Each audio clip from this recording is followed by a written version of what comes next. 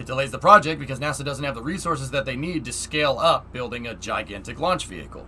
There's your 5-year delay right there. Yeah, dude, it's very interesting.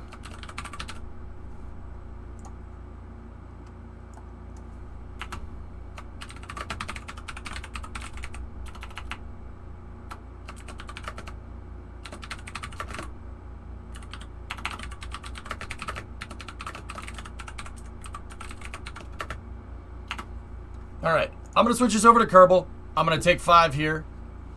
It's probably more to do with firing people familiar with the shuttle's engineering. No, it's not at all, Hellfish. That's incorrect. No, canceling Constellation. So they canceled Constellation. They fired all the shuttle technicians. They fired all of them. Literally 5,000 people got fired or laid off at KSC the day after STS-135 landed. True story. Yeah, all those technicians just went out into the industry. And what should have happened is Constellation would have ramped up, and some of those shuttle technicians were already working on Constellation.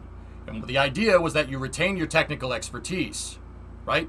So you can get it done faster. There's nothing wrong with building a vehicle that's derived from other vehicles' hardware. That's totally okay. But part of saving money there is keeping the technical expertise. That's what's important. Because if you don't, and you just have the hardware, well, you get the exact reason why we don't just rebuild the Saturn V right now. Why don't we rebuild the Saturn V? Well, a lot of the Saturn V parts were hand machined. There's no documentation on how to build them correctly. Could we figure it out? Yes, absolutely. Would that be as expensive, if not more expensive, than just clean sheeting a design? It would be more expensive because now you're adding an extra step to the process. The benefits outweigh, the cons outweigh the pros, right? So what happened is instead of continuing with Constellation and retaining all that personnel, the guys that drive the trains, the guys that drive the crawlers, the guys that, work in the VAB, all the pad personnel, all the engine technicians, all the avionics technicians, all those, they fired all of them. They fired all of them because the shuttle program's done and we don't have the money for Constellation. We're going to go in a different direction. We're going to go with the commercial program. So we're going to lay off 5,000 people and SpaceX has 500 people operating at the Cape. So we swap 5,000 jobs for 500 jobs. And those jobs aren't even public jobs, they're private. Okay. And then, they did that. And then, like I said, Congress freaked out. They freaked the frick out and said, the hell you're going to do that? And they said, no, build SLS. And they tried to basically pick up the pieces of the aftermath of that. The problem is that SLS didn't really come on the books until 2013, 2014. And then 2013, 2012 and 2013 were just picking up the pieces. They tried to salvage as much of it as they could. SLS came on the books in 2013. 2 years after you fired all your technical personnel, what are you going to do? Go and hire all those people back? Say, nah, just kidding? Nah, just kidding. We won't lay you off again. Useless endeavor. So, they had to, part of the SLS programs, they had to teach themselves how to do everything. Ask anybody that works on it. There are some shuttle people left over, but most of them are gone. Hey, Roro. Probably motivated. My question is, where was the money waste? Well, you didn't retain any technical personnel. You had to retrain people. So building a derived launch vehicle at this point, building something that's shuttle derived after you canceled Constellation, after you fired all your shuttle technicians, is useless. You might as well clean sheet a design. But that was Congress trying to save. It was literally Congress trying to save our national space program after, some people decided that NASA should go in a more private direction.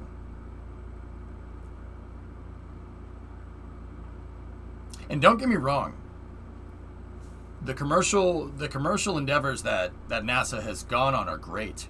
They're great. Starliner and Dragon, perfect. That's fine. But see, the thing is that should be complementary to a national space program. So Constellation should have kept going, and they should have expanded the commercial crew program at the same time. That's my big criticism. It's not that commercial is bad. So, some people get confused by that. They say, "Oh, I think canceling Constellation is a mistake, so I hate SpaceX." No, that has nothing to do with it. No. What a lot of people don't understand, Hellfish, is that the Commercial Orbital Transport Services program and the Commercial Crew program were part of Project Constellation, but it's a part that they retained because it was convenient and it was less expensive, whatever that means.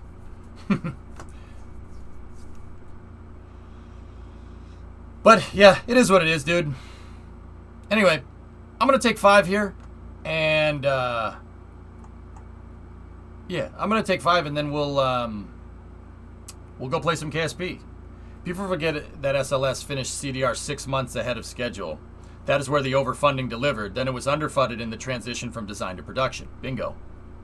Yep, Novus, yeah, you got it. I think we've got a pretty good thesis as to why, it is the way that it is. It's a shame. It's just a shame. All of it goes back to the 2010 Transitional Authorization Act. No, not the transitional one. The 2010 NASA Authorization Act was a disaster. A freaking disaster. It was a disaster. That was... The 2010 Authorization Act to the space program is what the Subprime Mortgage Act was to the housing market. It was a disaster.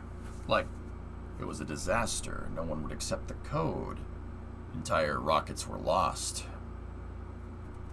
So, yeah, it's a disaster, dude. Terrible. Alright. I got an archival video up and running here, and when I get back, we will play some Kerbal.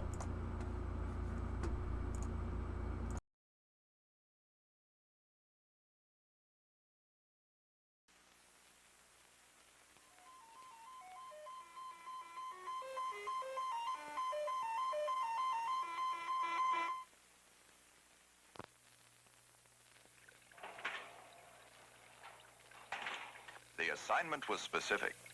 Get photographs of the surface of the moon that are good enough to determine whether or not it's safe for a man to land there. But appearances can be deceiving. Just as deceiving as trying to get a good picture of, well, a candy apple. Doesn't seem to be too much of a problem. Just set it up, light it, and snap the picture. Easy, quick, simple. But it can be tough.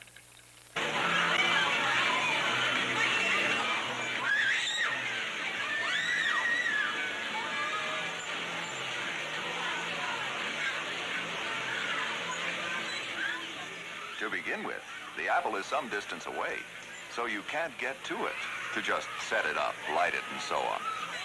To make things even more difficult, it isn't even holding still. It's moving around in circles. Now, timing is important. You have to take your picture when the apple is nearest to you, so you get the most detail, and when the light that's available is at the best angle for the photo. And even that's not all. You are moving too, in circles. You're both turning and circling about the apple.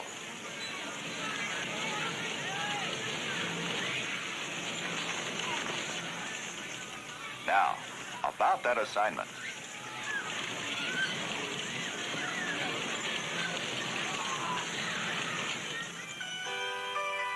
As the technology of man in space was developing, it became more and more apparent that our knowledge of the moon's surface as a possible landing site was not sufficient. To land man safely on the moon and get him safely off again, we had to know whether we could set up a precise enough trajectory to reach the moon. Could we design and build a spacecraft to land gently on the moon? Among all those lunar craters, could we find a place clear and level enough for a safe landing site? To make it possible for a man to land in the Apollo zone on the moon, better pictures were needed than those taken through Earth's best telescopes. In fact, better pictures might do more than find a landing site for Apollo. Scientists hoped they might resolve questions unanswered in the 300 years since Copernicus prompted Galileo to study the moon. What were the lunar craters Galileo observed? Pits dug by objects hurled from space, or the scars of old volcanoes?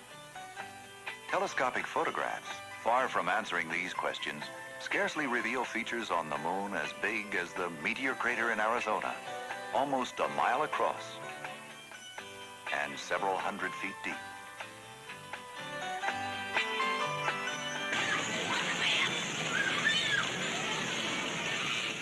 Well, it wasn't easy.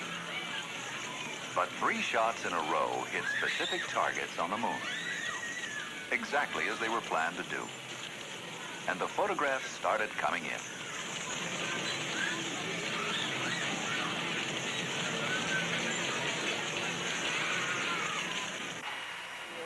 Ranger was designed simply to hit the moon. Before it crashed into its lunar impact point, it would send back to Earth close-up TV pictures of a portion of the moon's surface. The first successful Ranger reached a small lunar sea, since renamed Mare Cognitum, the sea that has become known. Mark, it is 1 minute to impact. All cameras are functioning. As soon as the cameras were turned on, the pictures were transmitted to the tracking station at Goldstone, California. From here, they were retransmitted to the Jet Propulsion Laboratory in nearby Pasadena. Here in the Spaceflight Operations Facility, great excitement prevailed as Ranger neared the moon and its pictures came alive on the TV monitor. At last, scientists could turn to close-up pictures like these. 20 seconds to impact. All video good. Signal normal. Stand by for impact.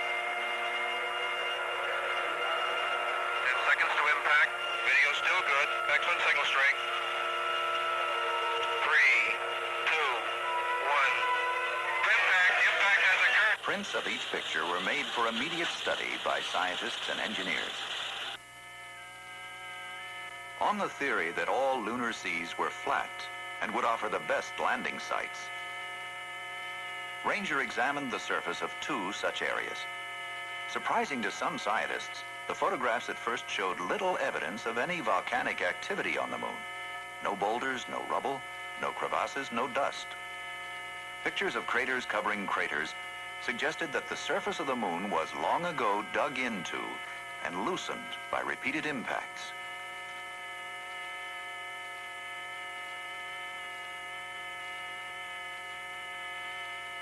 In Ranger 8 photographs, the first signs of volcanic activity on the moon seemed to appear. The lunar landscape Ranger's TV cameras explored was bleak, a flat surface studded with craters. Some are miles across, others no bigger than a washtub. All were probably formed billions of years ago. The last target area was the floor of the Alphonsus crater, chosen because it was not a lunar sea. There was a lot of interest in the dark, smaller craters within Alphonsus, which might explain more about the forming of the lunar surface. On the Alphonsus floor, new signs of variety on the moon's surface began to appear. Craters caused by volcanoes, long since dead. But the evidence from these photographs raised more questions than the pictures answered.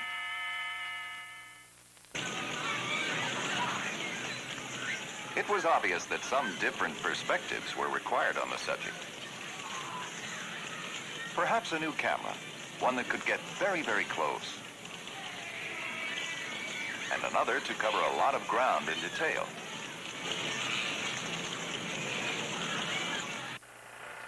Surveyor, a far more complex spacecraft, was designed to make a soft landing on the moon.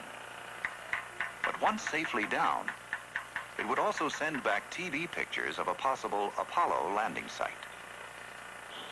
The first Surveyor worked perfectly, made its planned soft landing, and sent back more than 11,000 pictures of a small area in the ocean of storms. Surveyor's moon was dark and relatively smooth, but still studded with craters and littered with rocks. Its pictures made it clear that where it landed, there is little loose dust on the surface. But neither is this surface hard. It seems to behave much like earthly soil, and will certainly support the weight of a manned landing craft.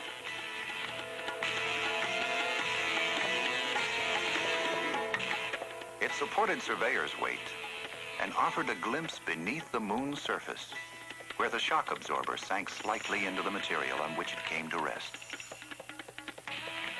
After transmitting the first batch of pictures and surviving the dry heat of a lunar noon, Surveyor slept. It slept through the 14-day-long lunar night as temperatures plunged 500 degrees. Then it came awake on command to continue its examination of the moon. Surveyor took the first color pictures of the moon, showing a blue-gray surface in contrast to the small color wheel attached to one of Surveyor's feet. In some ways, Surveyor's moon seemed more hostile than we thought it might be. Some feared that rocks littering even the smooth plains might present a landing hazard to any manned spacecraft.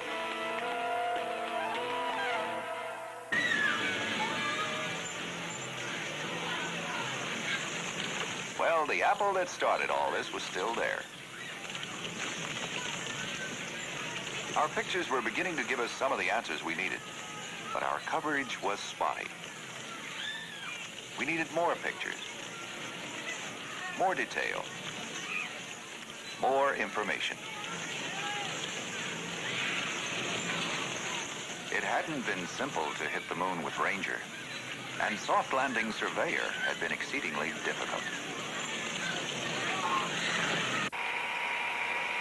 Lunar Orbiter presented a set of problems different from Ranger or Surveyor.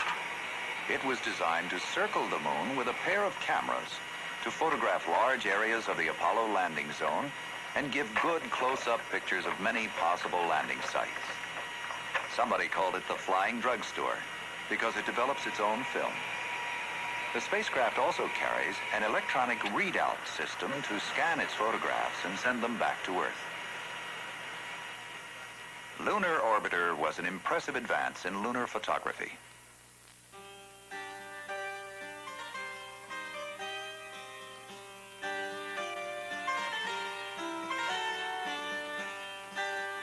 Here was a first close look at large pieces of the moon. 16,000 square miles of the Apollo landing zone, with a resolution 100 times better than Earth-based views.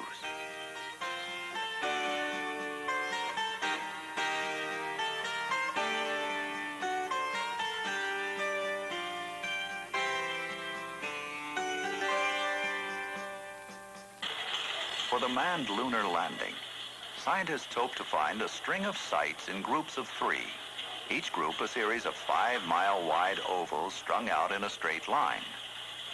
Each site would have to be crater-free, have no large boulders, and no surface slopes steeper than 7 degrees.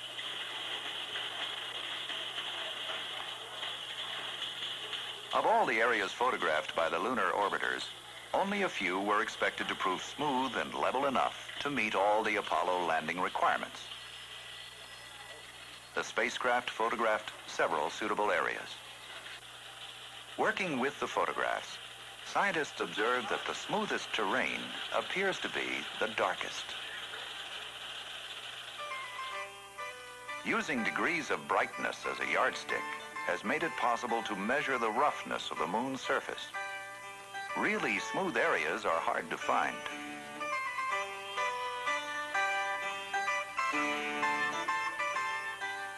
Orbiter missions have resulted in the selection of 8 possible Apollo landing sites. The most promising seems to be a broad plain on the southeastern part of the Sea of Tranquility, just east of the crater Maskelyne D. Its surface is flat. There are no deep craters, few boulders.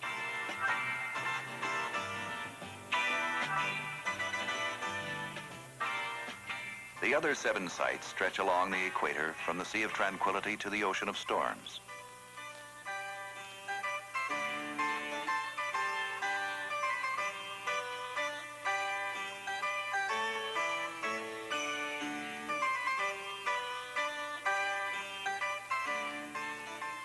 There was now sufficient data to pinpoint Apollo landing sites for the first mission. In terrain like this, the first lunar landing craft will touch down and man descend to take his first exploratory steps on the moon. Orbiter also photographed the far side of the moon and found it to be even more heavily cratered than the face. These were bonus shots made because the cameras had to be in continual operation until all the film was exposed.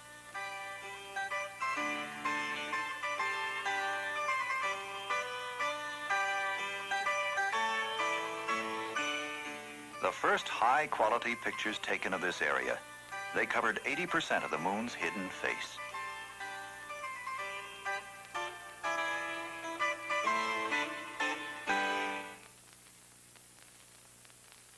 One of Orbiter 2's bonus pictures was a shot of the crater made by Ranger 8 when it impacted the moon. The freshness of the crater was determined by measuring the brightness of the volcanic rock around the crater. Originally concentrated and dark in appearance, the material was now powdered and brightened by the force of the Ranger collision. Lunar Orbiter not only provided outstanding photographs of the moon, Yeah, look at that. it also helped improve our earthbound measurements of the moon's shape and its gravitational field. Micrometeoroid sensors on board discovered that a spacecraft orbiting the moon has no more chance of being hit than one in orbit around Earth. Measuring radiation, Lunar Orbiter 1 experienced 2 solar flares after completing its photography. Flares that would have spoiled its pictures had they occurred earlier. Lunar Orbiter 3 photographed this great 400-mile-long fault, half as deep as the Grand Canyon, and on another part of the moon, a mountain towering 6,500 feet from the floor of a crater. Other orbiter photographs reveal many craters filled with what is apparently volcanic debris. Here is a wealth of material for continued study by geologists and other scientists. Yeah, we should go back there and For example, go look at these the things. crater Copernicus is one of the most prominent features on the moon. Until not long ago, this photograph, taken through the 120-inch reflecting telescope at the Lick Observatory in California, was the best available. This is Copernicus as seen by Lunar Orbiter 2. 60 miles wide, 2 miles deep, the crater dominates the face of the moon. Thoth, the keyhole-shaped crater in the foreground, is about 13 miles across and nearly a mile deep. Wow.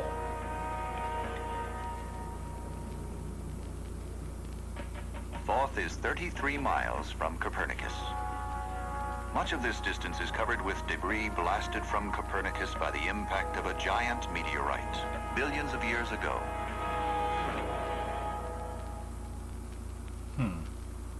Rounding the back shoulder of the moon, one orbiter got an exceptional shot, the first photograph of Earth seen from outer space. From afar, Earth seems shrouded in clouds, much as Venus has always looked. To scientists, this photograph suggests that Venus may not be hidden beneath a perpetual cloud cover. A TV camera close enough to photograph Venus may find holes through which to see this planet with greater clarity. Who knows what a close star will bring? Nope. No, it's covered in clouds. What new questions man may have to ask? Good question, nature of though. the universe.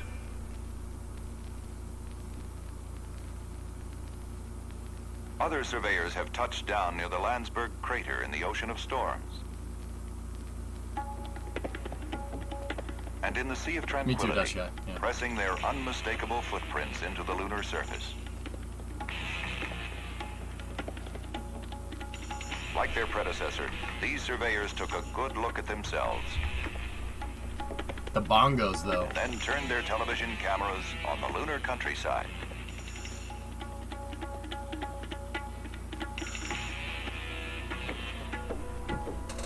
One of the most unusual features of Surveyor 3 was its surface sampler.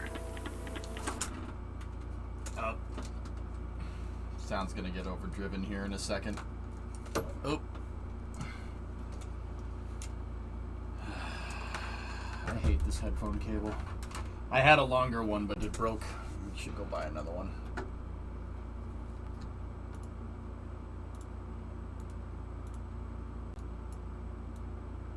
we go. Determined bearing strength and other characteristics. It dug several trenches in the lunar crust. Hey, Smirks. It dumped samples of lunar material on its footpad, allowing close examination of the freshly disturbed soil. Cool. In other tests, the scoop was deliberately dropped on the surface, and pictures taken of the resulting dents and cracks. Another surveyor experiment used this alpha scattering device to determine the chemical composition of the lunar soil. At one point, surveyors' cameras interrupted their look at the moon to record this event, an eclipse of the sun by the Earth. Cool. Alright, guys. Break didn't take as long as I thought it would, so let's get to it, shall we? Another one, you rich mother trucker. I'll link up the rest of this if you guys want to see it. Hey, Nazalik, how are you?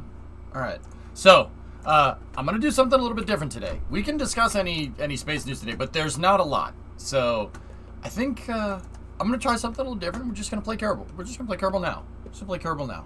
Yeah. Yeah.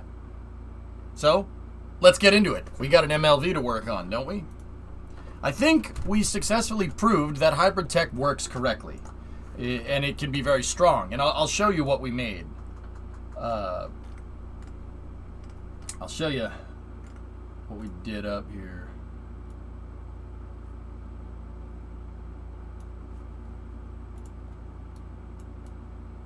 There we go. EJ is deviating from program. Yep.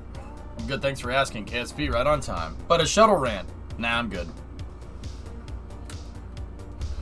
Moon bongos.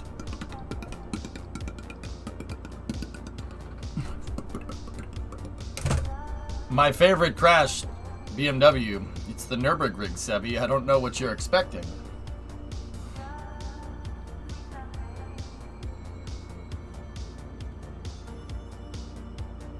Expansion loading complete. Alright, so we have stuff to work on today. So, what is hybrid tech for the people that don't know? I've been working on this new thing in KSP that's making me want to play it. That's what's making me want to like play it and skip a space news. We have this thing that we figured out called hybrid tech, and hybrid tech is something that you can use to make ultra strong hinges using robotics and some same vessel collision. How's SLS doing? Is it heading back to the pad soon? Yeah. It's going to be back on the 6th, and the wet dress rehearsal is the 19th. Thomas, I was just reading what you said. I'm not going to lie to you, but yeah. It's getting there.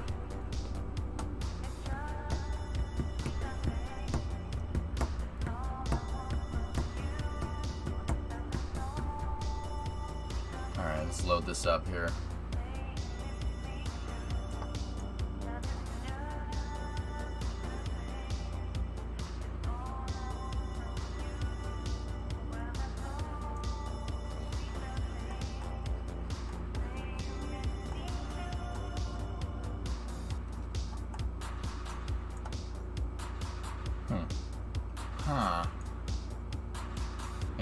Making history, K200 pad or tank, PRV, stair truck, trailer.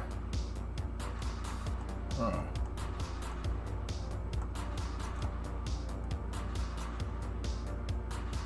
Where's my trucks? Saw one in there. Here we go. Here we go. 2 palms. Here you go.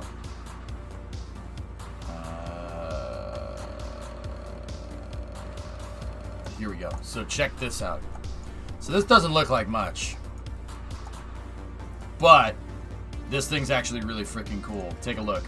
So let me put that in there like that, and then let's get this thing out on the runway.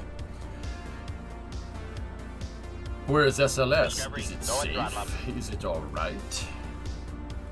No! Hey Smokey, 12-month resub. Thanks for the year, dude. I appreciate it. This pic was posted yesterday, OFT2 recovering. Yeah, I don't hate that picture. Alright, so this thing in the background.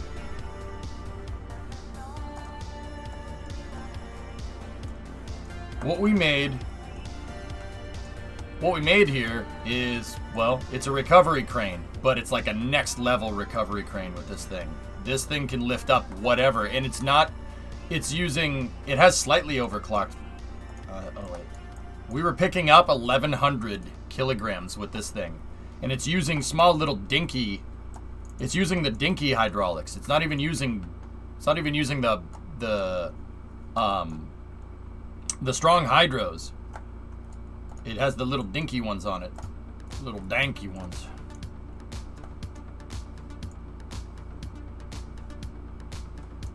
So here, let me lock that sucker in place. Let's lock that sucker in place.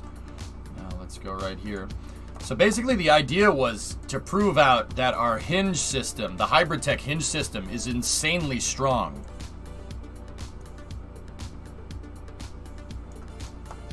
And we lifted up, I basically lifted up a small fuel tank with this thing when it was at maximum extension, which is pretty ridiculous. Not 11 tons, 1,100 kilos, Smirks, which is, what is that, 2,300 America pounds. That's a lot for a crane with these small robotics, considering that these things... Okay, so like here, you want a thing on leverage? Look, these things push up with 100 kilonewtons of force, all right? But we're moving 1,000. We're moving 1,100 kilograms. That's ridiculous. That's what I'm talking about. And it's all because these hinges are so ridiculously strong. And these hinges do not drift. They don't drift at all. They're insanely strong. They barely even bend, and they don't drift.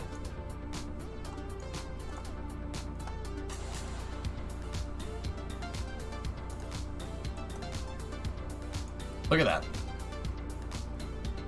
I mean, I should have probably put the counterweight out here, but it's okay.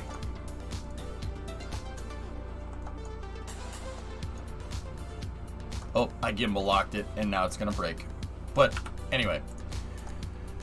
So, I tested another thing with this, if you really want to know. I tested another thing. The other thing I tested another thing. Excuse me. The other thing that I tested was something that you guys might recognize. Here, watch. You could build a bigger one to transport capsules. Yeah, if we overclock the hydraulics and change a little bit of things around, that could recover capsules, no problem. Watch this. So if you've been watching the stream, you know what this is.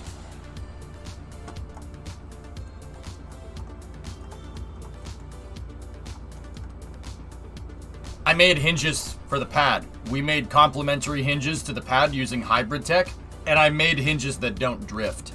In fact, they don't drift. They're so ridiculously locked in position that it exposed kinematic problems. Kinematic problems with the rest of the pad. What happened with this was when the launch table is in the upright position, when it's vertical, right? These hydraulics, if they're fully inward, they actually stretch. And the only way to get this to seat correctly on the mount right there is to stretch these hydraulics and break them. That's part of the reason why the pad was so ridiculously broken, like why it always broke. I'm amazed this thing even worked 2 times in a row, because the hydraulics and the robotics were binding. They were binding up. They bound up and they weren't working very well. So this is a non-driftable pad. It doesn't drift. It won't drift. And it's so ridiculously dialed in that it exposed other parts of the pad that weren't lined up correctly. Long story short, they're not the correct throw at all. Like, at all. They're not even close. Do not drift. Do not drift. I'm gonna drift. Like, yeah, if you look at it, you're gonna be like, okay.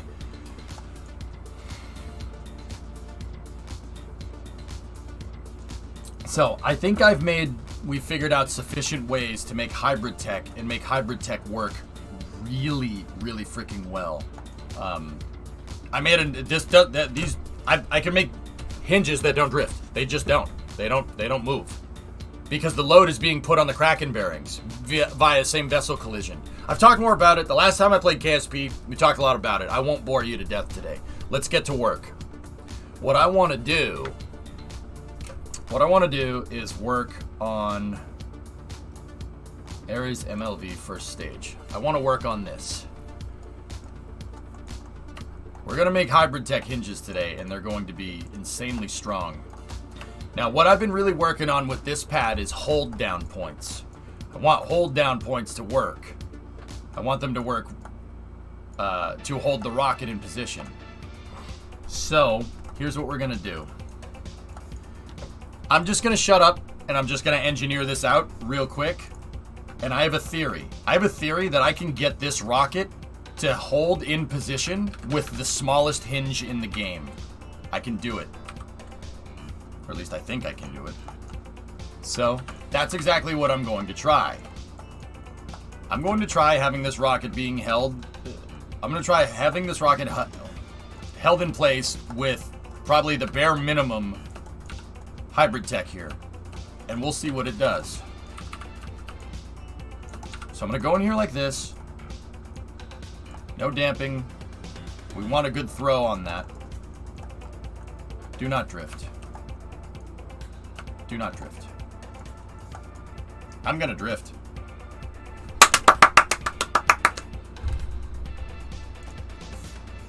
So let me put that down here like this. Give me a physics-less part like this. And we're going to engineer biodigital jazz, man. Alright, so I want to take one of these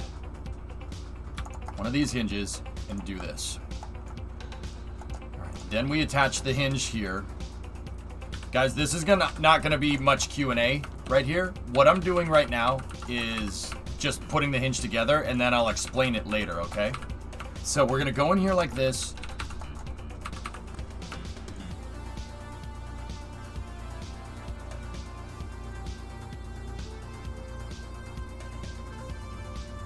Okay, and now this needs to be lined up right there, okay? I'm just gonna copy it to make sure we have an extra thermal bearing. And then we're gonna take one of these, and then we're gonna make sure that attaches to the top of the hinge. So if we rotate the hinge, it rotates that RCS ball with it, okay? So 0. We're gonna 0 it out like that, and then here's what we're gonna do. I'm going to set the center point for that right in the center of that hinge. Now what we're gonna do is we're gonna go to local orientation with these things. And I'm going to put that right in the center. The thermometers are going to be centered on that bearing right there. Then, what I'm going to do is take another one of these, and we're going to attach it to the cubic octag again, right? And then we're going to move that into position. So we have 1, 2, and 3. The center ball is attached to the pivoting part of the hinge. Everything else is attached to the cubic octag. So the idea is that whenever I go to rotate that hinge, right? Watch that middle RCS ball. It's rotating inside of that housing of thermometers. That makes an insanely strong hinge. If I'm thinking about this right, this could be strong enough to hold the rocket down while the engines are on, especially if I lock the hinge out and we auto strut it. So, here's what we're gonna do. These two right here, the two inner balls right there, balls. The two inner balls right there, those ones are on the rocket. That's the hold down point. The other RCS balls are holding these thermometers in place. Got them.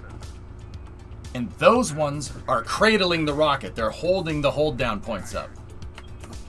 So what I want to do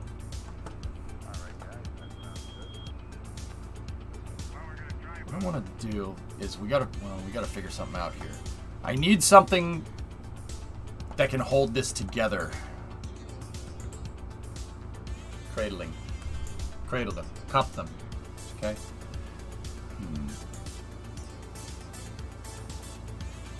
I'm trying to think what would be the right way to do this.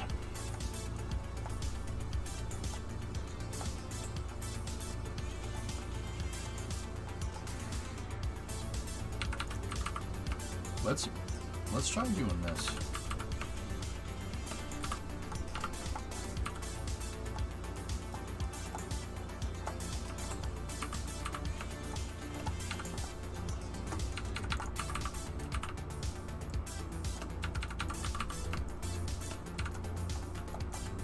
All right. Now I need the thermometers to hold the hinge in place. So I need a part that you can auto strut. But I want physics-less parts. We can't auto-strut cubic octags, can we?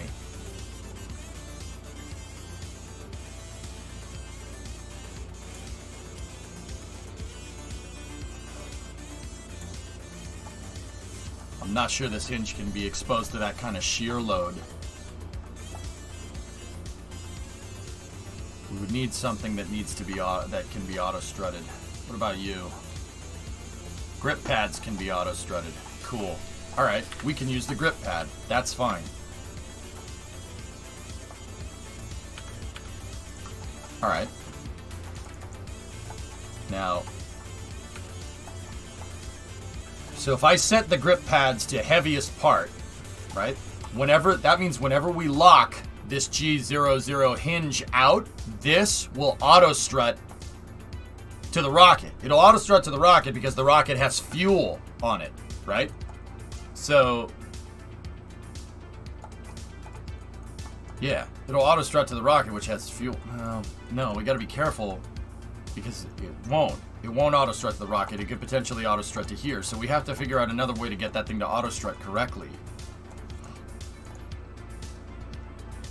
Grandparent part isn't going to do it. Grandparent part will strut it to the cubic octag.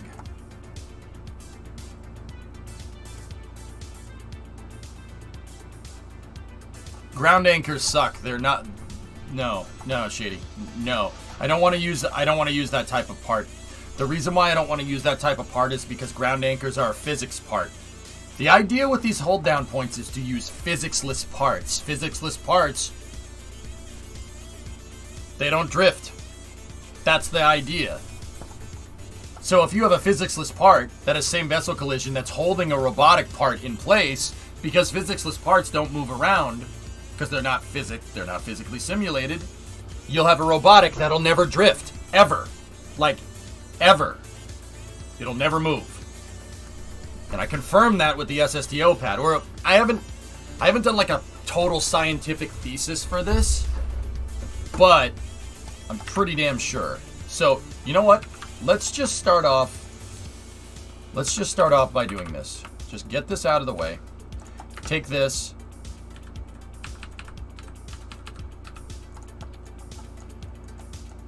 Take the RCS ball, right? We can shore this up and make it a little bit better in a moment. So take the RCS ball and move it over here.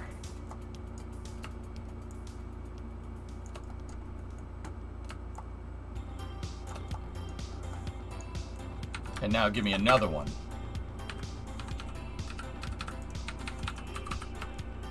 Another one.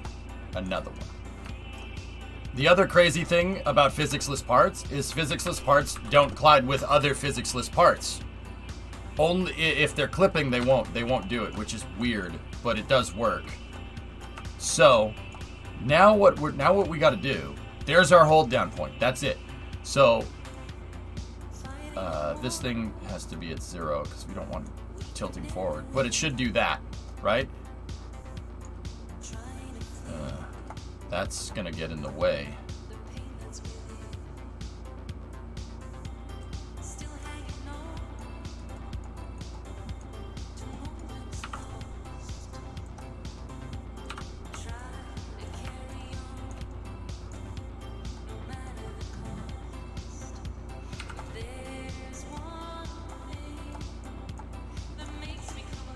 There. Rotating the hinge a little bit seems to have done it. So now, just, that should get out of the way, right? Now what we need to do is take this thing, and we need to put it in 4x symmetry.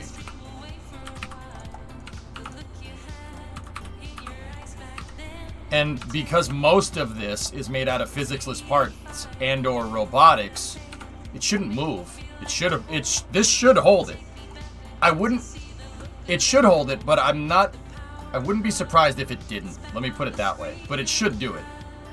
So enable same vessel. Enable same vessel. And then those thermometers there, enable same vessel collision. And now we need to do the same on these 3 RCS balls. Once again, the idea is to build a hold down point that's strong enough to hold the rocket in position when the engines are on, albeit only for a second. And then also be able to let the thing go. Full list of physics-less parts. Oh, there you go. Thanks, Alex. Would you have we done any new tech tests with the big SSTO? Negative. No. King, that's going to be a side project, but no, not just yet. All right, so here's what we're going to do. We're going to take this and we're going to put this out. I'm going to fuel it. I'm going to see if it holds it in place. And then we'll reattach and yeah, see what happens here.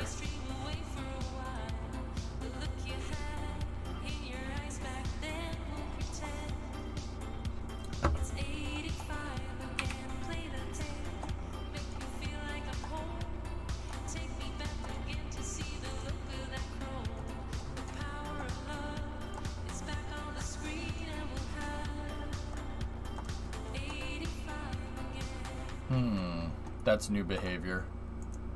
What's freaking it out? What's got that hinge so spooked?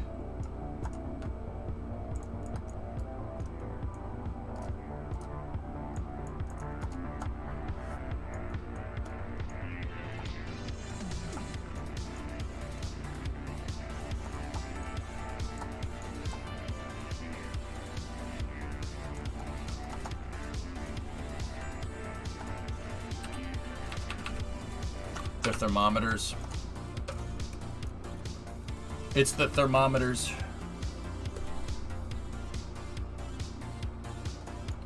They're hitting each other.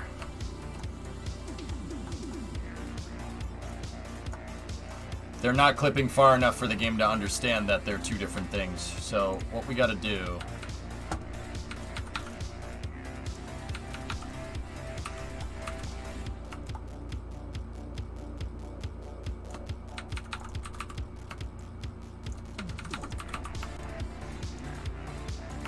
Which is strange because the thermometers down the bottom don't do that, but it must be because they're attached to the robotic, which is weird, but alright.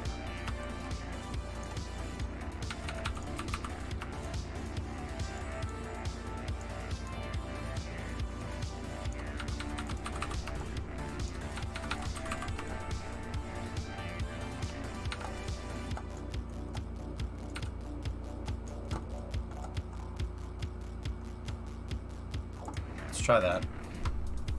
Yeah, Alex, physics-less parts, if they're like, it has a threshold. If they're just clipped in a tiny bit, then they'll collide with each other. But if they're clipped in like a lot, then they won't. I'm not sure what the threshold is. I haven't tested that. That's untested.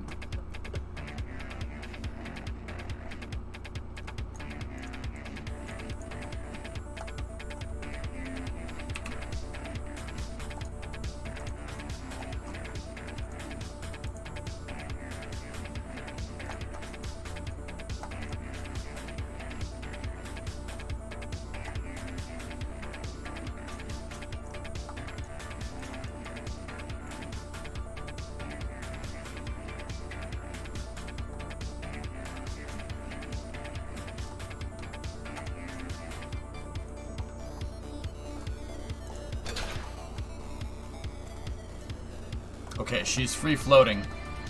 So now, let's get our four fuel tanks, and now let's fuel this thing up. See what happens.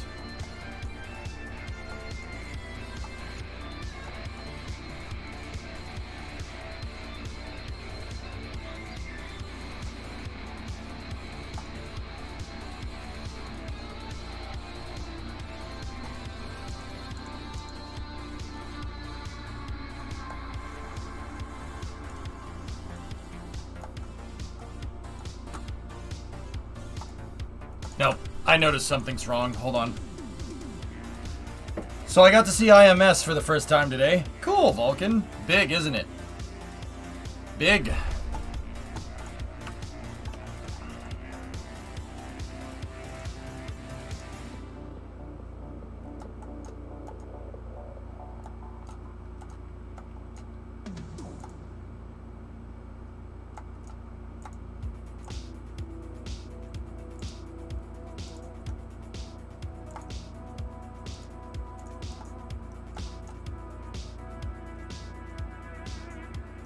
Kind of weird because it feels both big and small. Yeah, maybe.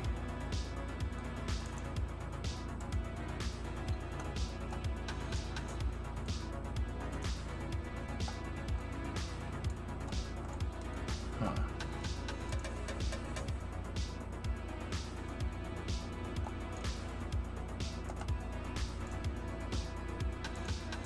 I knew something was weird with that. Hey, Bone Sister.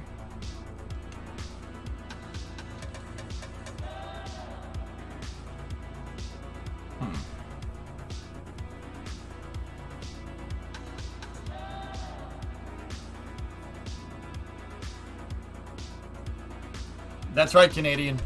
Yep.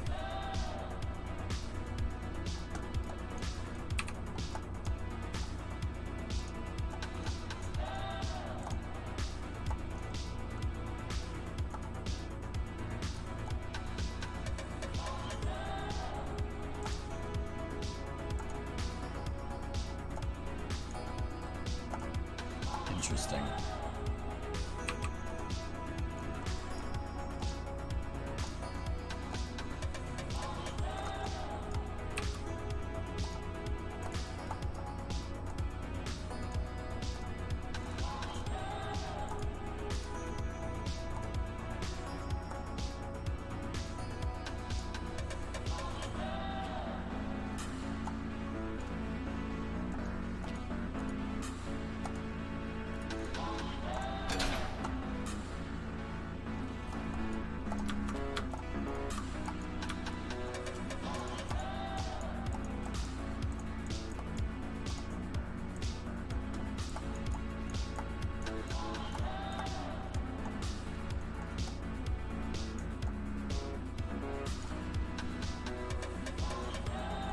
Yeah, hybrid tech. Firework.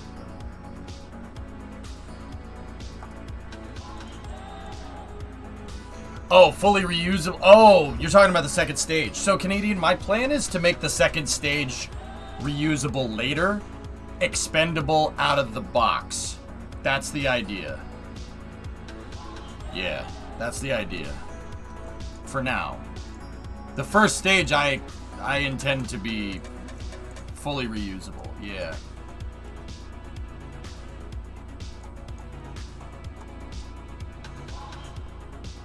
What's up, subs? Hey, Senchai.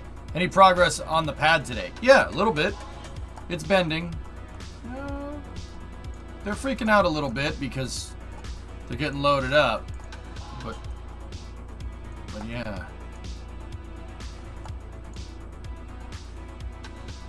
Yeah, okay. Something's really going haywire with these outer points. Give me 1 second. Let's try to move those off. Are those the problem? They don't seem to be. Wait, what in the frick is going on with this thing?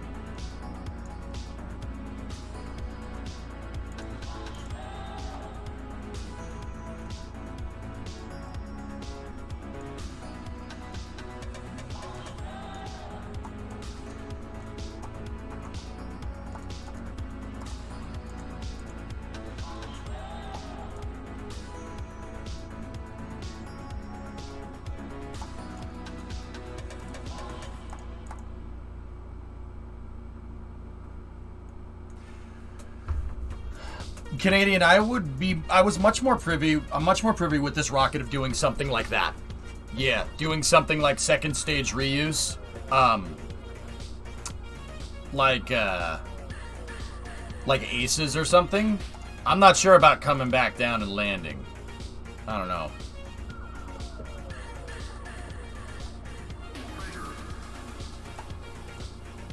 Yeah, Blue Flare, that's probably a good idea.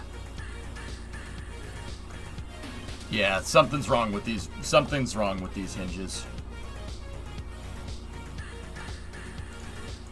I don't think they're gonna hold down anything. I think we're gonna fire the engines and this thing is gonna fly off. Ready? Undock.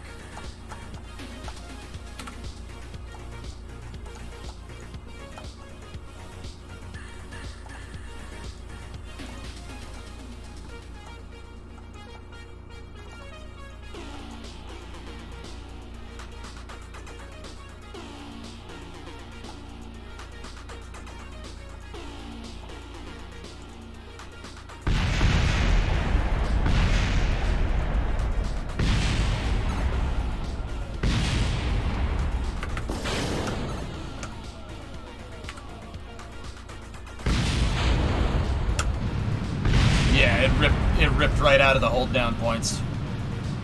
Okay. I saw what I wanted to see. Those hold down points sucked. Missed Space News. Any update from the FAA? No, I didn't do Space News today, Blue. I just wanted to play KSP. Okay. Yeah, something was wrong. I didn't build these right, so... Well, back to the old electronic brain.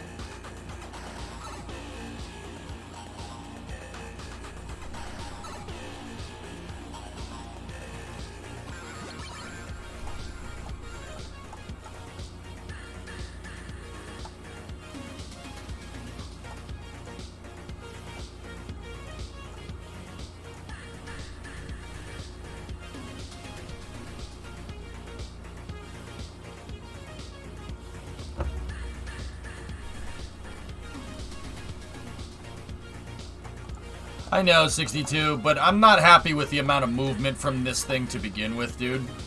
You're absolutely right. But yeah, I'm not happy with it. That, and I noticed that the engines like to move around a lot. I'm not sure how I feel about that. I noticed that the engines are moving like crazy, so... Let's just add a reinforcement strut right there. The reason, I know it's a strut gymnasium in here. The reason why it's like that is because this is supposed to be reused and I don't want parts to drift. I don't need parts of the rocket actually moving around. That, even if I make the pad work correctly, that's gonna make this thing... Even if that pad, we do hybrid tech with it, that thing is not gonna be... It's not gonna work correctly.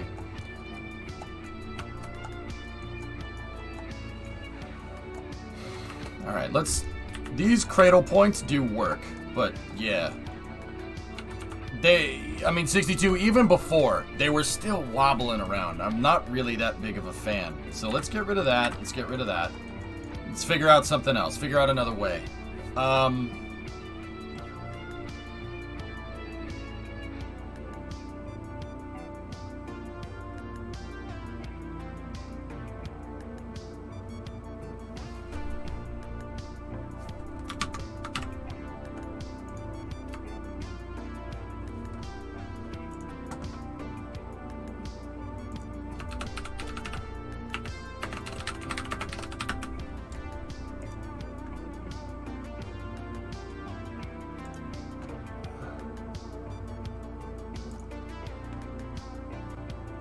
Let's look at an Atlas missile, just out of curiosity.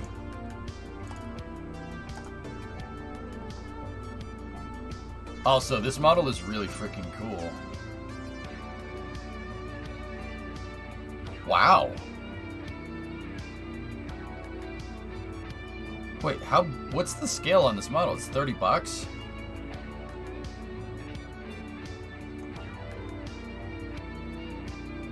That must be a tiny model.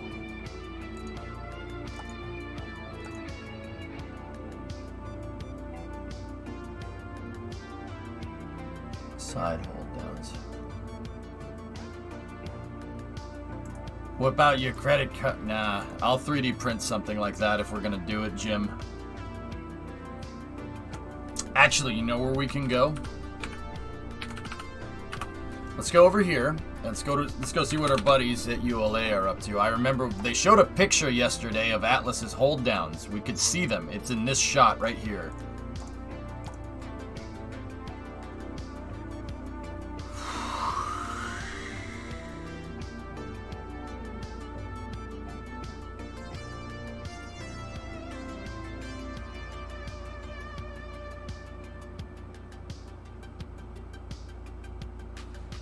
What the frick? They're asymmetric. 1 and 2. They're asymmetric. Whoa! Terms of service. Atlas has asymmetric hold down points. Look, 1, 2. That's it. Those are the hold down points. There's nothing else here. There should be another one over there. That can't be right.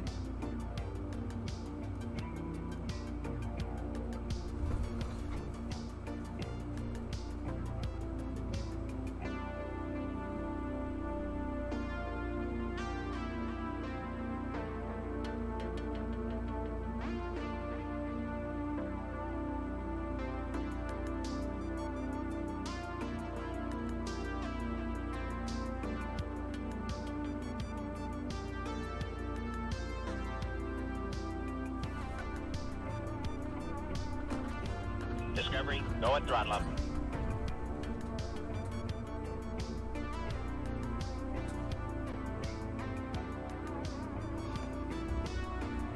Well, those are SRB attachment points. See these things? Those are the SRB attachment points. That's a hold down point. And that one, I'd assume, goes there, which means there's another one on the outside of the LOX downcomer right there that goes right there. And then I suppose if there's 3 SRB hold down points on the other side, yeah, this is only 2. But there's got to be a stabilizer somewhere. There's got to be a VSS. I'm pretty sure there's a vehicle stabilization. So, like Atlas is held on the mobile launcher as well. There's a vehicle stabilizer up here, and it's on the other side. That's what the hold down points are. I'm willing to bet money on that one. Let's go back and take a look.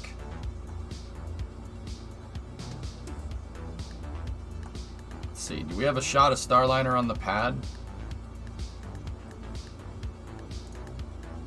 There it is. Yep. 3rd hold down points at the top of the rocket.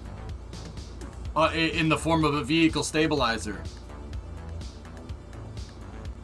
One of the SRB points on the other side is dual purpose.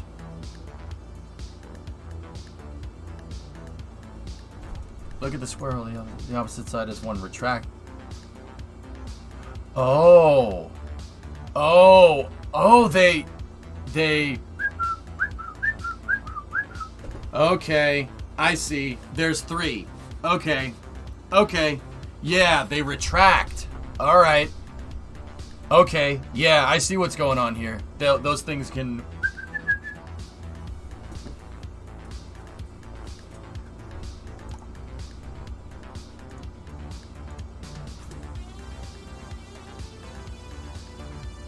Yep, I see it, Thomas. They retract. Okay. Interesting. I'm learning more about Atlas's pad here. But see, these are explosive bolts, guys. Meaning that's a frangible part. Well, They're one-time use, so you have to reuse them. And that's no problem for Atlas in real life. Vulcan probably is using something like that. It's a very simple hold-down point. Yeah, it's like whack-a-mole, but with hold-down points. Yeah, there's one in there. I see it right there. It pops out. Or you can use 2 and mount the SRB. It makes sense. Interesting. That's cool.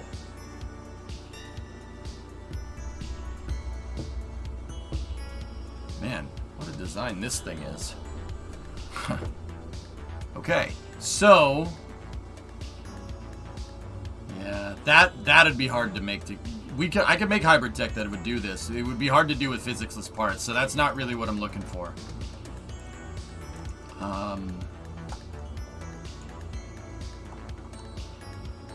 Would it be possible to do 2 hold down points with 2 RCS thermometers on each side, then have a single RCS in front and then the VSS for the 4th hold down point? Basically, like, yeah, so you're talking about 1 on side B, 1 on side D, and then have a stabilizer point up there. It's possible, but I would prefer at the very least, 3 hold downs. The reason why I would want 3 hold down points is because my mind blanked. Damn it! The reason why I want 3 is because for alignment. Sorry, my mind went for a second.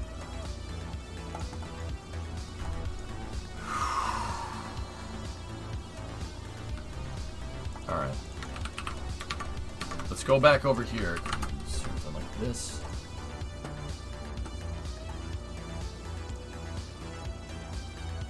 The thermometer, fluid spectrometer, radial attachment point is physicsless. The radial attachment point is physicsless. I didn't know that. Communicatron.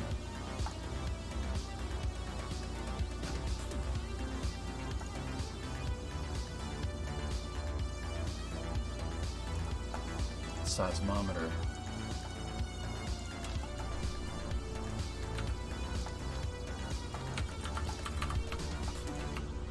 What's this thing's collider look like?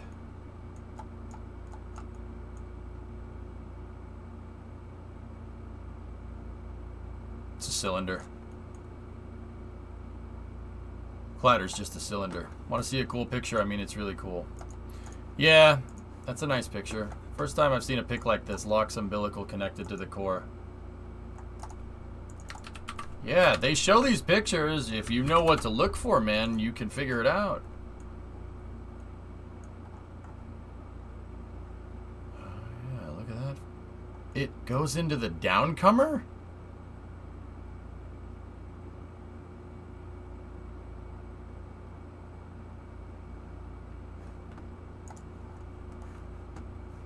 How did we never notice that?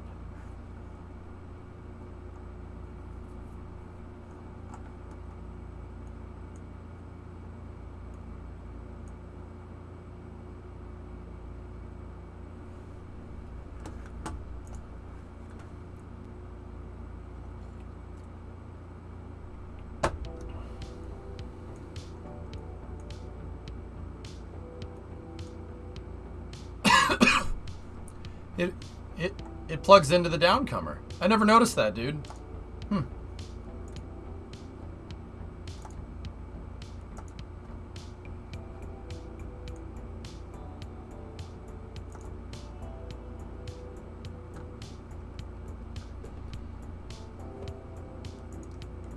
don't know, Blue Fairy. Let me check. Yep. It's a cylindric. It's a cylinder.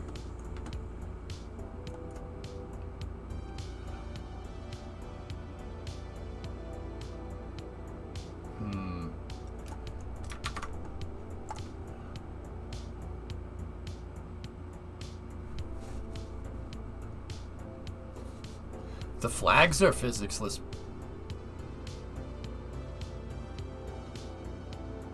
The The flags are physics-less parts. So is the barometer. But the barometer is just a box, so that's not really going to get us anywhere. That's the part we use the most. The Tellus... The Pegasus... Okay. Pegasus. Kellis... So the mobility... The puff is physics-less. The light... Cubic octag. The strut. Struts themselves are physics-less parts. What's the goal with the new pad? Super reliability, Captain. No bending. No parts need to be replaced. I figured out a way to make physics-less parts collide with each other using same vessel interaction. It's a trick that you have to do with the action groups, right? And because I can get these physics-less parts to collide with each other, well, guess what? Physics-less parts don't drift. They're physics-less. So if I attach them to, say, a robotic part, and make a hinge out of physics-less parts to work with my robotic parts, we can eliminate robotic drift. Don't need to worry about that no more. Think about it. I decided to play Kerbal today, dude. Yeah, I wanted to play some KSP.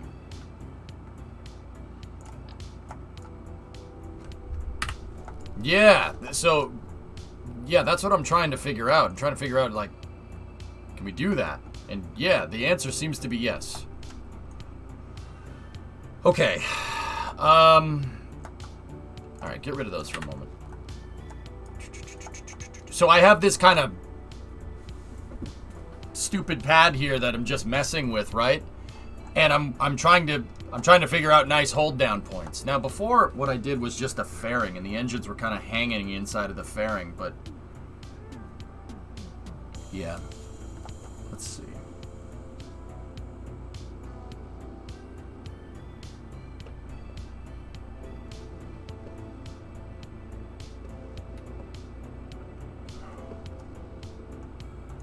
Is this the part of the new mission architecture? Yes. Yes, it is. The flags are physics-less parts. Interesting. Interesting. Hold down points. You can use the round grip pads. For what, Luizo? Why? How? What do you mean?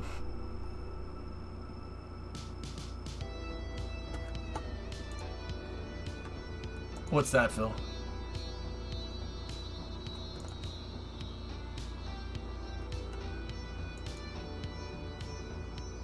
Good shot of the vehicle stabilization system for Atlas and Atlas being loud.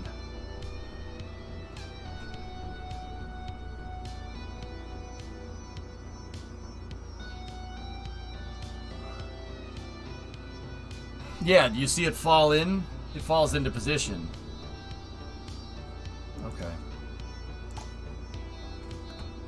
Can you give the flags the SVI like the rest?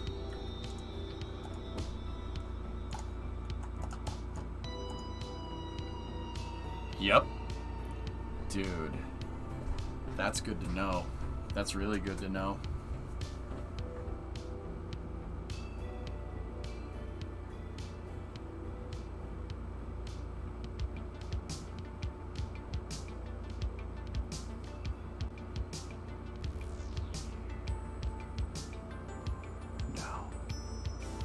No, it can't be. It can't be that simple.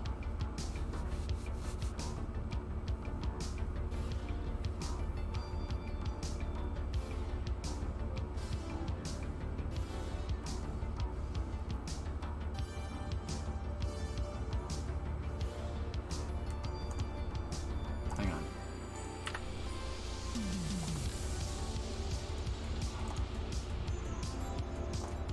Yep. Dudes. Hear me out. So make these large, right? Just on a side note, so like we know that you can move these things into position, right? And you can make something like this. Right? And then if you do this correctly, hang on. Right? You can make that. And then if you set these to white panels, right? And then I have a bunch of colors and stuff, so here.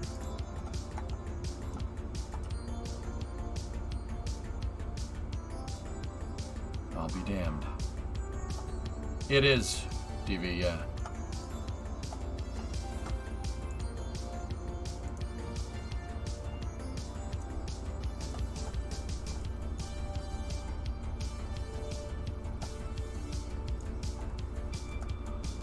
Oh boy.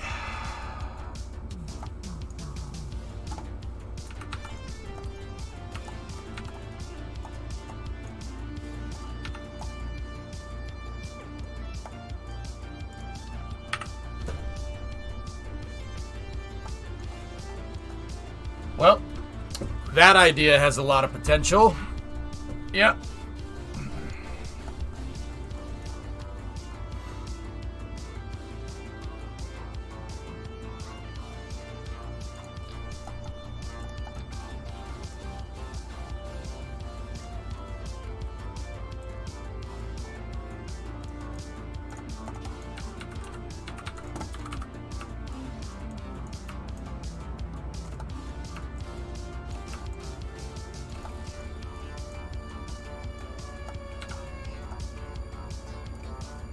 Hey, Couch. Have a great holiday weekend. Thank you. You as well.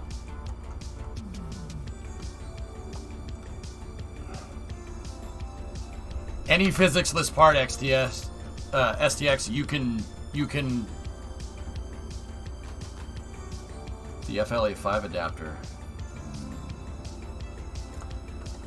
Louisa, you think grip pads will do it? I think grip pads are gonna drift, man. You're telling me I could set the rocket down on this and it wouldn't be an issue? Will they really hold it in position?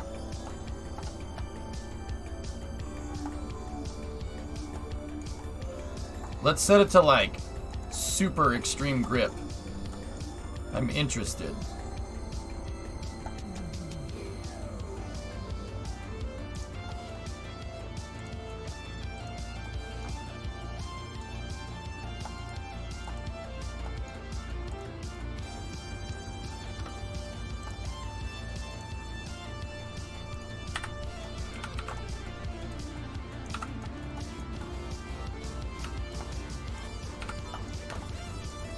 I wonder if this thing works like sticky paste. Bruh! What's up, man? The smallest flags means you can make a .625 hinge, but I don't see a bearing for it. Is this booster gonna morb?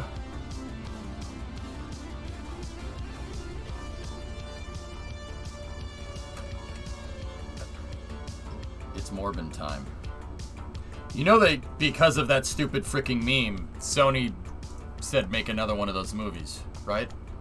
They're gonna call it Morbius 2. More BS.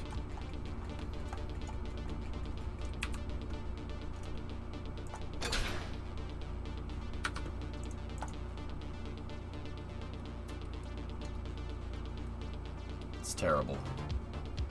Terrible.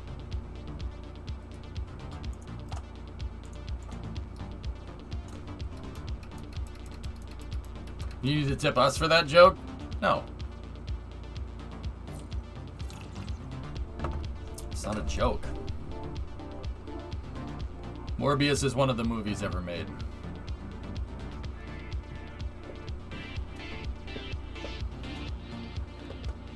Would like to interrupt this KSP session with a curse.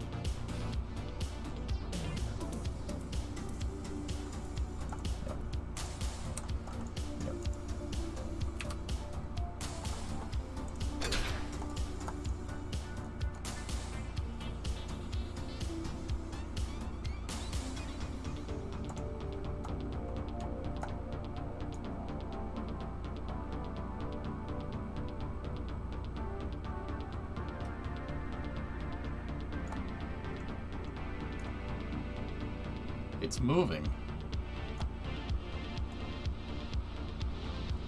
Not much, but it's moving.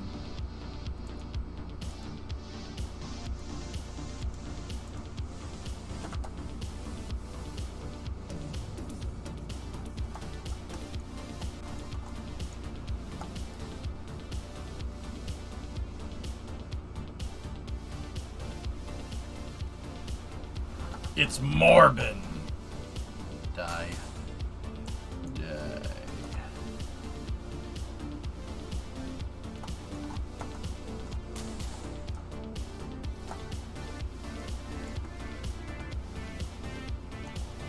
Interesting, Luizo. Yeah, that doesn't... They don't move, huh? The only thing is that the grip pads are physical parts, so they will drift.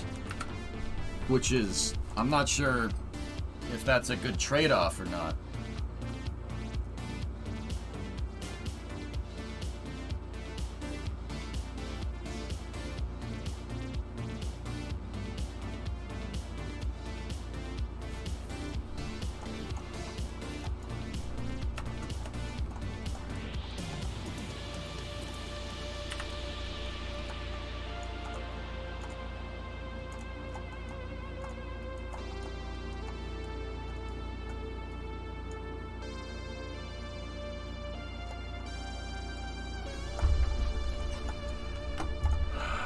Okay, which one of these is the tight tolerance hinge?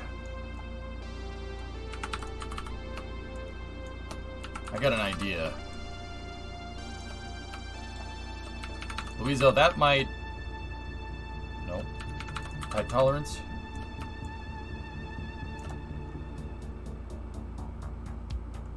All three of these are that. Alright, anyway, here. Let's go with this. Ready? How about we use a physics-less part? Right? This is like the original hold down point that we had before. That was the original one. And this one was never... It just held the rocket up. That's about it. It just held it in position.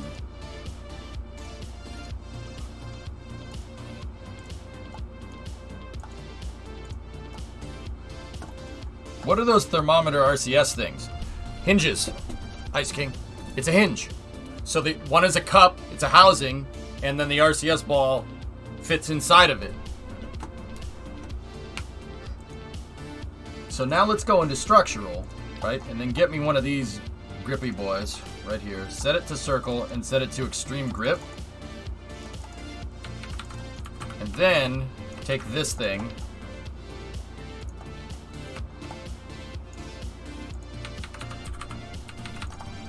Yeah, I'm trying to make hold down points. So Ice King, it's what I've been explaining to a couple people, dude. And I don't get me wrong. This is a Kerbal stream where I don't really mind explaining things over and over again. That's what I like doing. Believe it or not, as weird as that sounds. I want to make hold down points with physics-less parts because I found a way to make physics-less parts use same vessel collision. You can't do it out of the box, right? But we figured out a way to. So what I'm trying to get done here is make hold down points for this thing with physics-less parts. Why? Because if I can make physics-less parts collide with themselves, but physics-less parts don't collide with anything else, well, we don't have to worry about them drifting. Well, why don't we have to worry about them drifting? We don't have to worry about them drifting because they're physics-less. Physics-less parts are certain small pieces in KSP that basically take the physical properties of that object and apply them to the object that it's attached to. The idea was a way to optimize Kerbal.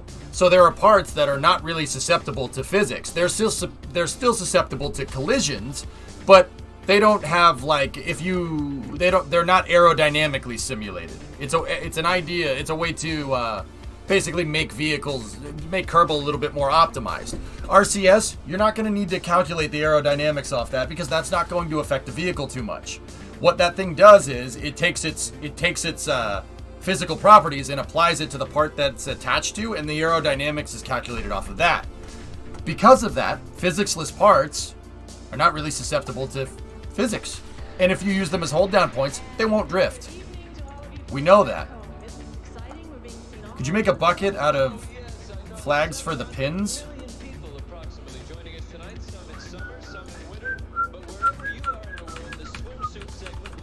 Our first stop will be on the grounds of the world-famous National Palace Museum, which houses Chinese treasures dating back some 4,000 Let's hit the road. years. Well, let's hit the road.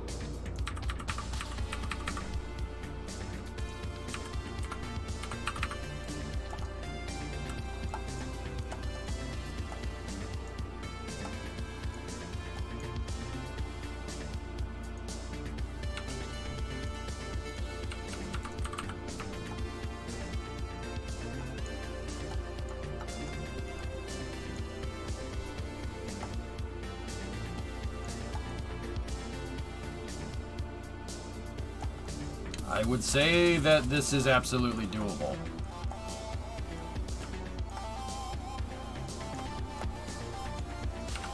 Yeah, yes, you can do that. I'm not sure how well it's going to work, but you can do it. So I've been putting all my RCS thrusters inside of fairings all this time for nothing? Yeah. Alright, so now I have the grip pad in there, and I know that that grip pad is gliding, and it's set to extreme grip. I want to see what this does.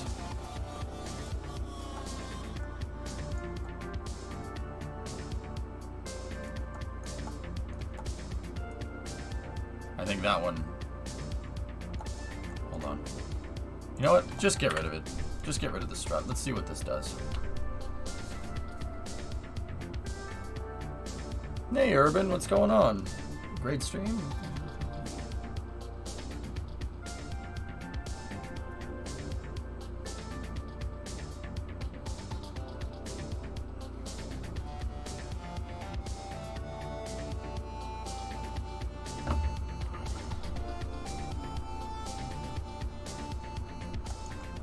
Louisa, let's see if the grip pads work, dude. Ready?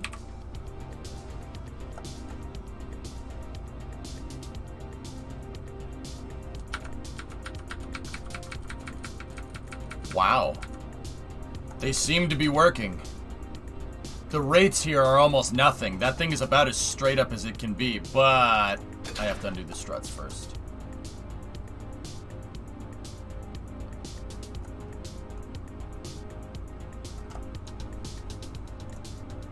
Okay. Take measurements from the rocket. 90, 90.5, roll 0. Okay, ready? Fuel. Let's fuel her up. Let's see what it does.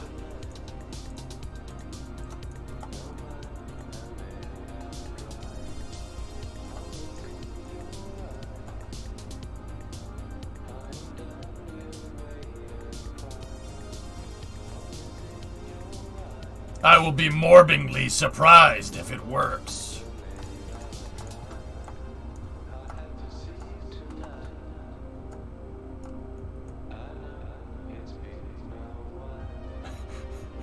The game don't like that. The Kraken be lurking, lads.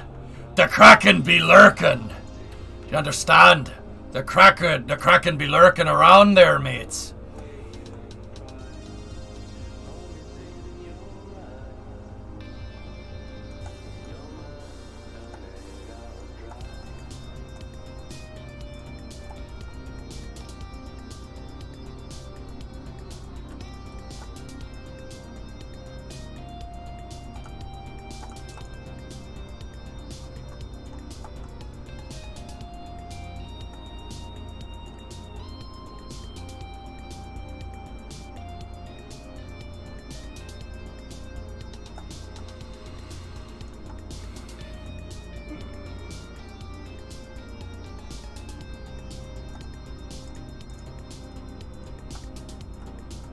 Does grip pads work as slip gears? What, like a torque converter? So like you could use it to make you could use that to make an automatic transmission. The RCS ball looks like it's about to morb. It's morbin time for you to shut up because that meme is terrible and you should be ashamed.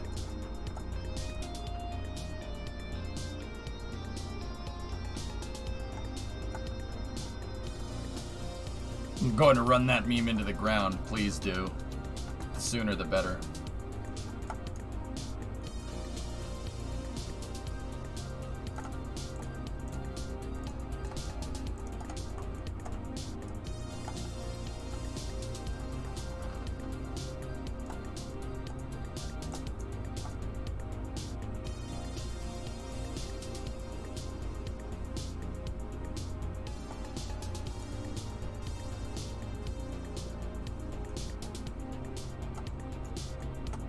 Okay, stand by for the umbilical detach.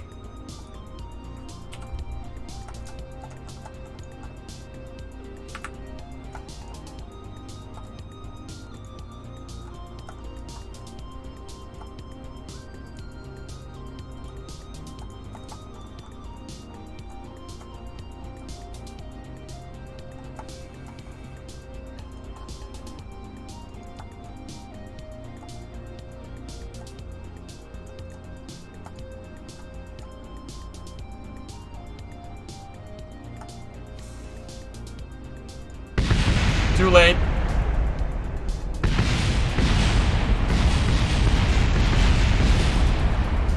I told you the Kraken be lurking. Interesting. Interesting.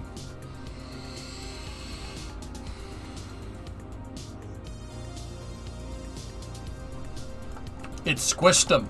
It squished those grip pads, Luis. Oh, did you see it? The game didn't know what to do.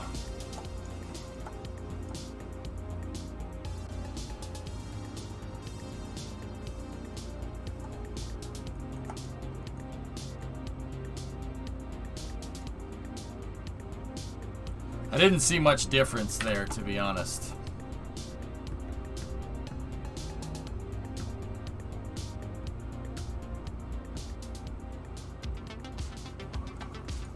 That was a welcome explosion, starting up your stream with multiple bangs. Yeah, there you go.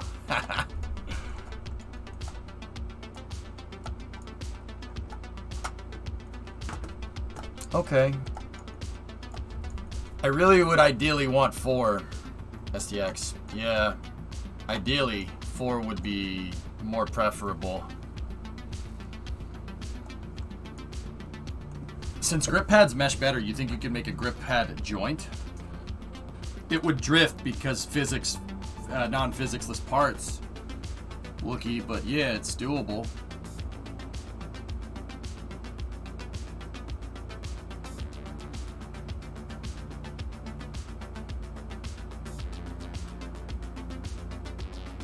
Try the bigger pad and place the thermometers on it instead of having the RCS ball under.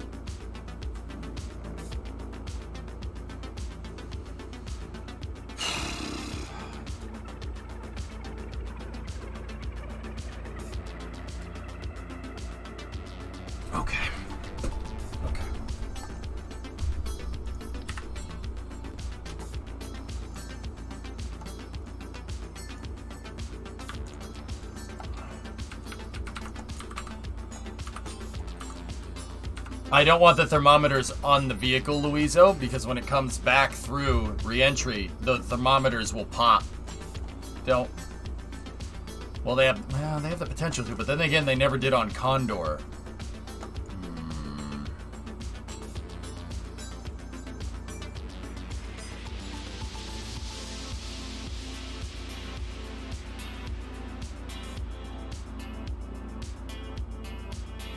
No, the thermometers go on the grip pad.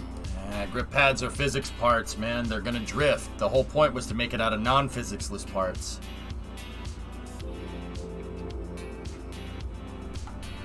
What about this?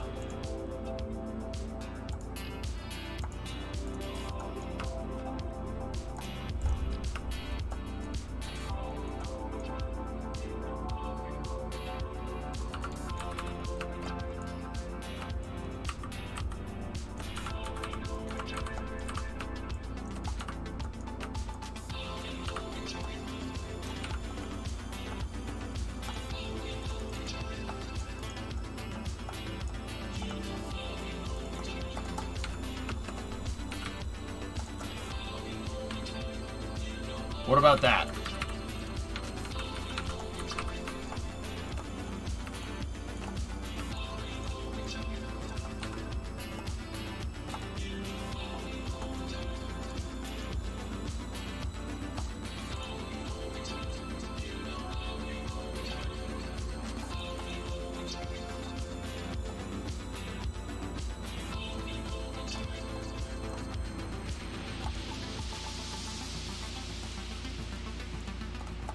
That's a loose tolerance thermal bearing, so we'll see what happens.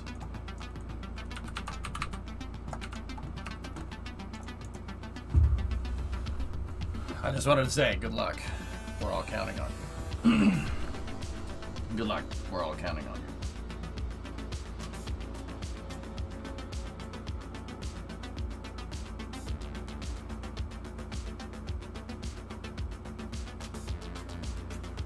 Hey, Hypersonic.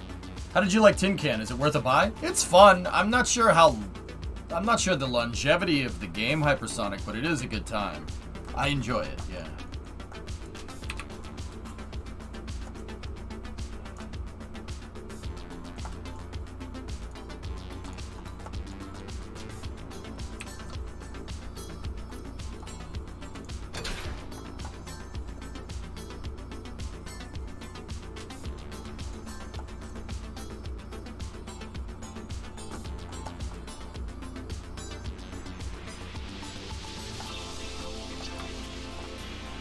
Can't be that simple.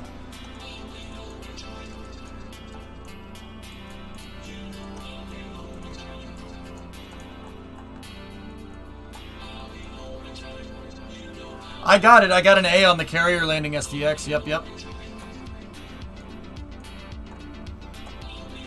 It can't be that simple.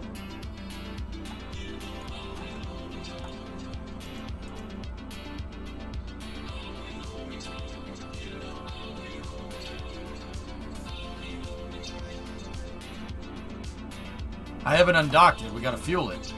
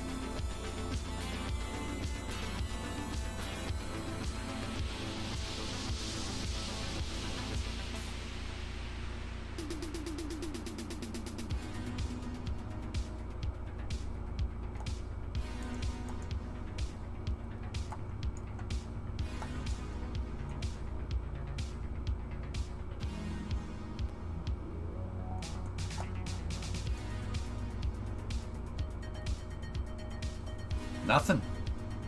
I mean, it's jittering. You could tell because the rates. See the rates? The rates are varying, but it's varying within a hundredth of a degree.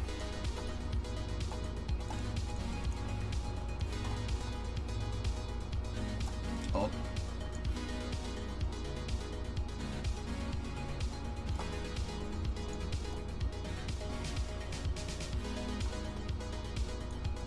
Why are two of those doing that?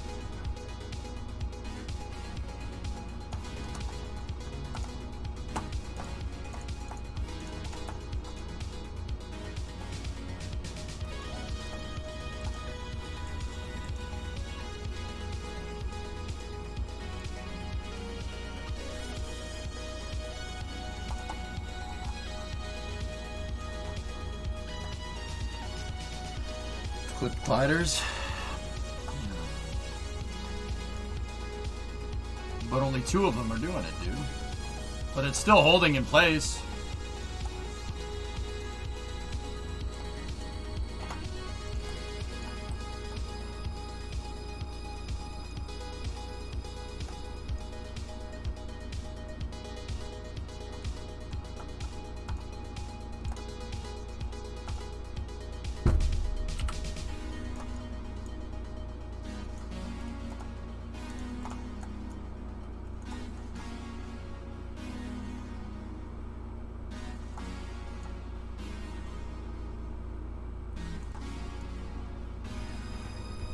I fell asleep watching it last night, Buck.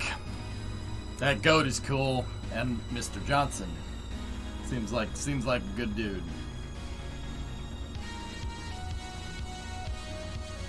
Louisa, you see that? How'd you know to use grip pads? I mean, dude, those things are like glue. I mean, the thing is, fellas, we don't have a hold down point per se, but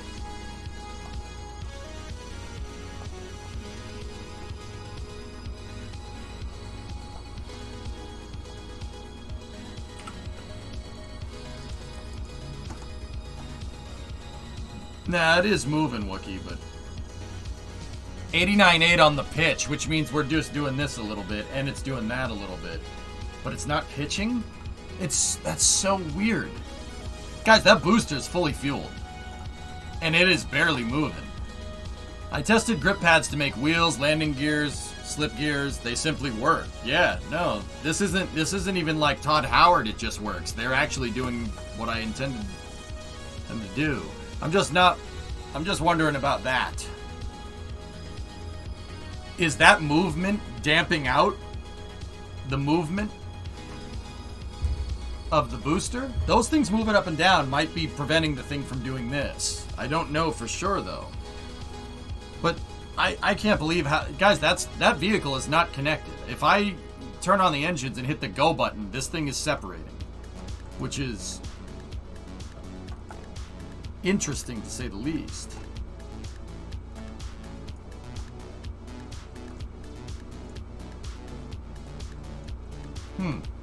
Okay.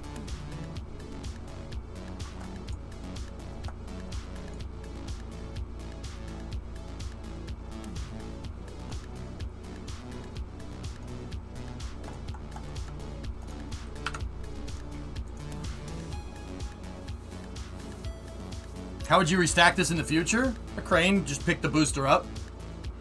Easy.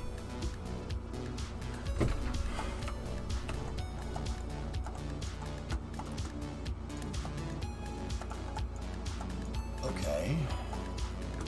So let's go in here then, and go to here.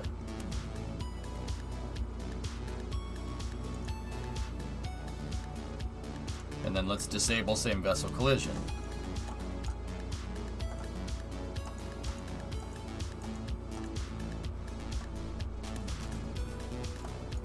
No, I mean, those are really small set down points. You think you can get the rotation that clean? Well, the piece that the ball that goes in the socket proverbially is spherical. So yeah, I should have a little bit of a margin of error. But yeah, I'm not worried about that. No, not at all. The thing is, I just need a way to hold the thing down. That's all. I need a hold down point. Like, we have alignment pins, but this isn't a hold down point, because it's not going to hold down anything. If I throttle the vehicle, it'll slip out of the points. Right? Do you need to activate those action groups every time the vessel loads? Only the first time you load the vessel, they'll be enabled. Like, so, Crumpet, say I have this stage, right? And we go and I fly the stage around and I land it and I bring it back and I go to put it back on the pad. I'll only need to hit it once when it comes out of the factory. Does that make sense?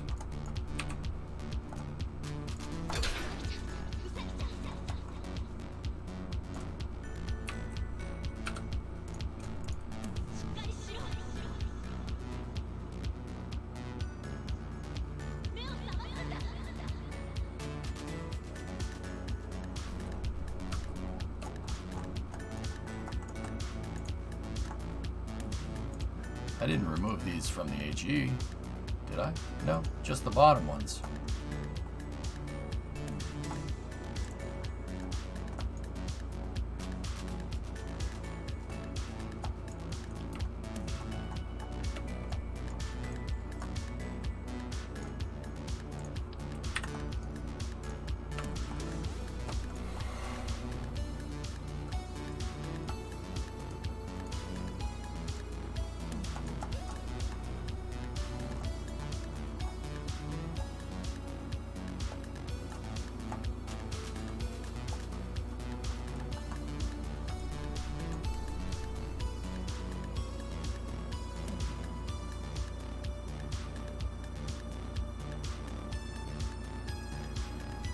Interesting. Guys, I almost don't really give a frick that those things are colliding with each other. I can't do same vessel collision here. I have to enable same vessel collision on that. That one's the structure, and that's what's holding, that's what's preventing, that's dampening out the movement. I think we should go with this. I just got to figure out a way to be able to fire the rocket engines and not have these slip out. I gotta have, well, a hold down. I need something to hold it in position. What happens to the horizontal ones? We found a better way to do it, Nuclear. Luizo showed me a way to use a grip pad. You put a grip pad in there and it seats that thing. It basically super glues them together. Dude, no deviation. We had roll rates with these hold down points with the grip pad in them. Remember how I was looking at the rates last time and it was like 0.30, 0.29, 0.25 rates? This was 0.02. That's the highest that I saw. And the rocket stayed at 89.8 through fueling and undocking. VSS undock and umbilical undock. That's actually super freaking useful. Why not do like Soyuz? Yes. You can give it some tolerance to initialize it without clipping. Alright, well. I actually like that. I like the way that worked, Luizo. I got an idea. Here's the idea. Here.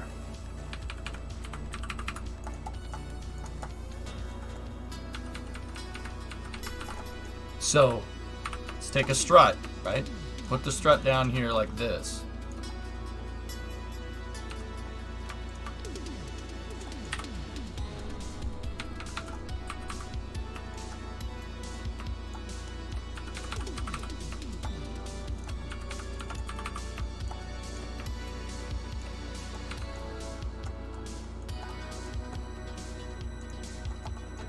Now we have a strut holding that in position.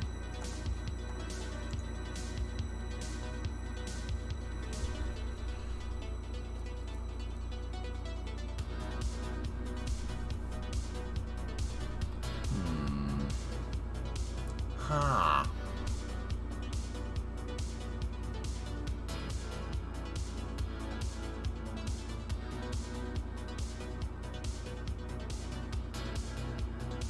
Yeah, the gateway exhibit is really cool.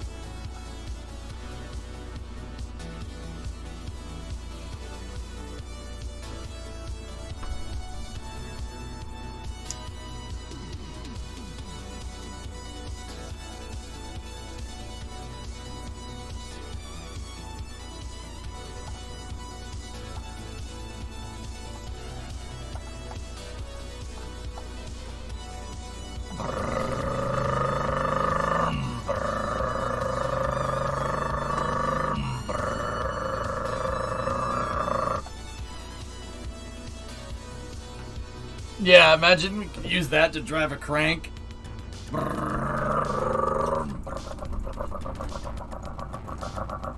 Are all 4 of them doing that?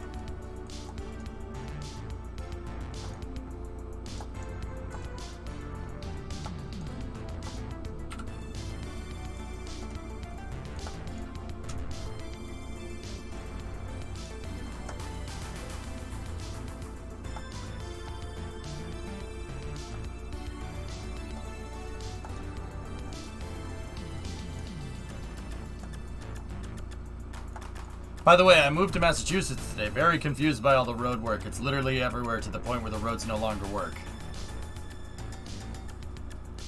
Where are you? You're in Lowell, right, Demo? That's where you moved to? Yeah, they bent a little bit. Just a little bit. Lol, man, shut the hell up, please. I swear to God.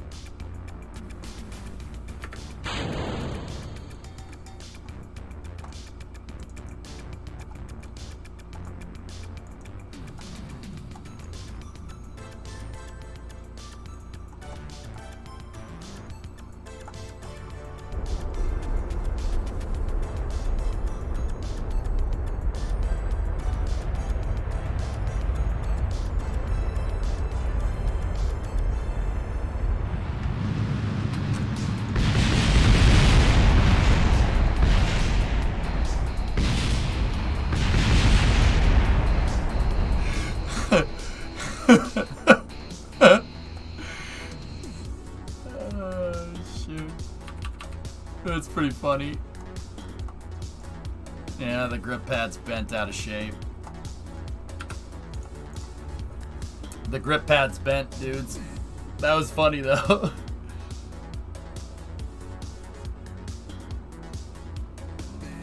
You know much about this. Oh, no.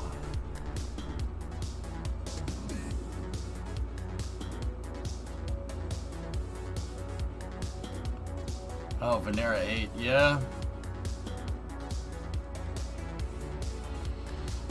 Oops.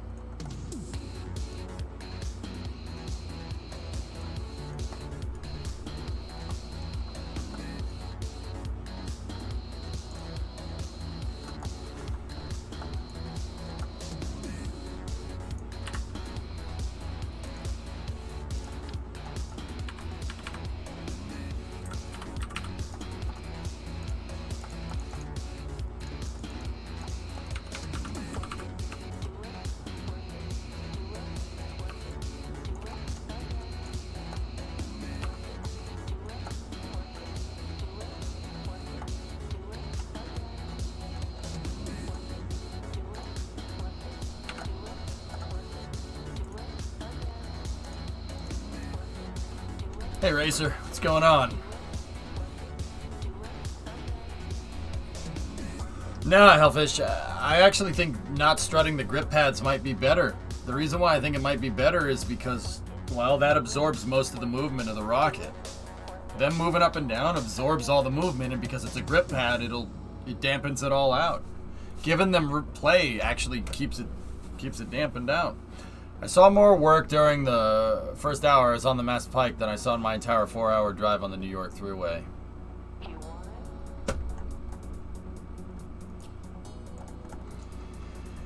Yeah. Yeah, I know. Yeah, it do be like that.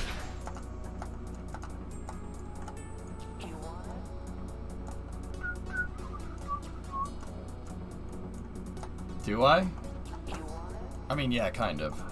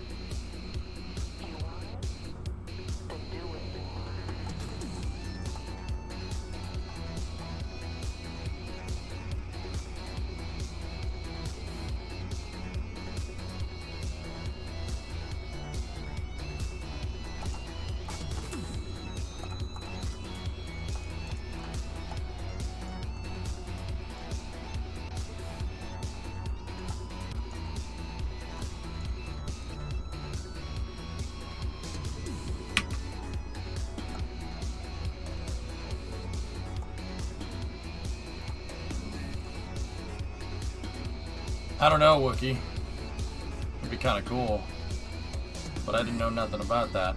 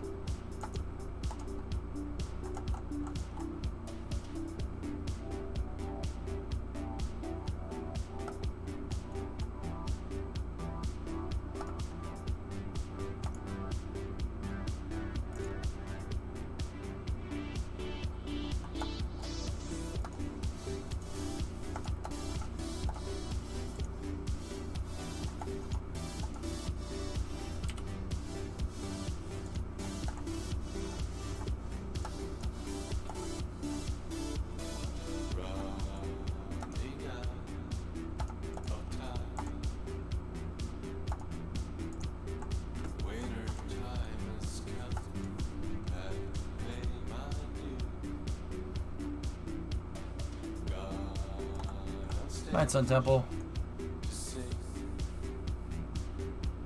Yeah, right, Louisa? Yeah.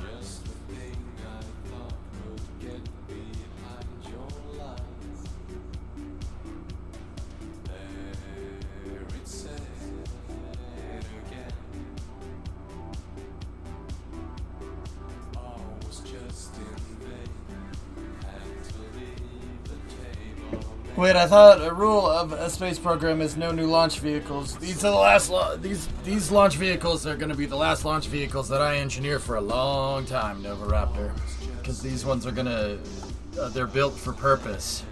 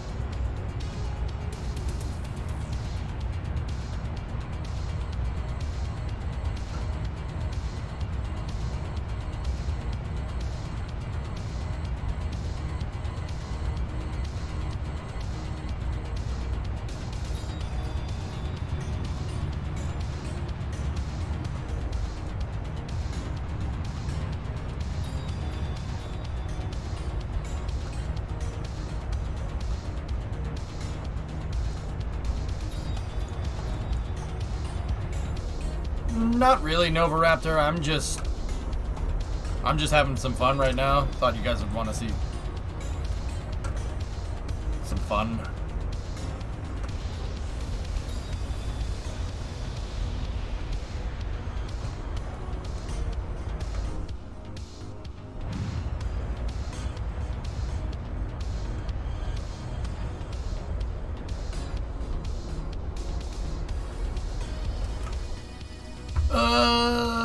Timber.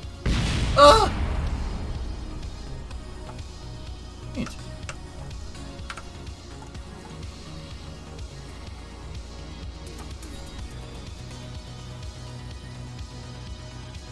Just wondering, was looking today for any new information on the Orion capsule development if it's finished. I know they're still testing the SLS. Well, Orion's part of SLS, so yeah, they're still testing it. They gotta send it into space. That's important. Unintentional smart reuse.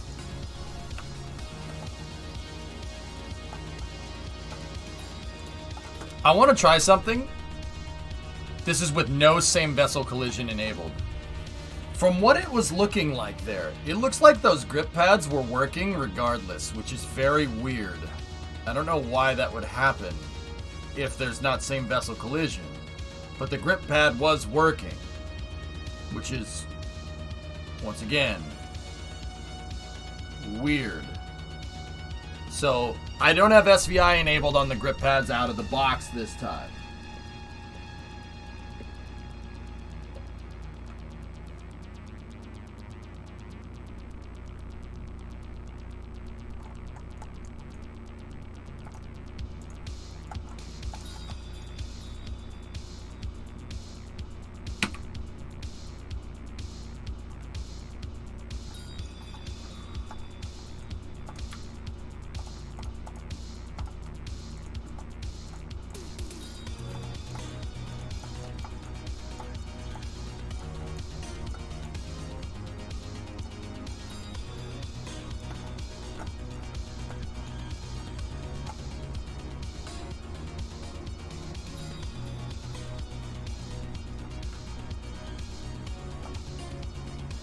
Okay.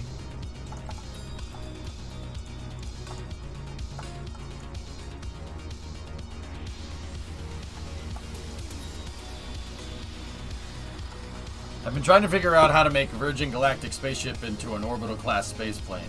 I'm gonna need a lot more fuel, Novaraptor.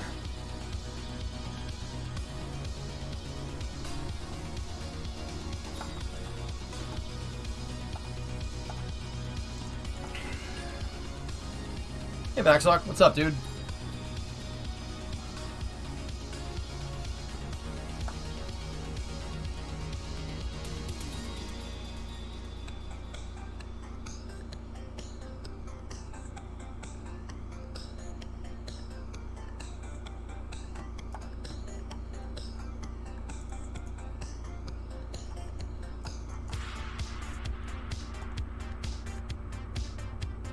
Yeah, the grip pads are gripping, Luizo. You see that? They're gripping. It's holding that thing in place, even though there's no same vessel collision on it.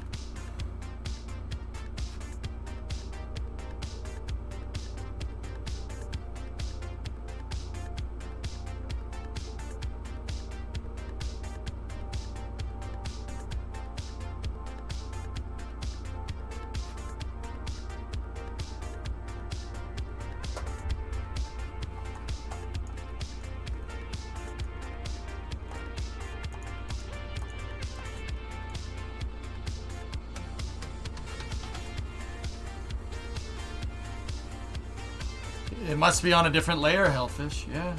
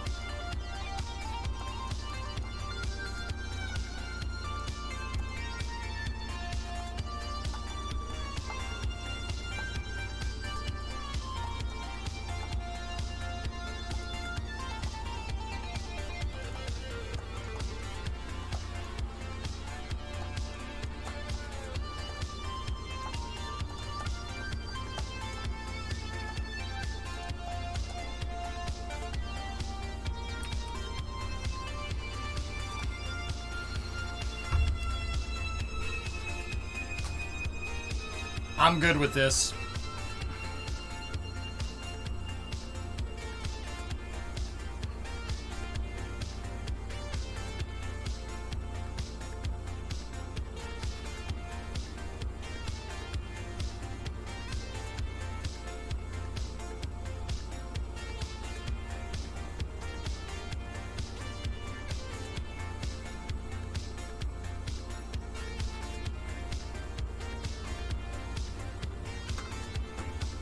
Guys, dude, I'm interested on one last thing, if you don't mind. Sorry, I'm real life stuff. I think we're good. There is one thing that I want to check. The last thing that I want to check is that I'm wondering if like the grip force is dependent on the size of the thing. So if I go back to using the small one because it's more compact, right?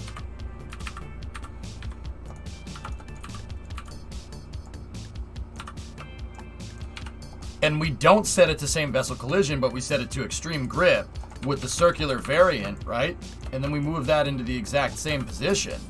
Is it going to do the same thing? No GTA tonight? Oh, there's GTA tonight, Karmas. I'm not playing it on stream.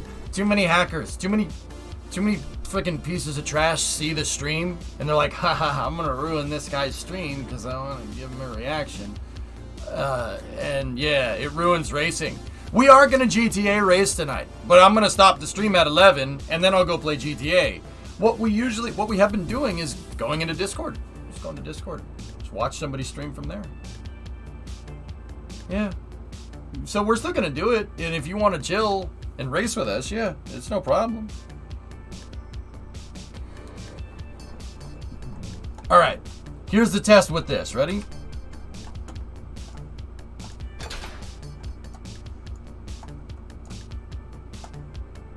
No movement. All right, let's fuel. See what happens.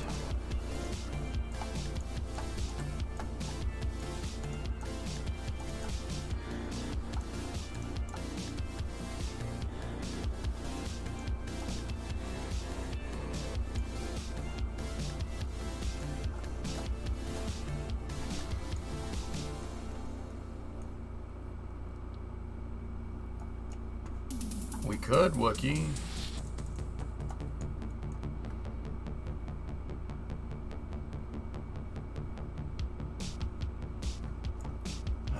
I don't know if everybody would want to play GTA RP.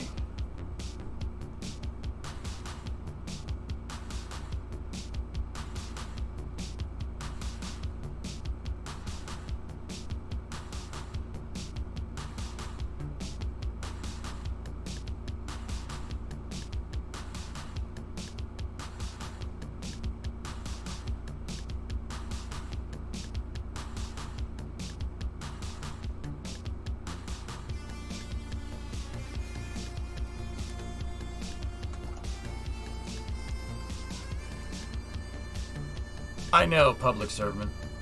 Do you stream it in Discord? We will be. Yep. EJ trying to RP would be hilarious. Why?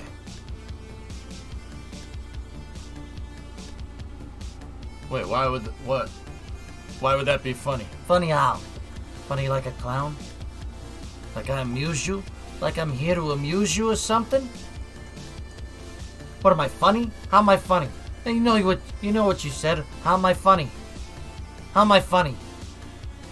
You know, I ran an SARP server for like a couple of years, right? Or I helped run one.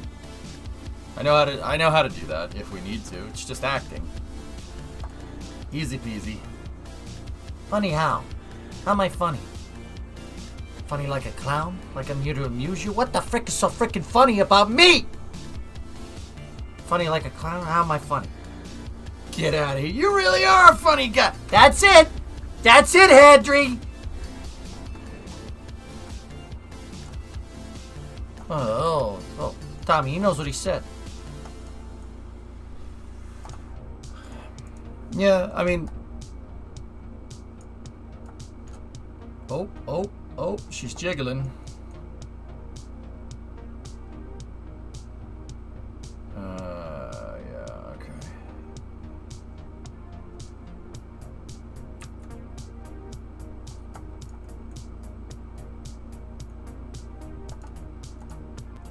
Yeah. Okay.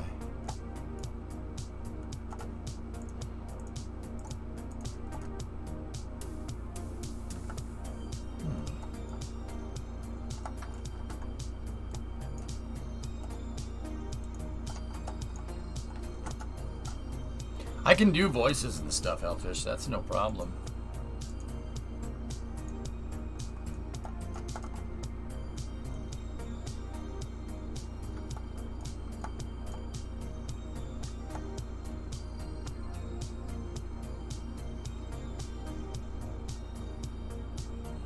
Funny. Yeah. Good news, everyone! I can do all different types of voices. I would be able to GTA RP my way into multiple different characters. Yeah, bad news. Yeah, that one's jumping around. It's not really what I want. But chat, you know, even if I don't do that, guess what? You still have Zoidberg.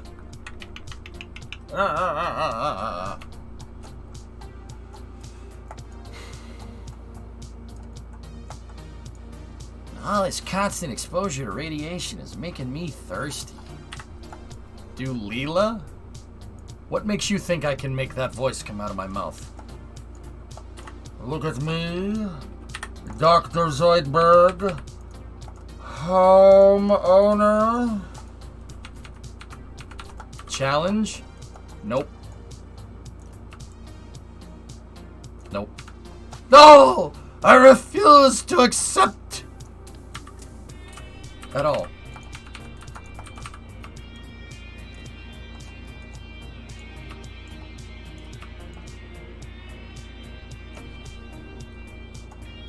Alright, one last load test with this thing. I think we're honing in... Oh, that was removed from symmetry, not changed grip type. I think we're honing in on exactly what I want here. I'm wondering, though, if we keep this offset, what is it going to do? So we'll do that, and we'll do it offset. And then we'll strut it into position like that.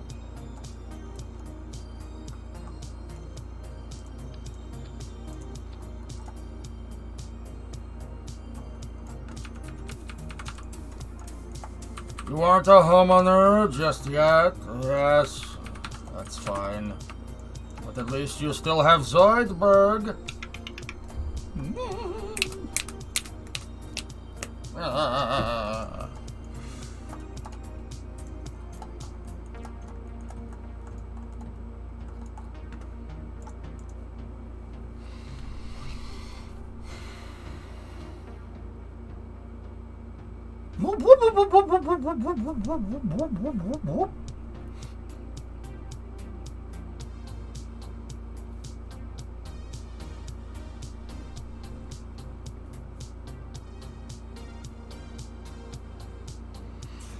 I've been actually trying to work on my Farnsworth impression. It's getting better, but in order to get it right, you literally have to shake around. It's hard, man. That's a tough voice to do. Dream Chaser Tenacity is coming along well. I can't wait to see it perform. Yeah, me too. Poopiter! Oh, God, not that again.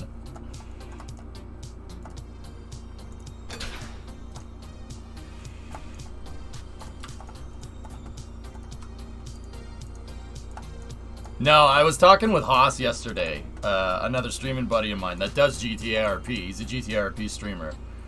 He's one of my buddies from Hoonigan and stuff. A good dude. I was talking, he's like, dude, you gotta do it because you can race. You can race. I've seen you drive in GTA. You're really good at it. You should have a street racing character for NoPixel. And I'm like, the only way I'm gonna do that is... The only way I'm gonna do that is if I have a character that talks and sounds like Jesse from Fast and the Furious. Man, you should be going to MIT or something. Yeah. Now I have that attention. What? Yeah, that stuff. Yeah. I was good in math and stuff. Everything else, I failed. Dropped out of school. It's just something about motors that calms me down. Are you sure he's seen you race? That's funny.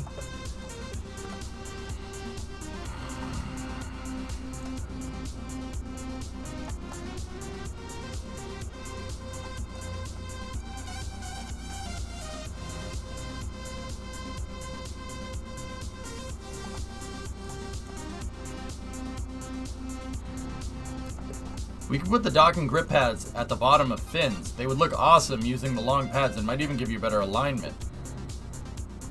I'm thinking what I have here works really well though, Wookie. This is working great. You almost had me? You never had me. You never had your car. Ah! Granny shifting, not double clutching like you should. Surprised that 120 shot of NOS didn't blow the welds on the intake. Now me and the mad scientist gotta rip apart the block and replace the piston rings you fried. Oh! Ask any racer, any real racer. It don't matter if you win by an inch or a mile. Winning's winning.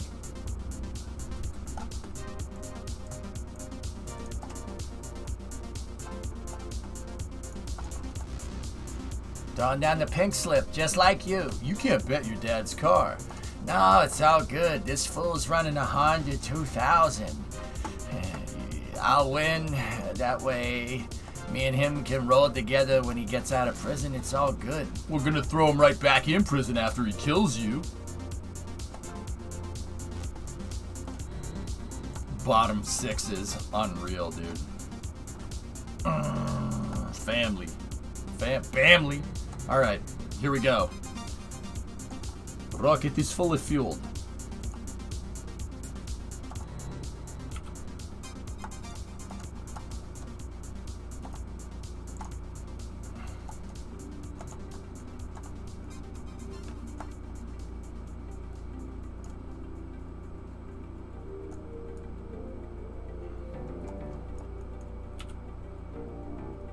Dude.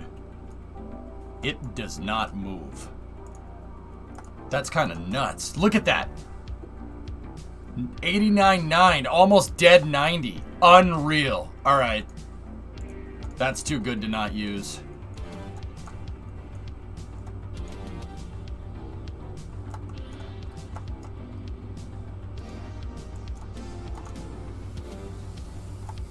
Never played D&D in my life, notice. I made fun of D&D kids growing up because I played Warhammer 40k. Wish I could make that up.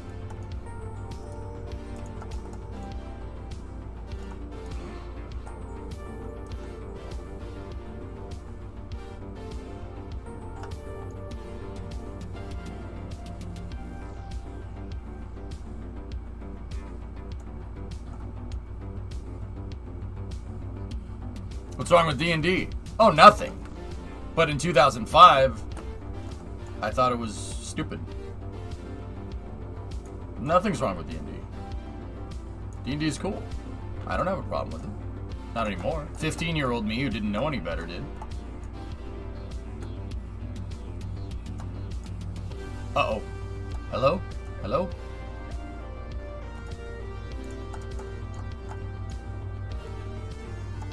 Wow.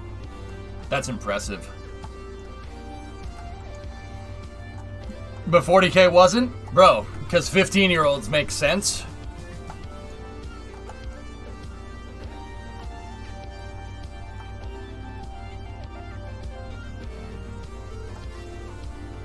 I'm satisfied with this. It's still freaking out just a teeny weeny bit. But I can't see any realistic scenario where I would unplug the umbilical, the fill and drain line, and not launch it. So, yeah. Here, let me take the fuel out.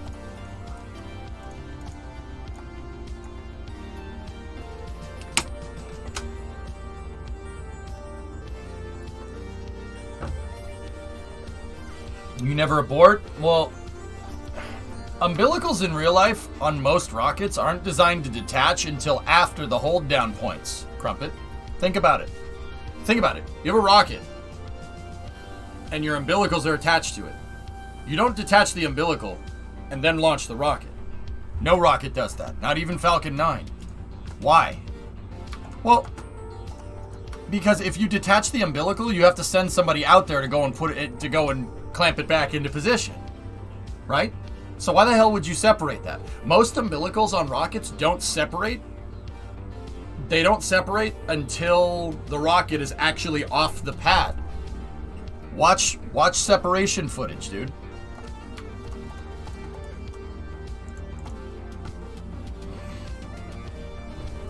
So it's not so much that I wouldn't have an abort scenario.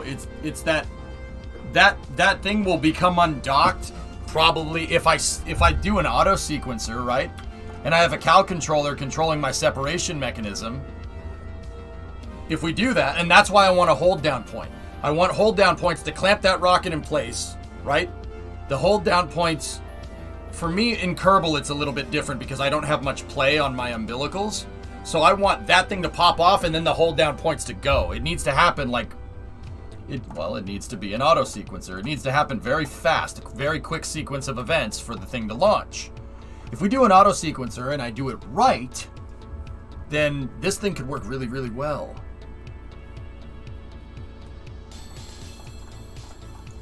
Like, this thing would have to... Yeah.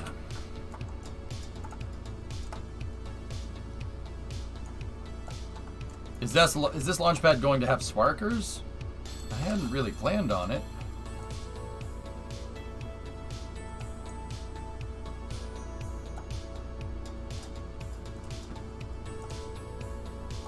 I could make those, though.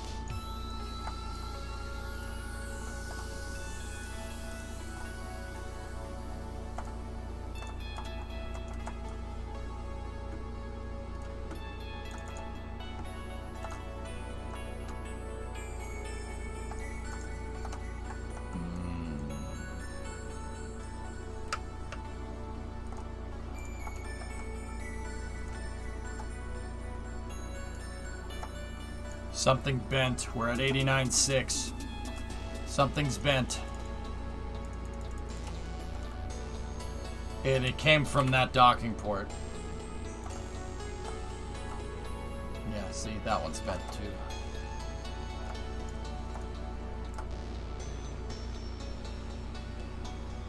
It's the frickin' grip pad.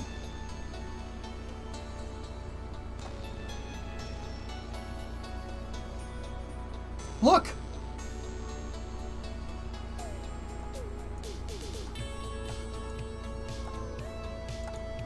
Well, that was strange. This thing's getting stuck on the grip pad. Interesting. The umbilical. That's cool, man. That's really cool.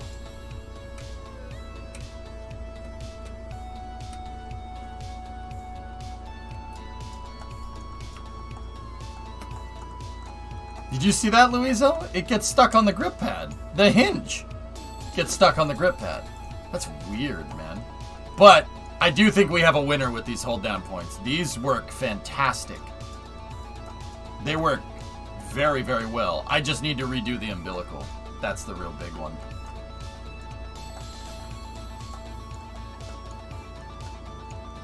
Yeah, grip pads, despite not having same vessel collision, grip anything that's anything that's moving. Anything near them, they'll hold it in position. It's like freaking super glue.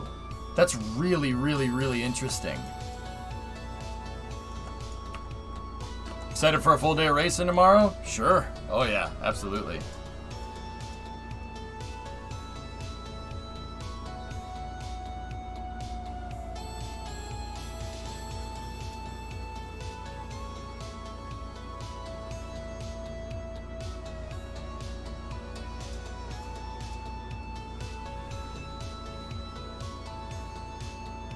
Nice. Fellas, what time does the Monaco race start tomorrow? I always forget. 9 in the morning?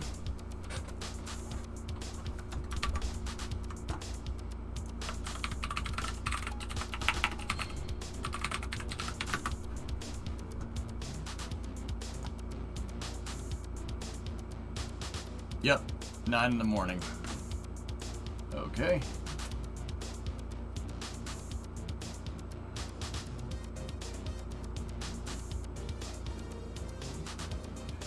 That's actually what I'm doing, guys. I'm making plans to watch all the races with my dad tomorrow. Me and my dad always we try to watch all 3 races. Coca-Cola 600, Indy 500, and Monaco. Literally in reverse order of that, but hey, whatever. Live watch party? Nah, no.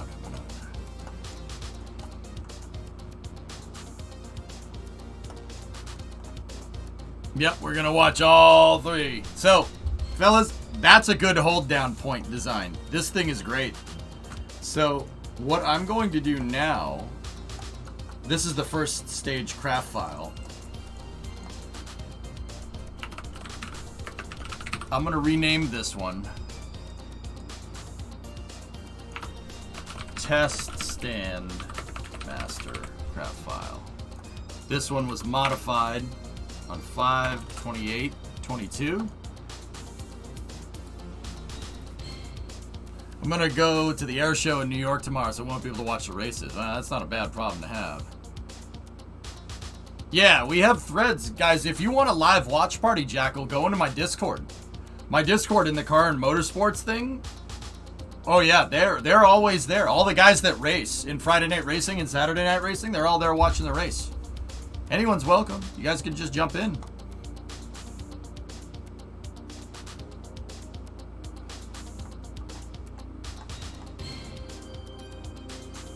Alright, so let's load up the first stage, which is literally, it's the same craft file, but now we know that that's the hold down points. That's the spot where I want these things to be. And we know that this spot is going to hold this thing in position.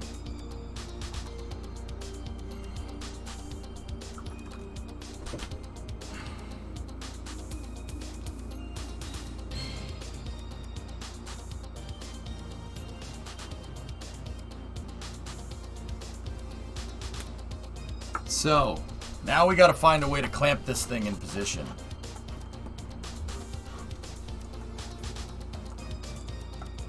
That umbilical is no good. This rotating umbilical really is bad. Bad.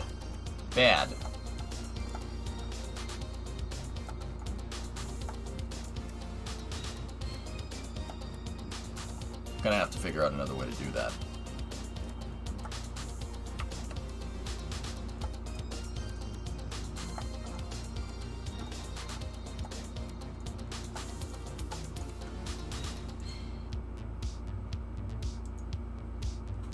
Okay. Now this is where I want these files to diverge. I'm gonna get rid of all this other stuff on the test stand too. And now what we're gonna do is we gotta find a way to clamp this thing in position.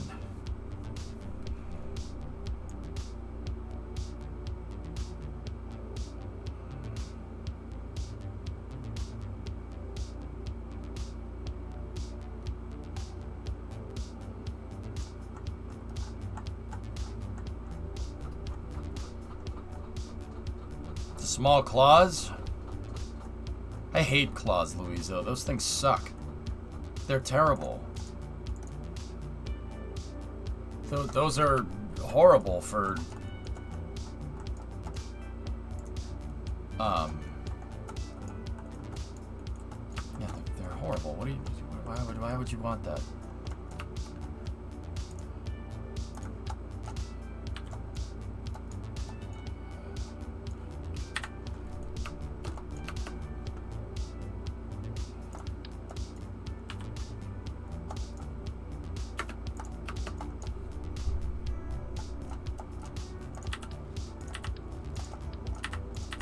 We can get rid of these. Except for the tight tolerance one. We'll hide that somewhere else. Just put that over here.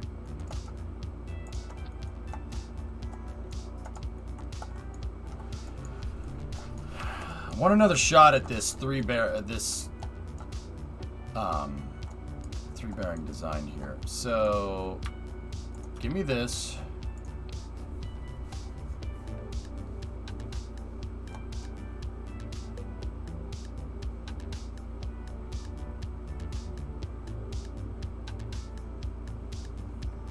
Been busy lately. How is the house purchase going?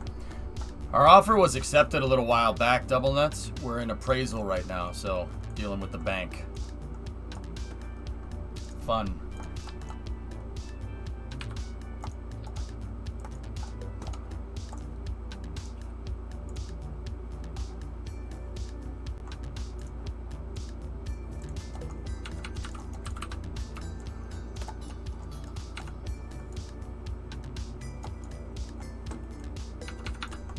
So, take that.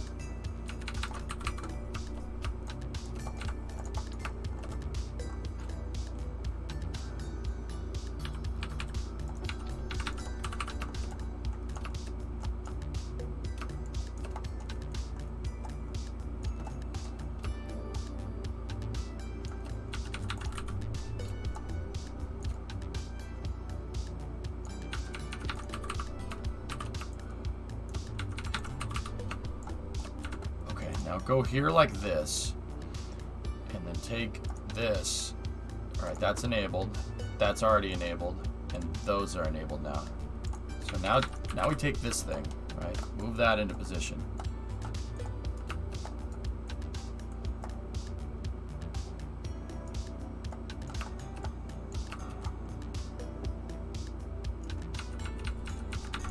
All right.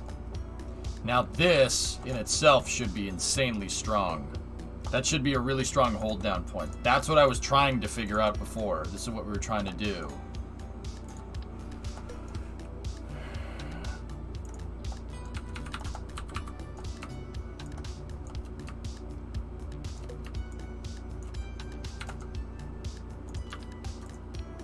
Alright, so now I'm going to take the cubic octag, right? And then we're going to move that into position here, and then take this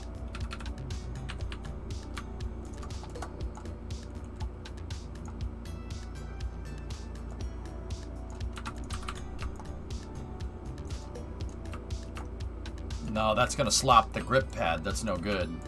That hinge will get stuck on it. So that needs to be like right there. Right? Left? Up. Cool. That needs to be right there. And then I need to make something that's going to clamp that thing into position. How about the fluid spectrometer? Oh, that's a good idea, actually. Now, oh. Hey, EJ, are you talking to yourself? No. Hey, that's a good idea, EJ. Oh, I know it is, EJ. Let's do it. All right, EJ. Cool, EJ. Just talk to yourself, because that's what normal people do.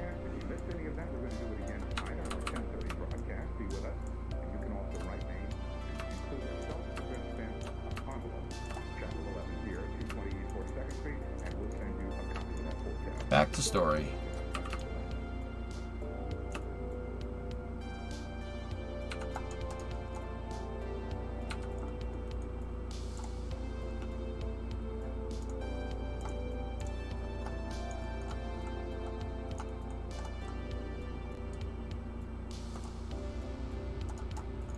Read last. What's up, Nova?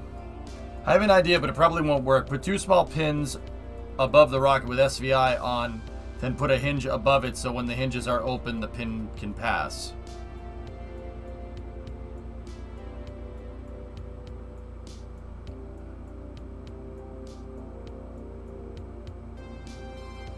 That's kind of what I'm doing, dude. Kind of. I'll explain in a second. Here. So now, save this piece, and I'm just going to sub-assemble this, and I'm going to put it over here. Then we take this one.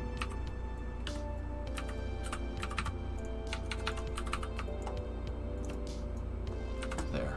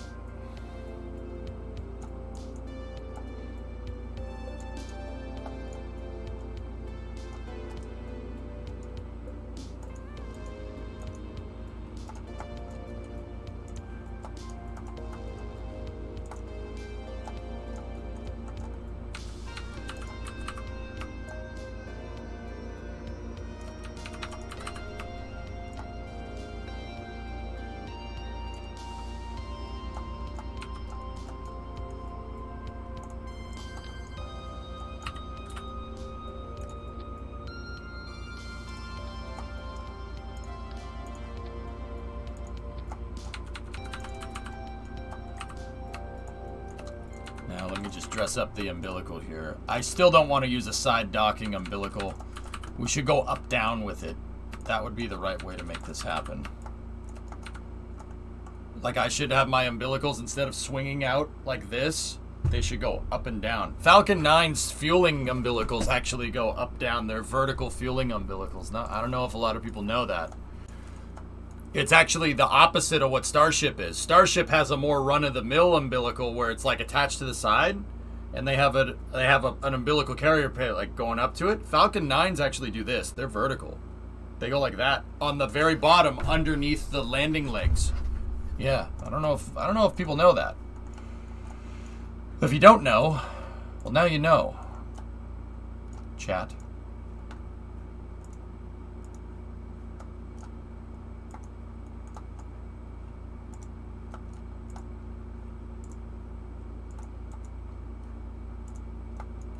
Is there a picture of them? Sure.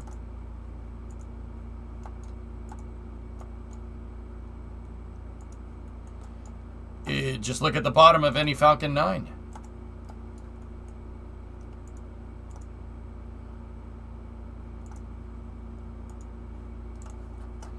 I'll show you.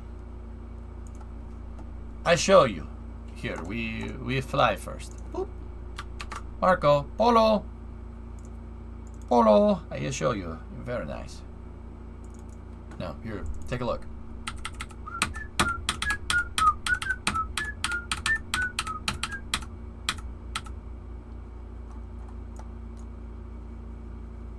See? Up and down. See? Interesting, right? One side is for LOX, the other side's for RP1. And that's how they fill it up. Tail service masts. Yep, they're very subtle. You don't see them very often. But there's another one on the exact opposite side. Once again, one of them is for liquid oxygen. The other one is for RP1. That's how they fuel the first stage. The second stage has something kind of similar to that. The second stage fueling umbilicals are, they're right there. They fill from the bottom. See them right there? It's not something you get to see very often.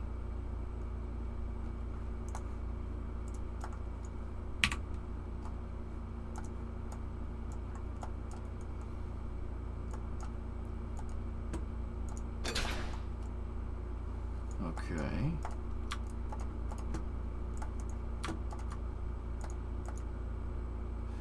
We want the rocket to have maximum TWR off the pad.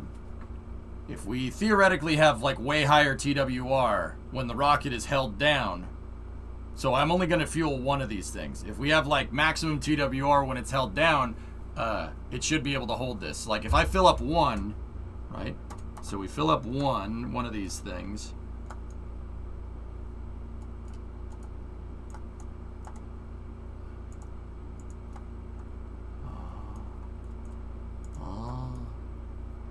That's not good. Oh, they shouldn't be doing that. Why is it? Oh, it's colliding with the thermometers. Dang. All right, hold on. We gotta back out for a second.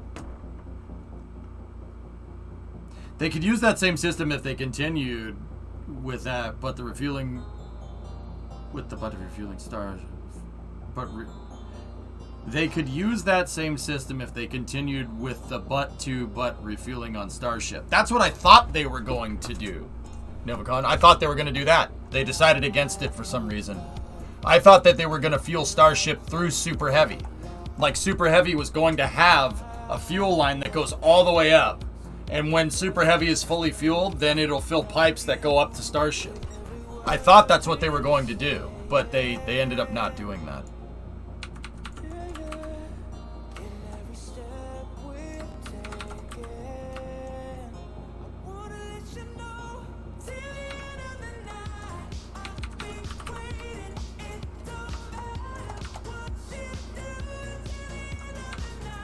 Alright, that should move everything out of the way.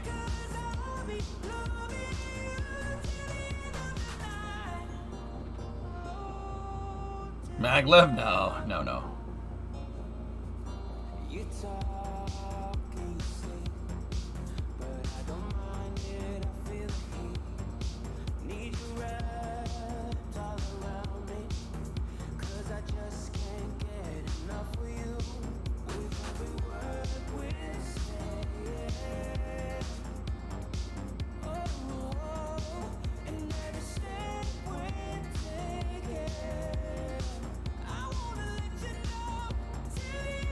I think so, Brian, yeah.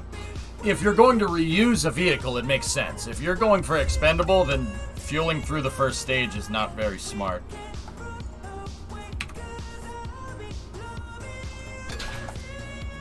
Okay, she's floating. Ready?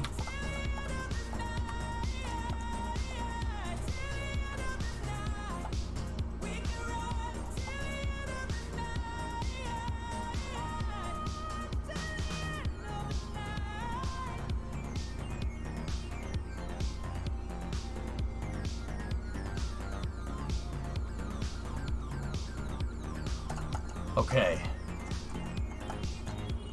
Alright. So, here's what we're gonna do. Undo this. Retract the umbilical. Switch back to the stage. Prime the motors. 4.5 TWR. Ready? Yep, that's exactly what I didn't want it to do. Wow, that looks like Atlas Centaur 5. Oh my goodness. That looked so much like AC5. That looked like AC5. That's ridiculous. Look.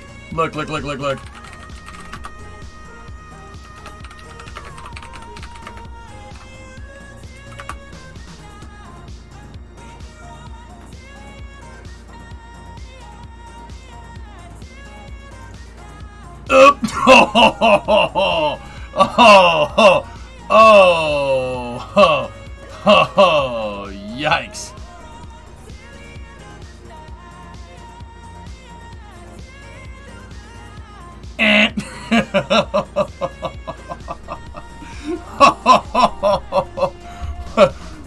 Whoops. What's the cause? Oh, here, watch this. Here, ready? Watch right in here. There's the slow-mo of it. So everything's going real good, right? I'm pretty sure you'll be able to see the failure.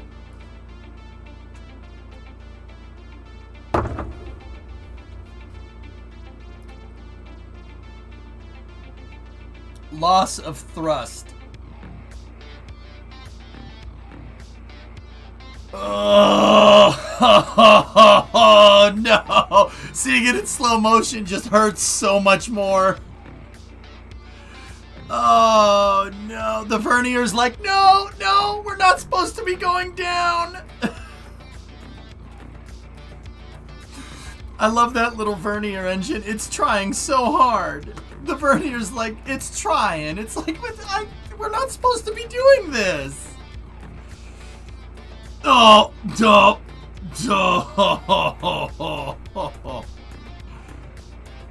Don't worry, guys. I got this. No.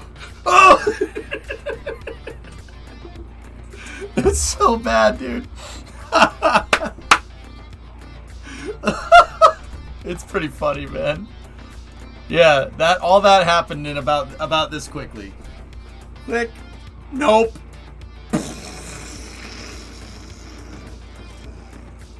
And then the Centaur blows up, and that's what that second explosion is. That one. Ugh. Oh, that's bad. That. Where'd the rocket go?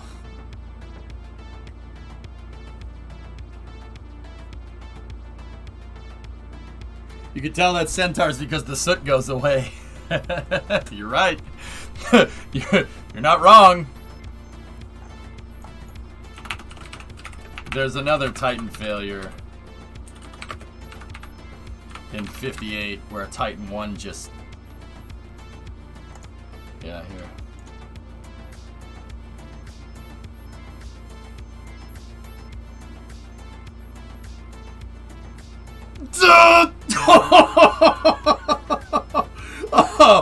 Oh no! Oh, that's hard to watch, man. That's hard to watch, dude. It's oh god. I don't know what the cause of this failure was, to be honest with you. Titan 1 do be looking good, though. It looks really... that's a nice looking rocket. Right up until about... here. Oh!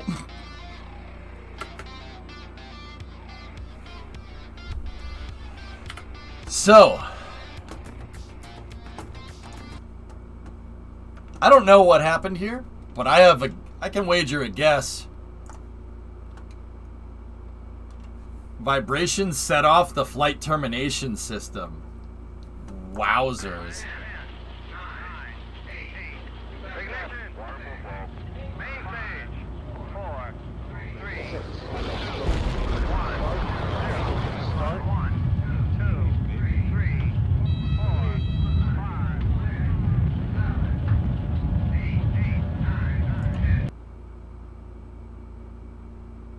Well...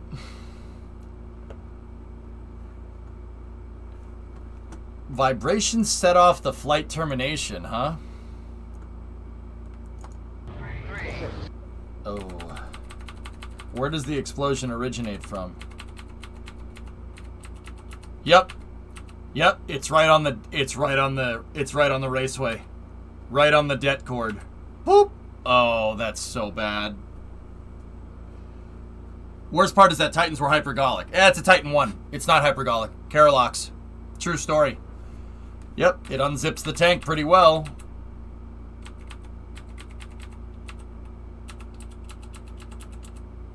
Oh, that's so difficult to look at. Oh, man, dude, that must be the worst feeling ever.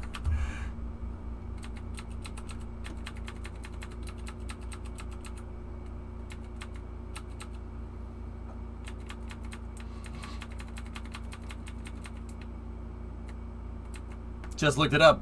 Never knew Titan 1s were Carolox. You want me to really blow your mind, Novaraptor? Titan 1 and Titan 2 use different propellants with the same engines. Weird, right? LR-87. The LR-87 is the only rocket engine I know of that's ever been fired with Carolox, Hydrolox, and Hypergols. Yeah, all three of them. Yeah, LR-87s are crazy. This is how nuts they were back in the day. They were just like, yeah, put hypergol in it, whatever, see what happens. Yeah, put Carolox in it, whatever, see what happens to hydrogen. Sure, let's do it. Yeah, LR87s are like the AK-47s of rocket engines. You put whatever in there, it's fine. It's fine. They were gonna run it on methane too. That's right, Ian. Yeah. Holy crap, you're right. Send it. Yeah. Yeah, Demo, that's how ballsy those guys were. Yeah, put Carolox in it. Carolox is not good for storing in a silo for long periods of time. Hydrolox? No, hypergols. Screw it. Literally the same motor. It's unbelievable. Weren't the Titans in the silo hypergolic, though? Well, that's the big difference between Titan 2 and Titan 1. Titan 1 is Carolox. Titan 2 is hypergol. Titan 3 is hypergol. Titan 4 is also hypergol. Yep. The ones in the silos were hypergolic. Yep. Mm-hmm. They use Aerozine 50. Aerozine 50 and nitrogen tetroxide, which Aerozine 50 is a type of hydrazine. Yeah. Yeah. Yeah, pretty cool. It's opening soon. What? What is? Oh, the Gateway Center. Yeah, that's cool. Talk about a flexible engine. Nova Raptor, there's a reason why when I was at Pima, I found an LR87 sitting in the junkyard. Well, their restoration area. I found an LR87 sitting in the junkyard and I hugged it. I was just like, I love you. Can I take you home? It's true. It's the original flex fuel motor. Yep. Yep. I was like, I love you. Let's be best friends, Mr. Titan. What is Starship fuel? Methalox. Some liquid methane and liquid oxygen, Shady. Yep. Yeah, it's pretty nuts. I hugged it. I don't care. How do the LR87 and the LR89 compare? I forget, Wednesday. They put some old aluminum grid fins and put them on the Falcon Heavy demo booster. SpaceX needed the titanium ones. I would be taking the titanium ones off as well, Thomas. Where in the silo did they store the hypergolic fuel? I'm assuming far from the rocket or far from the crew quarters. In the rocket. It's an ICBM. In the rocket. Yeah, the rocket stayed fully fueled. Part of the... So, in the late 50s, like, everybody was developing ICBMs, but they didn't really have it figured out yet. They wanted ICBMs, and the interesting thing is at the time, like Atlas, Titan 1, Semyorka, the R7, they all needed to be fueled. They were using liquid oxygen, so they all needed to be fueled. The irony in this is that it took longer to fuel up the stupid vehicle than it did to actually for the vehicle to deliver its payload. They would spend 30 minutes fueling it up. It takes 15 minutes to get there.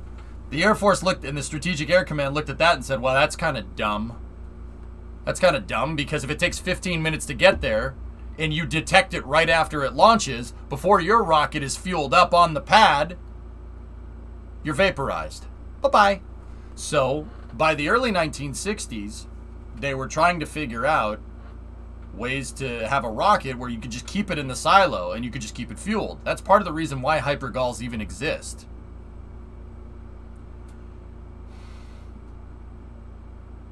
Hey, Tipsy, 35-month resub. Good evening. Hope all is well. All is great, actually. We're working on getting those hold down points figured out. So, Flecken, where do they store it? In the rocket. It takes 58 seconds to launch a Titan II. 58 seconds. You get the code, and this is from watching too many videos about the Titan II museum that's in Green Valley, Arizona. 571-7. It's the Titan, the Titan Missile Museum. Really freaking cool, actually. They get the launch code. They got to confirm the launch code. They have local confirmation of launch codes, and then they get the launch code, and you have to compare the launch code that's in the silo to the launch code that you get. The only people that are going to know about those launch codes in the silos is the president, right? And then what happens? Hey. Hello? How long do you put the small bags of popcorn in for? Minute 30. Thank you. And then she can cook popcorn in less time. Yeah. So once you confirm the command, then they enter the code. They enter the code into the computer. The funny thing is, it's not entering it into a computer. You're entering it into a subsystem that opens up the pre-fuel valves. That's the only way. The Titan, believe it or not, they didn't have a code to start the auto sequencer. The auto sequencer you could start by turning the key. That's what the key is for, or the keys, 2 of them. The codes, the actual launch codes that they got for Titan at least, were to open up the pre-fuel valves, the butterfly valves in the LR87. Those things could only be enabled with the codes, and if you didn't get the right code, you had six attempts. You didn't get the right code, the machine fries itself and the butterfly valves seal, and then you can't launch it. Because nuclear missile user experience is actually really interesting to me. There's all these really, really, really, really like crazy safeguards in it. Like if you turn one key and you don't turn the other key, that'll fry the whole system. It's actually really cool. So if they got the right launch code, they confirm the pre-valves, right? The pre-valves open, it's a real launch code. You know, the commander and then the missileer turn the 2 keys, right? And the 2 keys actually start the auto sequencer. And once you turn the key, then hands off. Hands off. The next thing that's going to happen is the silo door is going to open. The missile's already fueled. You don't need to worry about that. And then 30 seconds is a auto sequencer start. Hand over to internal power. So from T-minus 58, when they turn the keys, to 30 seconds, they charge the batteries. They have a quick charger to charge Titan's batteries. They basically a very, very high voltage line to charge the batteries in like 15 seconds, right? Like high milliamp output. Just zap the batteries, get them working, and then it goes over to internal power at 30 seconds, and then the auto sequencer starts, and engine start up, bolts separate, bye-bye. And then at 30 seconds, they go silo soft. The silo opens up. And then that's it. Bye-bye. 58 seconds. It's gone. And then you wait 15 minutes and hopefully don't die. Did they switch the fuel on Titan 4? Nope. Hey, apparently some people are commenting about some sort of glitch the Starliner had. Something about thrusters. You know anything about this? Oh boy, I love it when people comment about stuff, Rogue, that they have no idea what they're talking about. They had some problems with the OMAC thrusters on the way up for Starliner, but it wasn't enough to scrub the mission. Starliner has redundant thrusters. The behavior will be understood, and per Boeing, they'll work on it and it won't happen again. It's a test flight. Stuff like that's supposed to happen. Yeah, hopefully. Yeah. Yeah, that's it. And then next you wait in the silo for 40 years until it's barely safe enough to come out and humanity is gone. Because no more reproduction. That's not really how nukes work. You'd be able to go outside. I would wait like a good month.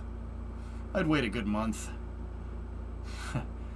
Not to get morbid, but in a nuclear war, if you don't get killed by the immediate flash, you know, like, yeah. Make sure you stay inside for the next month or so. It's gonna get nasty. Yeah, it's gonna get pretty nasty.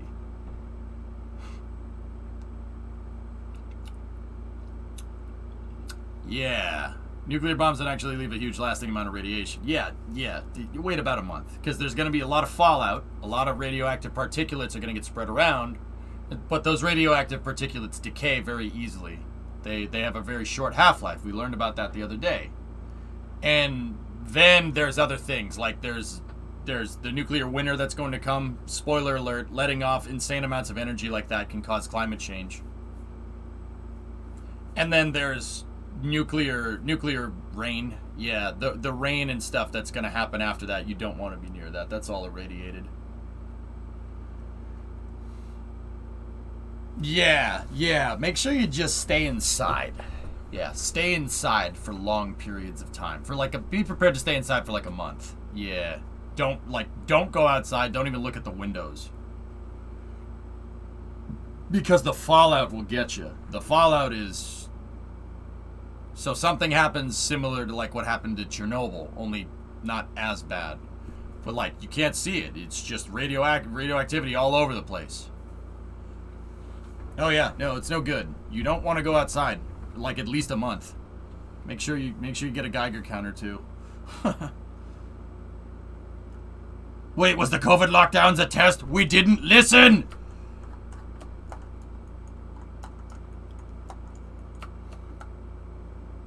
Yeah, especially cesium. Well, it depends on what fuel you're using, Rogue. Depends on what fuel. Different fuel has different byproducts, man. Anyway, let's get back into this. So I'm done. Why is Chernobyl so bad, but a weapon designed to release radiation is not as bad? It's not the radiation that you should worry about with nuclear. Nuclear is the amount of heat. Like nuclear weapons generate so much heat so ridiculously fast that it causes a barometric pressure shift. The pressure shift is what kills you, if the heat doesn't. You're literally unleashing the sun temporarily. Like,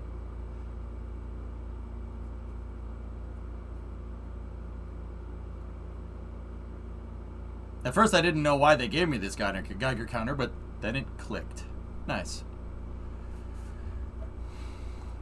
It's just a big bomb powered by nuclear fuel. Yes. Okay. So a nuclear weapon is a thermobaric weapon, basically. It's a thermobaric weapon. Bombs, what kills you is the pressure change. The pressure wave. That's what gets you with a bomb. So like a thermobaric bomb, when it hits the ground, it'll just spray fuel out all over the place. And that rapid depressurization of fuel is going to cause the fuel to atomize. It does the exact same thing that carburetor does. You remember that Smarter Everyday video? Where you see the fuel go into the carburetor and then the piston opens and the volume of the intake changes because the intake valve's open, piston is going down. You're changing the volume, so pressure drops temporarily because it gets pinched by a venturi. And then the fuel atomizes. That's what a thermobaric weapon does. When it comes down, it hits and it just sprays fuel everywhere. And then, right in the center of it is a spark plug. Spark plug goes off. And it ignites that atomized mixture, and that releases an insane amount of energy really, really fast. That crazy amount of energy, that pressure wave is what gets you, if the heat doesn't.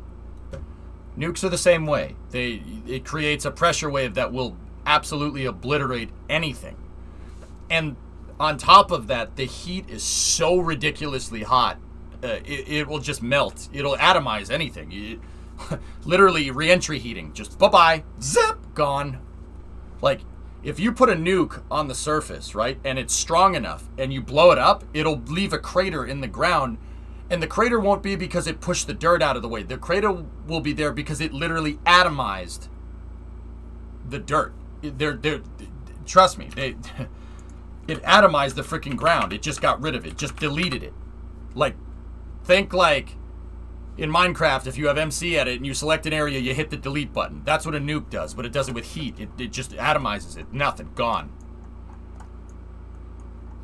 I know this because if you look at the Yucca Flats out here, this is where they did a lot of nuclear testing. Yeah, here. Right here. They did this once. They put a nuke in the ground.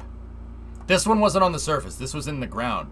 They put a nuke in the ground because they were testing mining. They wanted to see how, like, if you could use nukes for mining, which is bull crap. That's not true at all. There are these things called bunker buster nukes, and the bunker buster nuke is literally designed to embed itself in the ground, like bust through anything. It like has a tungsten tip or something ridiculous. Bust through, embed itself like 20 or 30 feet in the ground, and then go off. And that's what it does. So unless somebody has a missile silo that's like a couple 100 feet into the ground, which no one does, if you have a nuke in nuclear war, God forbid, you'd hit somebody with not an air burst round like Hiroshima or Nagasaki. You'd want a ground burst. It goes into the ground. It drills into not drills into the ground. It uses its kinetic energy to force itself in the ground and then blow up. And it does something like that.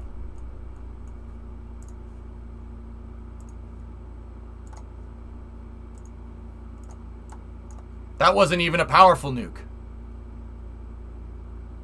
That's a quarter mile, almost. Quarter mile across. It'll go right to your thighs, and then you'll blow up. Yep. See, they tested all kinds of air burst and ground burst nukes. You could literally see it's stained in the ground where they detonated all this stuff. Like, these were bunker buster nukes. See that? See these holes in the ground? That's the idea. You send one right at someone's silo. It doesn't matter if the silo's underground. It'll obliterate it. There will be nothing left. Because there will just be a big smoldering crater in its place. Crazy, right? It's crazy stuff, dude. Like, scary. Those ground burst nukes. I mean, if you... Like, okay, so... If you have a MIRV, a multiple impact reentry vehicle, like, it's basically a cluster bomb nuke. If you set one of those to bunker buster, right?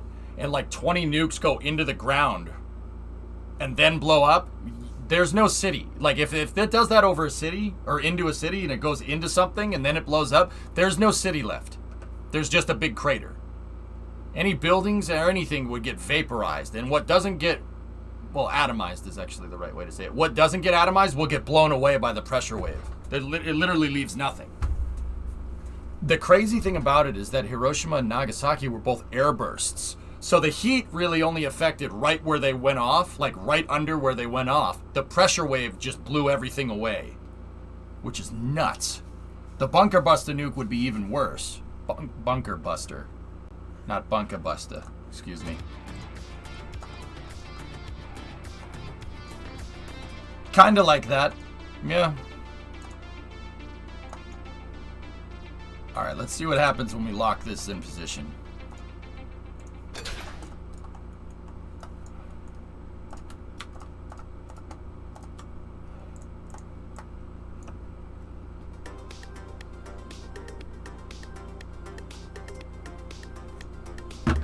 You use the bunker buster for a precision strike, Hellfish. The air bursts are what... The air burst is what would hit a city. Bunker busters for hardened targets, like taking out another person's missile silos.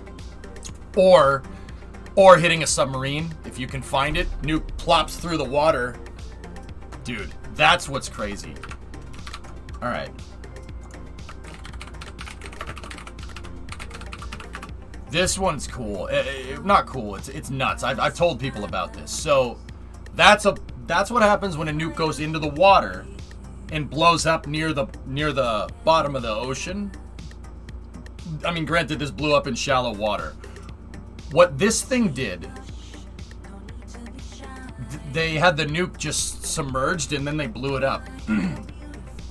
The Baker shot right here, the reason why it's so ridiculous is because it left a huge cloud of steam, right?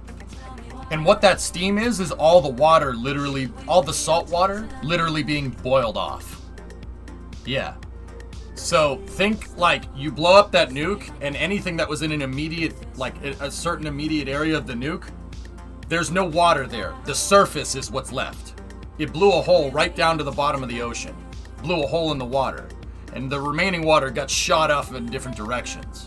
And the tidal wave that it made of shooting that extra water off is what made this insane condensation cloud. It made that crazy mushroom cloud. And bonus part, see that big black cloud right there? So that's the paint burning off the Saratoga, an aircraft carrier. Look at the battleship that's right here. See the battleship? The Saratoga was so close, it didn't get involved in the immediate heat explosion, but the tidal wave that it created took the Saratoga, right? And it went backwards, and the bottom of the aircraft carrier hit the bottom of the ocean, and it pole vaulted it end over end. An aircraft carrier. Aircraft carrier. And that's a U.S. aircraft carrier from World War II. They weren't exactly small. It pole vaulted an aircraft carrier end over end. That's how powerful a nuclear blast is. And this one was dampened out by water.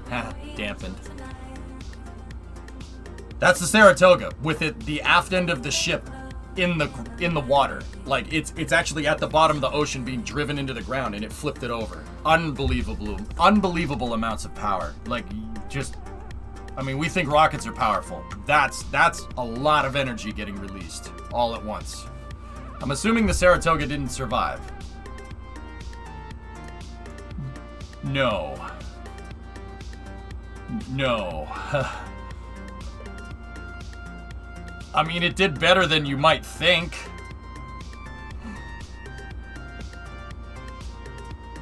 At least I think it was the Saratoga. Yeah, there it is. Yeah.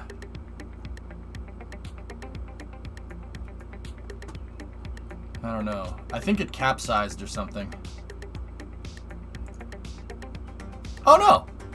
It didn't do too bad. Alright. Didn't the ship survive multiple blasts? That's my favorite ship. The Nevada.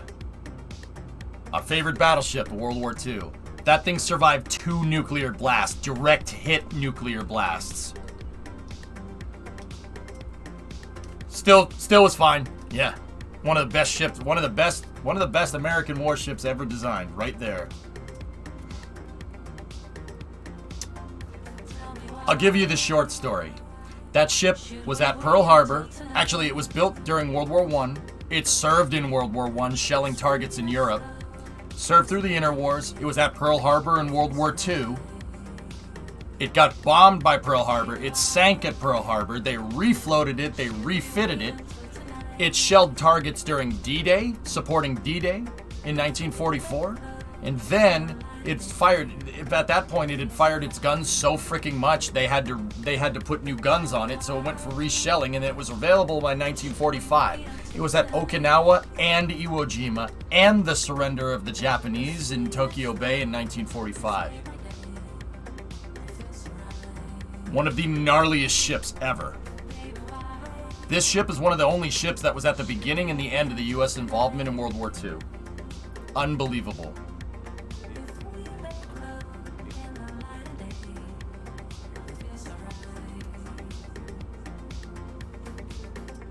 Yeah, there you go, public. Yep. And then after the war, they blew it up twice with a nuke, and it still kept going. It was still fine. The ship was totally operable, except it was irradiated because nuke. So they didn't know what to do with it. They couldn't make it a museum ship. It's irradiated. So they used it for target practice. It survived a direct hit salvo from the Iowa, the USS Iowa, 16-inch shells. They kept shelling it. Didn't sink.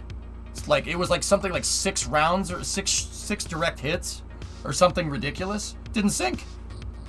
Stupid thing didn't sink. Freaking thing just didn't sink. And then they had to hit it with a torpedo. A torpedo finally took it out. It was literally one of the most die-hard ships ever designed. It was built by Nokia. The Kirishima didn't fare as well versus 16-inch rounds. Yeah. You know why? You know why? I don't know if you guys tell. I don't know if you guys can tell. The Nevada may be named after the state of Nevada, alright? But, I don't know if you noticed, people from the Northeast are stubborn. We're stubborn and we don't go away, alright? That's just how we are. We're persistent, alright? It's true. With that being said, the Nevada was built by really, really stubborn people. Quincy, Massachusetts, baby. It's built by a bunch of massholes. Of course it doesn't sink. Of course it doesn't sink. It was built by people like me. It's not gonna sink. Frick you, is it gonna sink? Everyone else is gonna be like, that ship's super over-engineered. What are you gonna need it for? When we get hit by nukes? What are nukes? It's 1916. Doesn't matter. Shut up. It's a masterpiece of engineering. Those 16-inch rounds are sick. Have you seen the powder packs? Yeah, the powder keg. Yeah, it's freaking huge, man. You'll find out. Yep. Built by people who can't pronounce Nevada right. I take pride in that. Pretty crazy, right? Okay, so I'm going to use these hold downs again, but this time the hold downs are locked. And if they're locked, we can grandparent strut. And if we can grandparent strut, that means that thing ain't going to move. So what we're going to do, I'm gonna fuel this sucker up. Oh, it's already fueled. Did I already do that? Nice. All right, cool. All right, now retract the umbilical.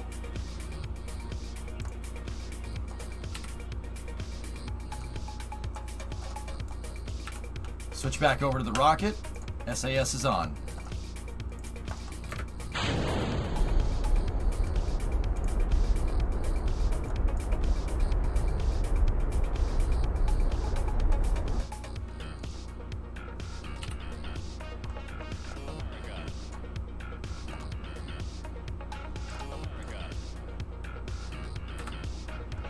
Huh.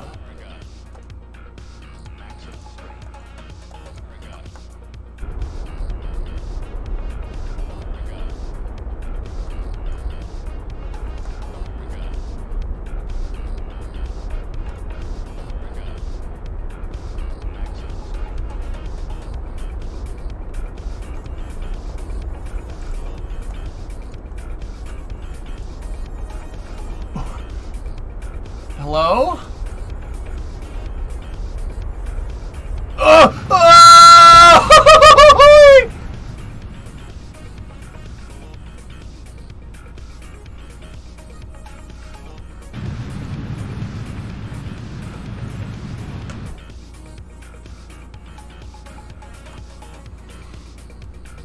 Whoops!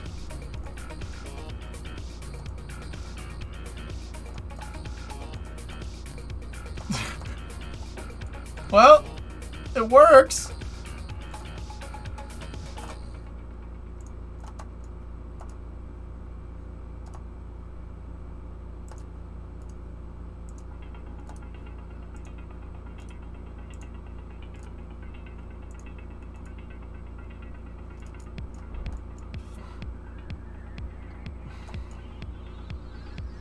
Those didn't work very well.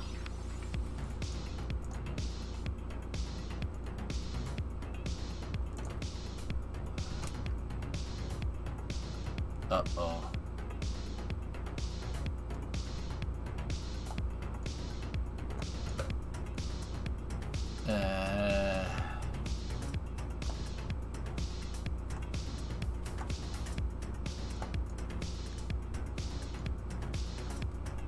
FAA has joined the chat.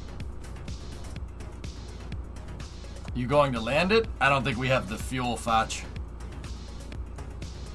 Discovery, go at throttle up. The dynamic pressure is helping us out, but we're coming in way too quick. I'll try for it, though. Ground altimeter enabled. No, we're gonna die.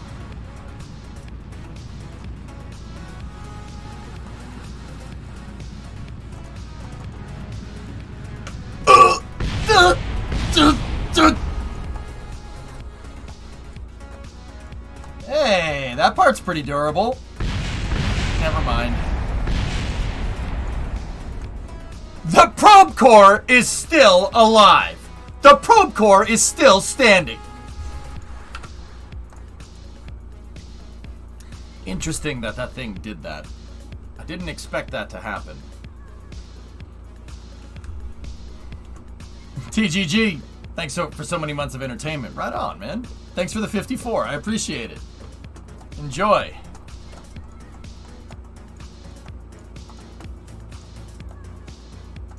Must have been made by Massel. Yep. The probe walked away. Good landing. Indeed. So it held it for a second, but it wasn't really into the same vessel collision thing going on here. Did I enable all this? Wait,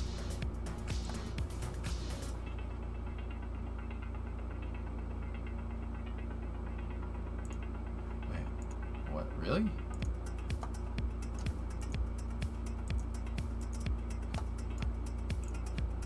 Huh. Perhaps a grip pad with Atmo analyzers.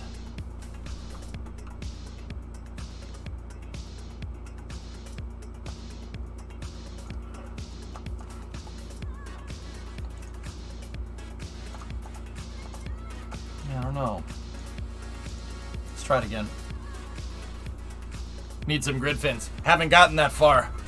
I wanted to get the hold down points first, Facha. I wanted to get the vehicle operable. You know what I mean? Grid fins are for later, right? I wanted to get the so like, what is our base minimum stuff that we need? Engines, fuel tank, interstage, hold down points, and fueling umbilical. I'm gonna get all that stuff figured out, and then we'll add the landing legs, and then we'll add the grid fins, and then we'll add the RCS. No, Firework, I don't want to do fully fueled because I want to be able to, look, if we can get the booster TWR up to like 2.0, right? If we can get it up to 2.0 and fire it and it holds it in place, I know when this thing is fully fueled sitting on the pad ready to go that nothing's going to happen. We're 154ing the pad right now. That's the idea.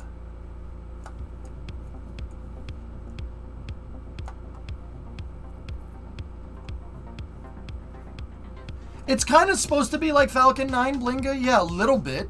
A little bit. This, believe it or not, Blinga's something that people told me for the longest time is that they want to see me make my own stuff. Alright. This vehicle is designed to... Basically, it takes some ideas from other vehicles. Like, it's going to land similar to Falcon 9. I want it to land like that because that's the type of landing design that I've had the best results with. Like, other than the flying cigarette booster that comes back and lands, this thing can actually, if I engineer this correctly, it'll be able to precisely land somewhere. Like, I'll be able to get it right back to the pad almost. Not super heavy precise, but Falcon 9, yeah. So it's gonna take some ideas from Falcon 9, but not all of them. This vehicle's gonna be my own. It's my own design.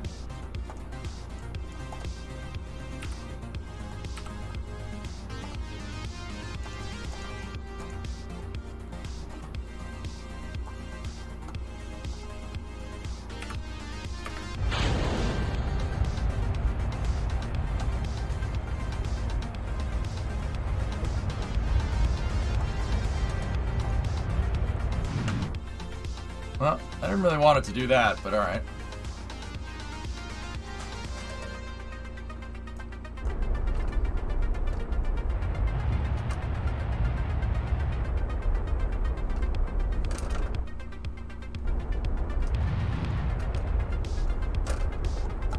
Well, this is gonna be fun while it lasts. You know what?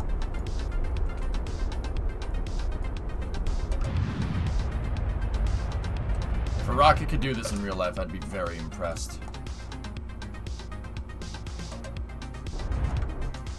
We're not going to be able to flip in time, or are we? Come on.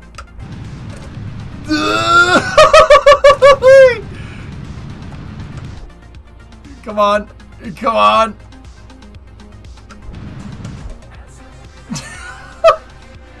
Nope. We're going to die. Sad face. Oops.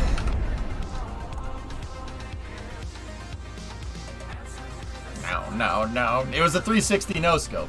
Yep. I agree. It was a 360 no-scope. Watch Starship actually do this? Yeah, maybe.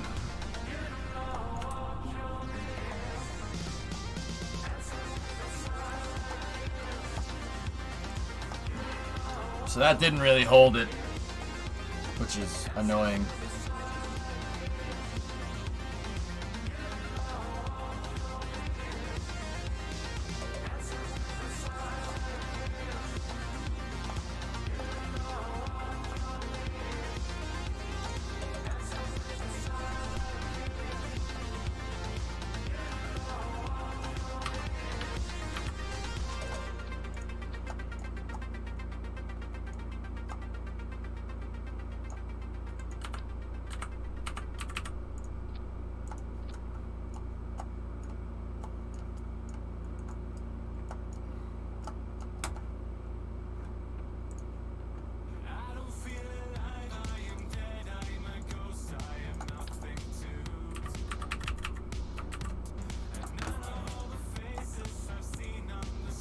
speaking of Starship, 2 days until the FAA is done with the Starship Starbase Environmental Assessment completion.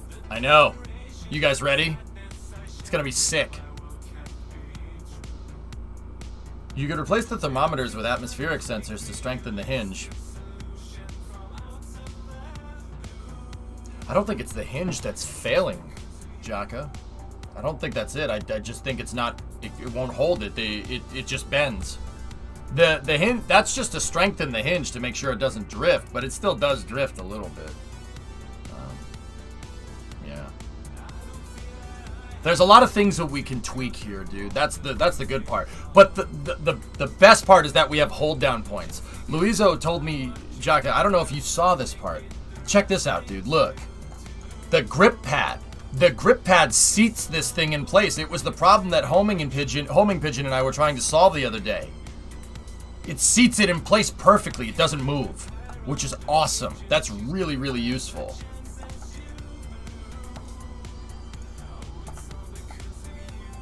Next SpaceX launch is Nilesat 301 on June 7th from Slick 40.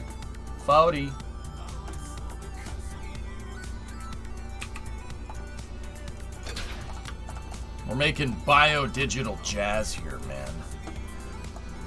Yeah. You know what the craziest part about it, Jaka? You don't even need to enable same vessel collision. Grip pads will stick to anything that's local near them. They'll stick.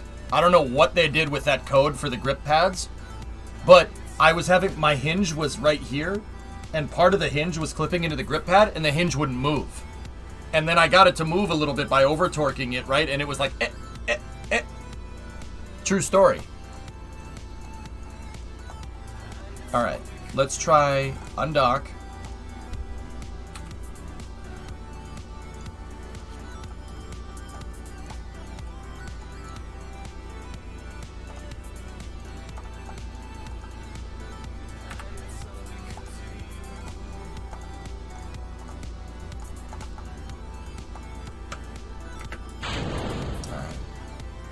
Now these are strutted in place. Ready? Let's see what it does.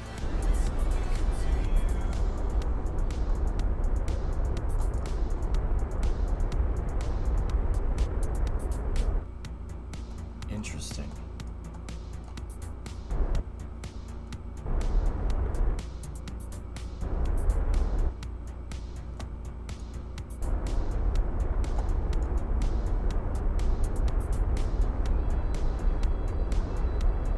Yeah, Jaka, the hinges are stretching.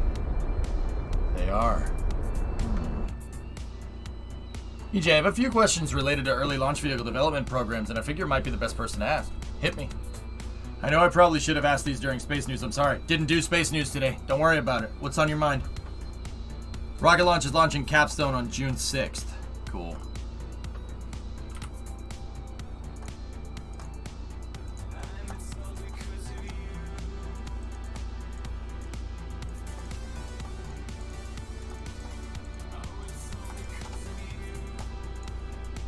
How's your Saturday going? It's going great, Veggies. How about you?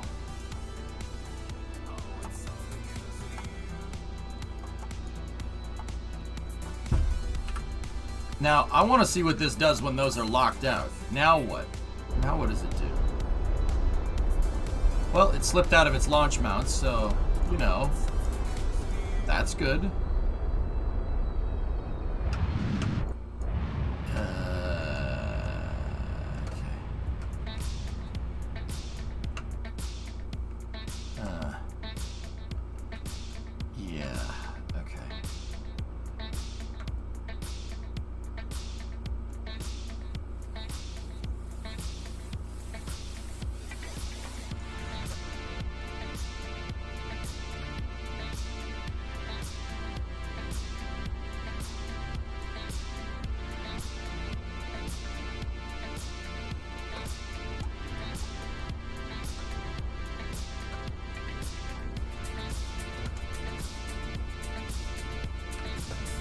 Oh!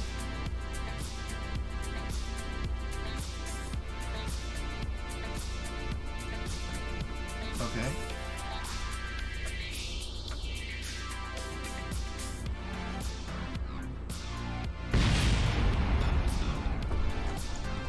There we go.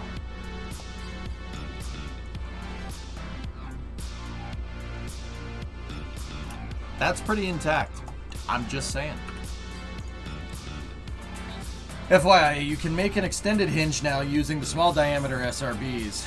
It's fairly large and not as smooth as the thermos, but it's sturdy. Interesting, okay. Alright, JM, what's your question? So what was the advantages of those early ICBM dev programs, Atlas, Titan, Minuteman, where the build vehicle, blow it up, fix it, repeat, dev strategy? Tori Bruno said in a Reddit post that this dev style was quite wasteful, and that he had experience with it. SSME engineer oral histories say that they have similar opinions on the SSME program which used that style.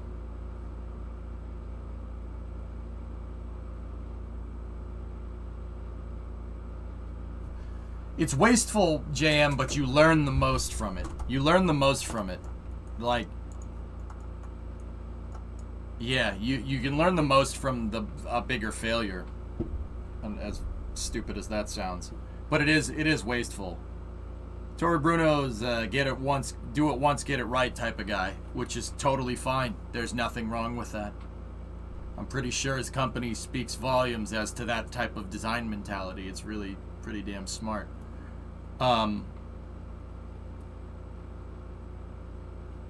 Yeah, it is wasteful. The reason why they went so fast is because they needed to develop a missile faster than the Soviets. They were rushing on purpose. They were rushing to beat the Russians because we were behind with the whole space race thing. Remember that part? That's why they went fast. So it was wasteful. But A, the money was there first and foremost, and B, the need for it was there. The will to get it done was there because we didn't want the United States turning to glass. And I'm sure the Soviets didn't want that for their country either.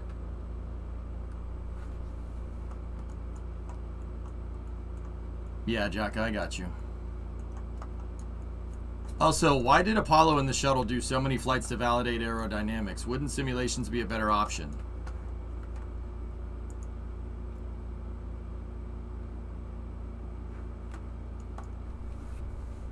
Simulations, JM?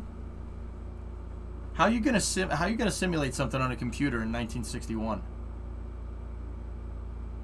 There is wind tunnel testing, but the wind tunnel is only... Dude, putting something into a wind tunnel won't teach you dick about it. You gotta know what... You gotta look for something. What are you trying to do? Right? Putting the Saturn V in a wind tunnel and then shooting air at it is not gonna... That'll teach you the basic aerodynamic principles of it, and that's about it.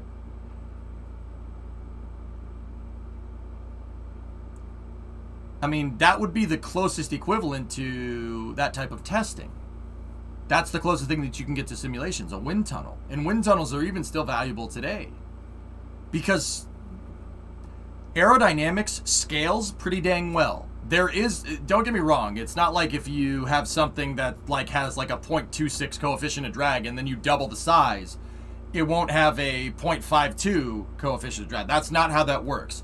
Aerodynamics scales, but the scale is logarithmic.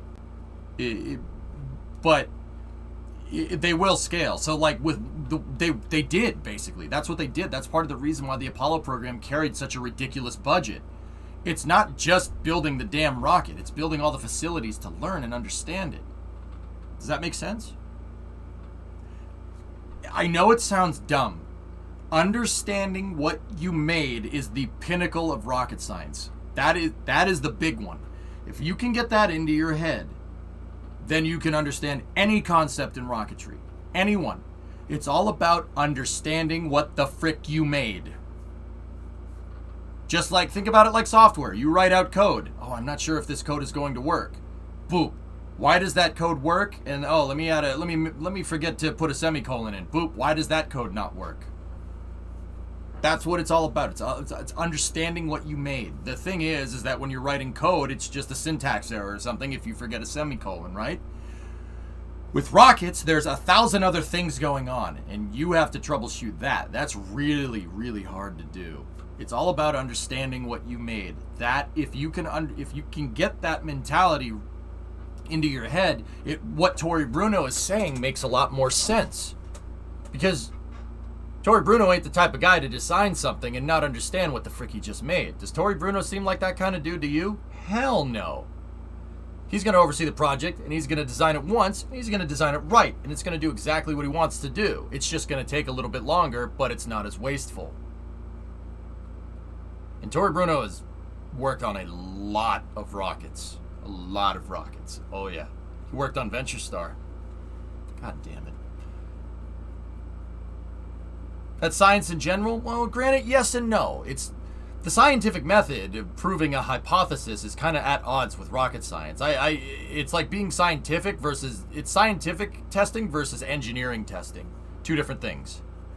Science is like, let's do something, let's figure out what it does, and then let's learn from the result, right?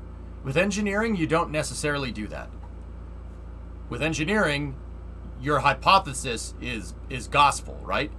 And if you go and test it, and it doesn't do exactly what your gospel said, then that's not good. It's a little bit different, but it's almost the same idea.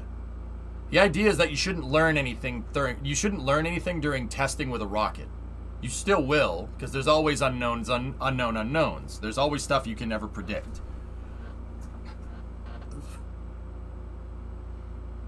But it's a little bit different than like kind of the generalized, scientific method for forming a hypothesis, testing that hypothesis, and then proving results and then peer review. Aerospace testing is a little bit different than that. What's so complicated about rockets? Just make sure they explode upwards and not outwards. Right. Akavidia, I always read your question like it's like you're asking an actual question, and then then halfway through it I'm like, halfway through it I'm like, oh, yeah, okay.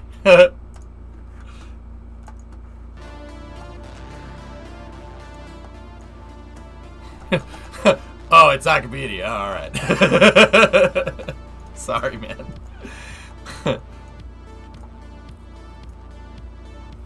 All right. Well, this idea didn't work, unfortunately.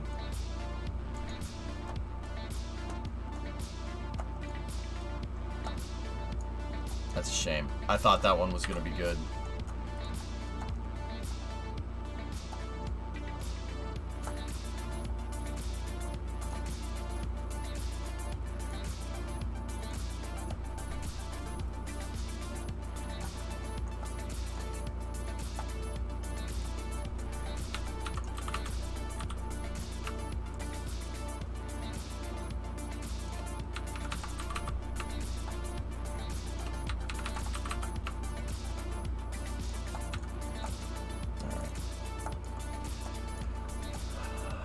Okay, so I don't know how we're gonna make a hold down point here. I'm trying to think what would be the right way to do this.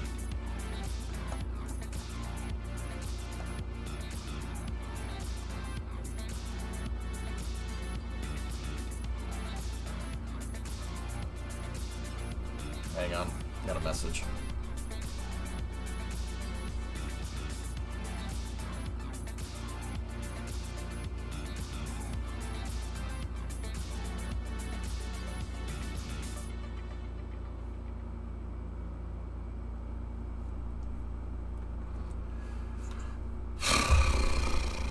I could go for the old tried and tested method of grandparents strutting, but that would be a little bit on the difficult side.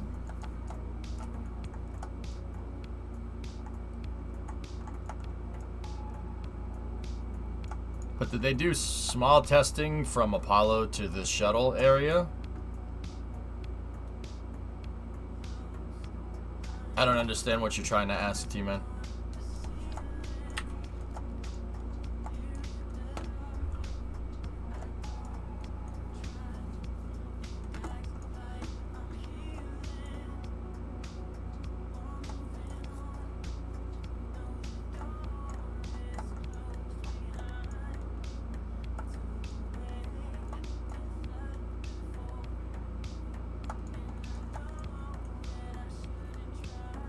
Well, Jaka, that's literally what I just did. I'm not sure how that's gonna work.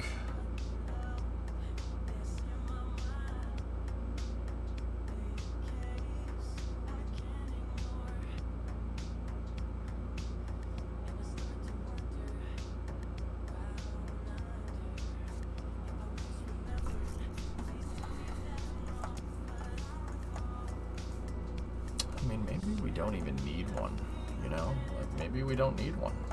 Straight up.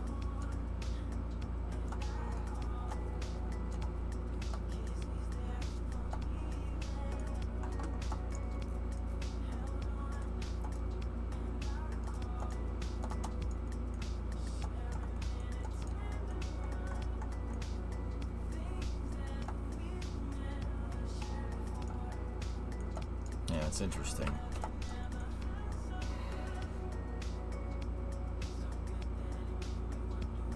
I'm talking even simpler than what you did, just a loop on a hinge with a bar-shaped hook.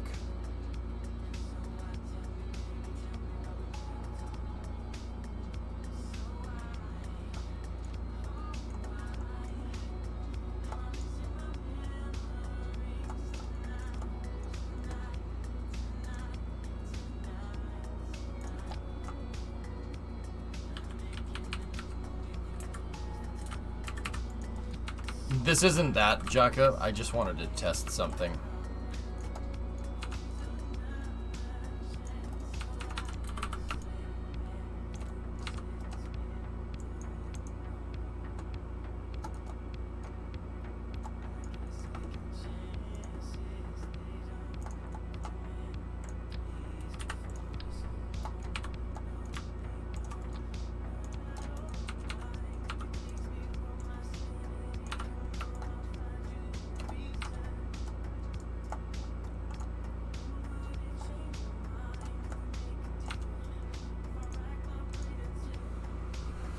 How's the development cycle going? It's going good, Murdoch. I have a good hold down point that seats the rocket correctly, or I have good alignment pins. Now we just got to figure out a hold down system. Yeah. Once we figure that out, it should be pretty good, actually, man. Yeah.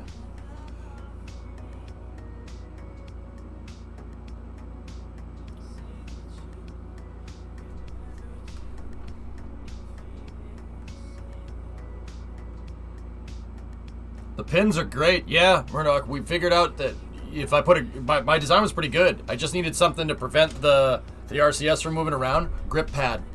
We put a grip pad in between the two RCS balls. Dude, thing stays firm. It's ridiculous how solid it is. I enabled same vessel collision. Well, while we were doing that, you didn't even move. All right, so. Banana. All right, so let's see if I just want to see if these gator hinges will do what I think they're gonna do. Can I get link perms? I have a hold down point idea. Oh, sure, man.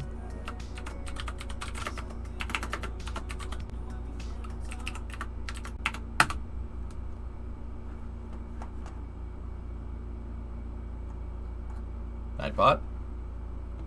There you go. Post away, my guy.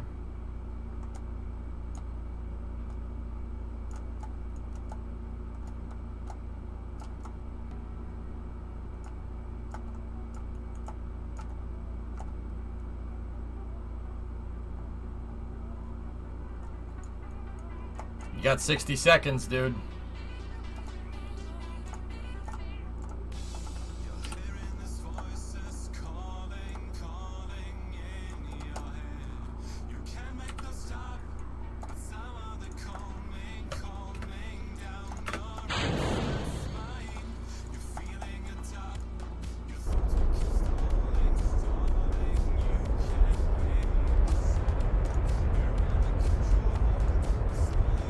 Discovery, go and throttle up.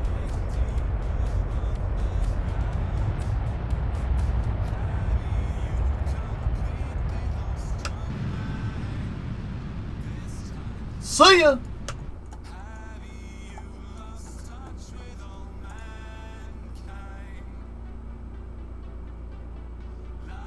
Hold point. Oh, we're up here now.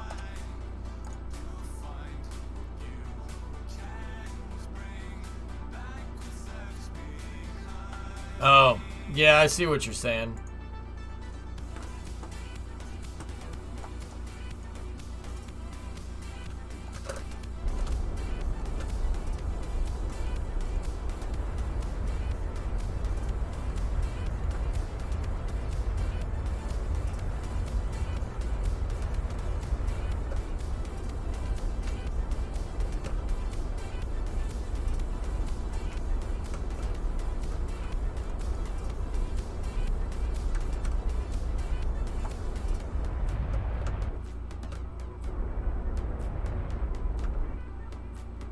Don't you dare.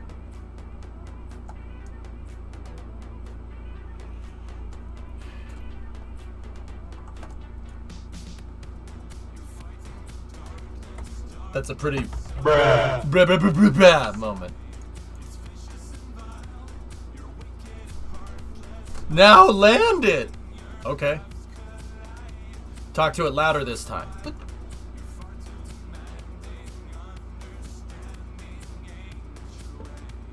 Shut up. Shut it!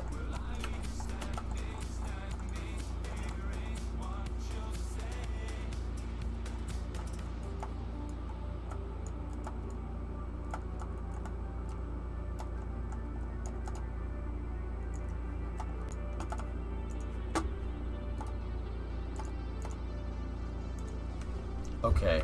Auto sequencer start. Oh.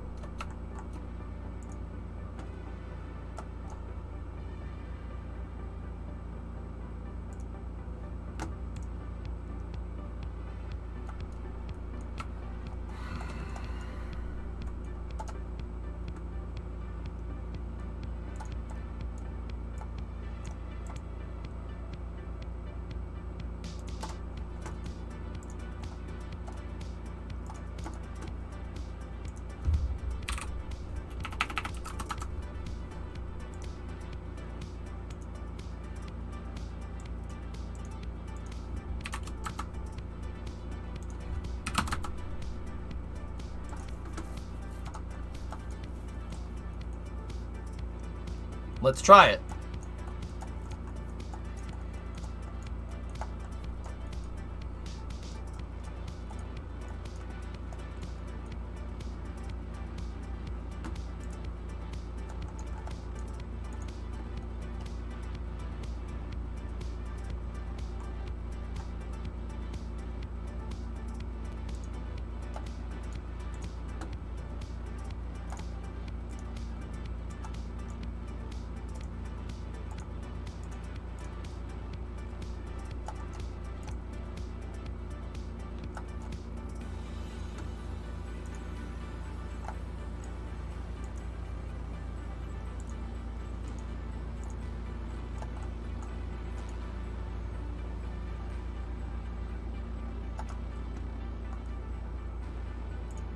No, not throttle. Thrust limiter. Use the thrust limiter axis. Much better that way.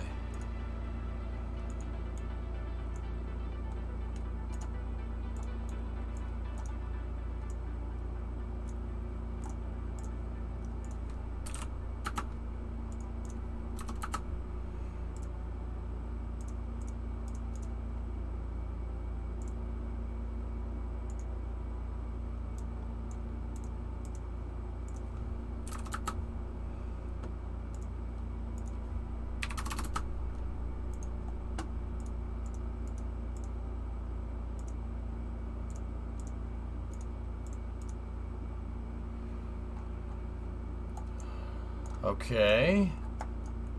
Hey, Mr. Canadian, I've been around for a while and I changed my name. Oh. Okay, cool. Okay, right around here.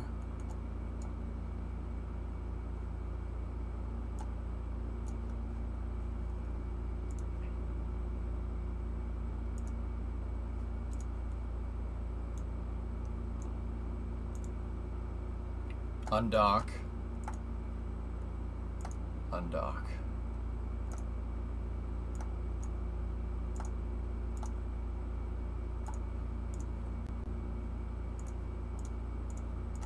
Okay. And then right when that undocks, what we're gonna need is this thing attached here. Target angle.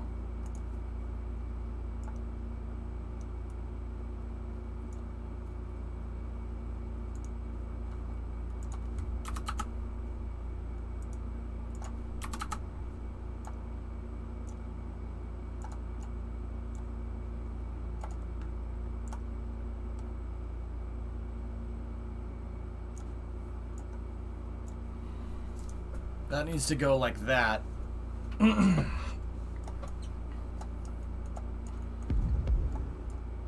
No more rockets go boom boom. Yeah, that's probably, they're probably still gonna, that's probably still gonna happen.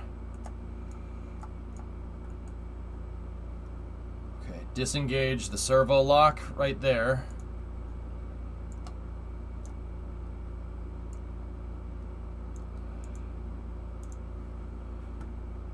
And then I need the target angle here for these right there. These need to be like fully open. 20 seconds, they're fully open, and then they need to go full closed.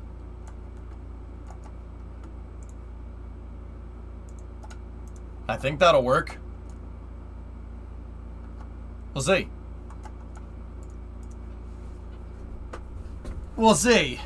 How does mission mode simulate the cost of developing new tech? I don't. That's too complicated.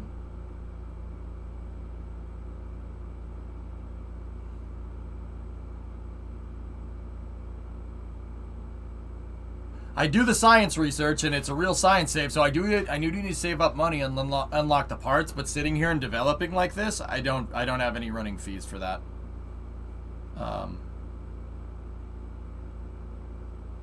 If anything, the deadline is the running fee. Gotta get it done in time.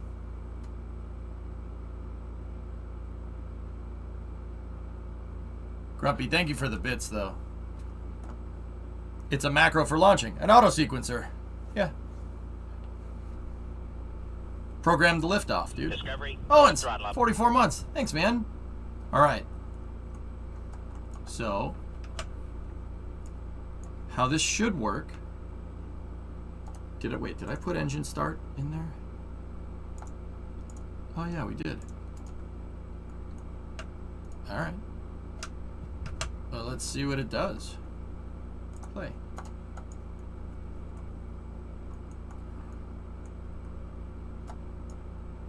Oh, frick.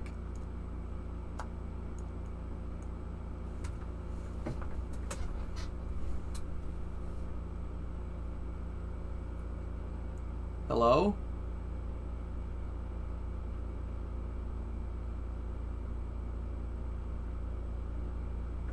Ooh. Okay. Okay.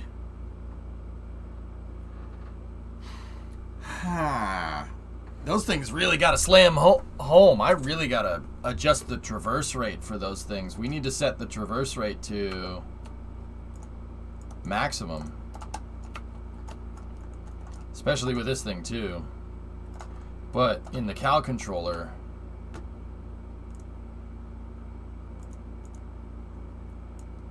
I need to go ahead and place like something right here, and that needs to be set to like -90 down here, like that. That's the G11 hinge. Discovery, go at throttle up.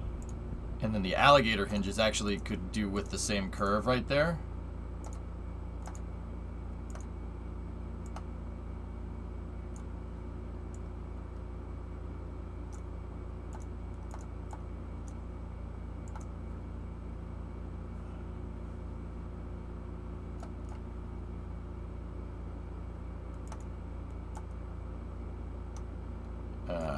Hey, Gorgon. What's up, man? I screwed it up.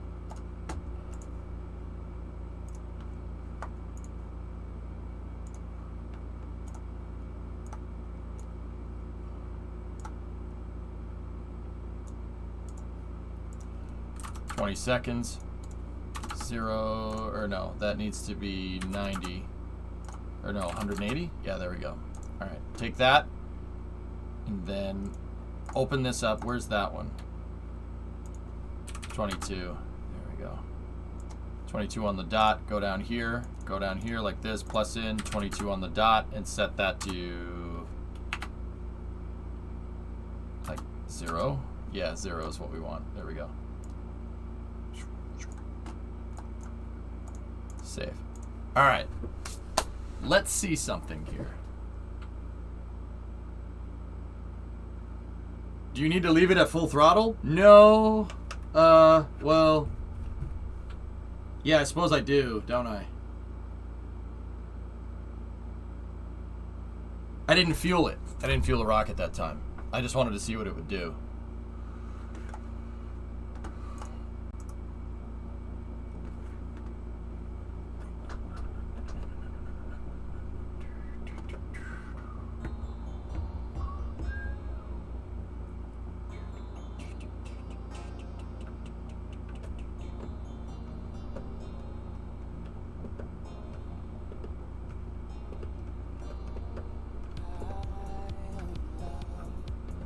Alright, so, fuel it.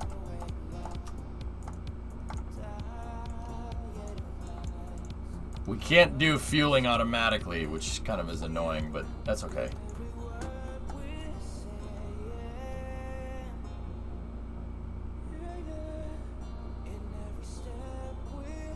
It would be hard to standardize that. We would need to launch the same payload mass into space every time, Wookiee, so we'd need to have ballast. But it could work. It's doable.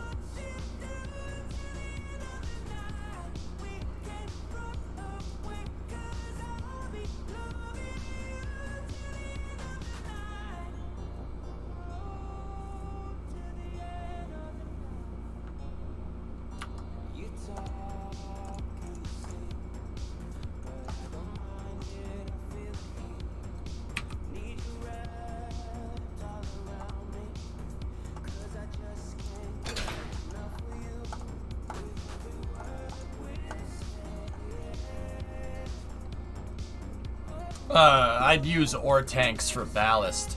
But what happens if we want to go to a different orbit? You know? Dude, I've even automated boost backs. So, like, I have the rocket pretty much automated all the way up to separation.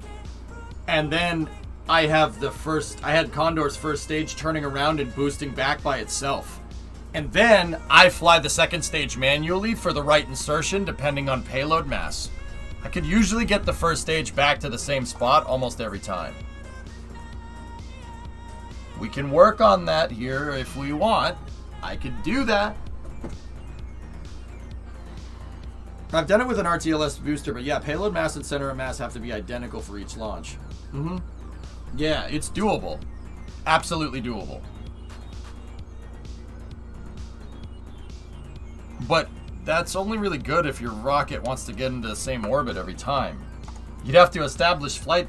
I mean, I guess you could program it primitively for flight azimuth. That would be a little bit difficult, but you could do it.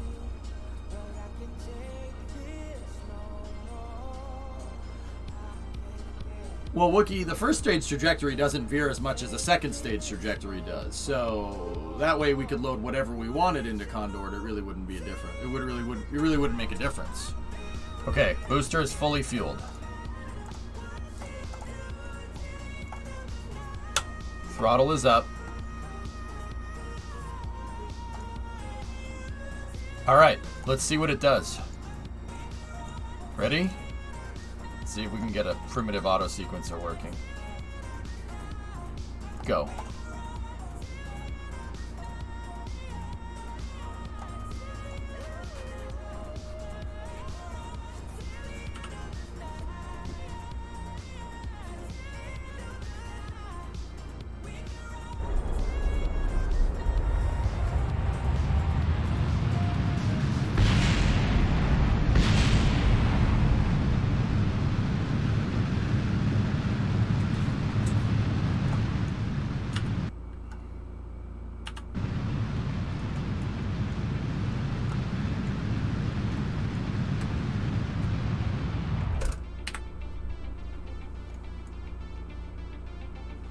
I gotta go look at the damn thing. What did we lose? We lost a grip pad and we lost a docking port. The umbilical got fried.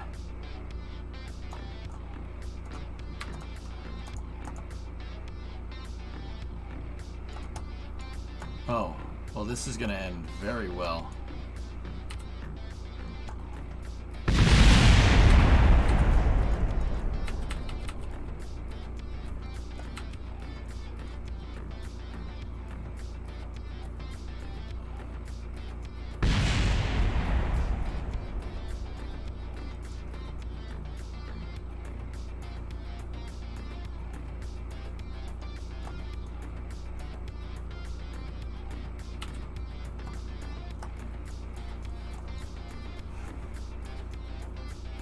Discovery, go and throttle up. How'd Indy go last night? I got squeezed going into turn 1 and crashed with like 4 or 5 laps to go. I was in second. Or no, yeah, I was in second, right? And I was behind the leader, and there were 3 cars behind me, right? And they caught up because they were slipping against each other. First car went out, passed me, going, this is down the main straight, and then went in front. Second car went to the outside of that guy, and then the third car went right next to me. So I had me, car number 1, car number 2, car number 3, and then there was another car that was coming up behind me, and whoever was outside of me, I don't know who it was. I don't care. I'm not mad. It doesn't matter. I don't think they were noticing. I don't think they knew that, like, they were looking down the road or whatever. I don't know who it was. I didn't bother to look. And they came in, and like he didn't come into me, but he kind of stayed the line, and it forced me inside. I couldn't go anywhere. If I step on the brake, the guy's gonna drive up my ass. So I got basically forced into turn 1 on the inside line, going like 230, and I tried to make it stick, but my car veered out, and that guy the other guy to my right came in, and then that was the end of that. I gave up after that. There was only like a couple laps left, but I was in second. Sucks. Yeah, it is what it is, man. I'm not gonna lie, I was a little mad. I was a little pissed, but I got over it, dude. It's fine. And then the NASCAR race, I think I was in like 8th or 9th, and I was coming off turn 4, and some guy got hung up on turn 4, lapped down, and then he came down across the track, hit me, and knocked me into the pits. And I went into the pit lane going like 180 miles an hour or something. And got a penalty, right? So I was like, okay. So I went around again, and I went into the pits and got a speeding penalty while I was trying to serve the drive-thru. And my car was already damaged, so I had to do 2 drive-thrus, and then I had to pit. And yeah, that was like at a lap 120 or something, 110, 120 out of 200. And I was like, God knows how many laps down. I was just like, that's the end of it.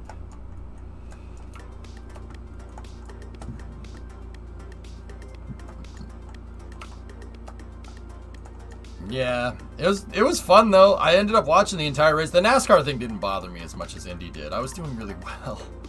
Your boy was doing really well for a change. I was in second, man.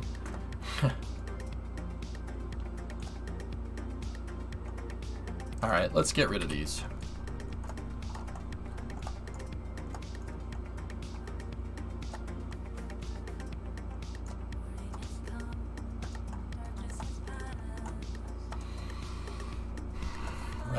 Recklessly. Yeah. You guys are so clever. You're so clever.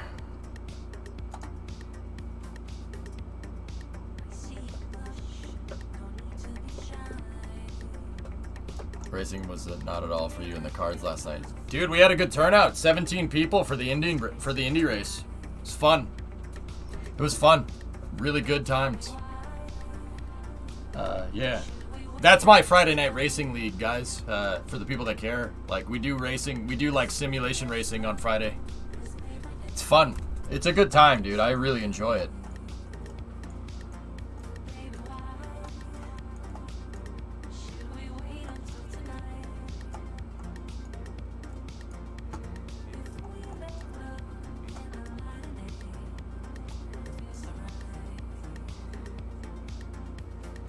I'm thinking here.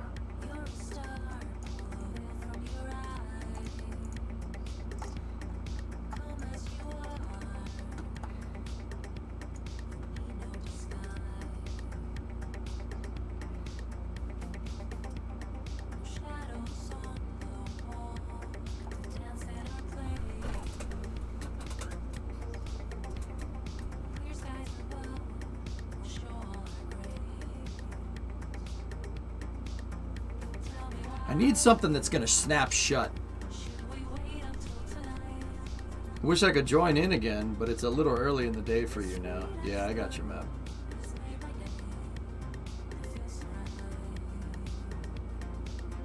Yeah, X, no, I got you. Everybody has weird weeks, dude.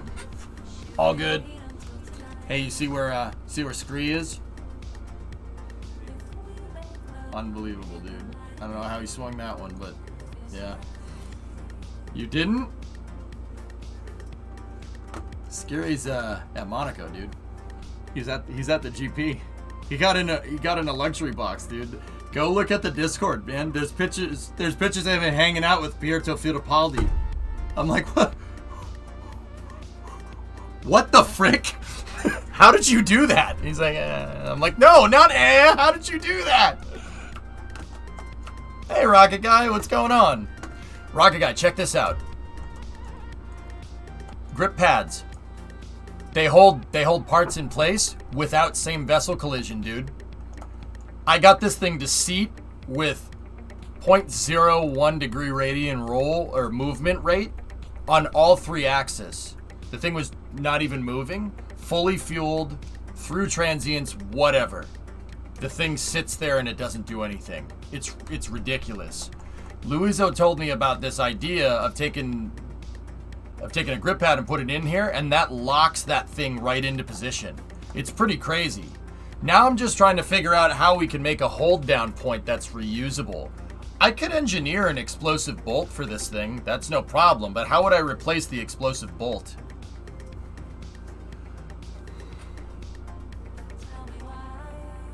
Yeah, but I understand you had to wait until he said it. Bingo. It's his prerogative to share that Hibbit. Once I saw that he was sharing it in Discord, that's when I said it was him. By the way, I meant to say I thought Tin Can was really cool the other night. And sorry if it got a little bit backseat gaming toward the end. I don't care. It's alright. I'm glad you guys had fun. What is Scary Race now? Porsche. Porsches. The Porsches.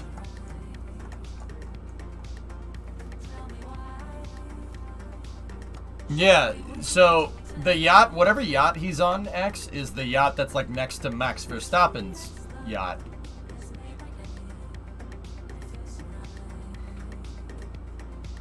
Could you do Kerbal EVA construction? EVA construction reloads physics, Brian.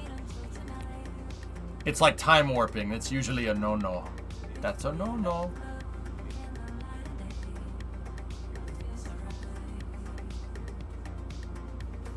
Yeah, that's a no-no.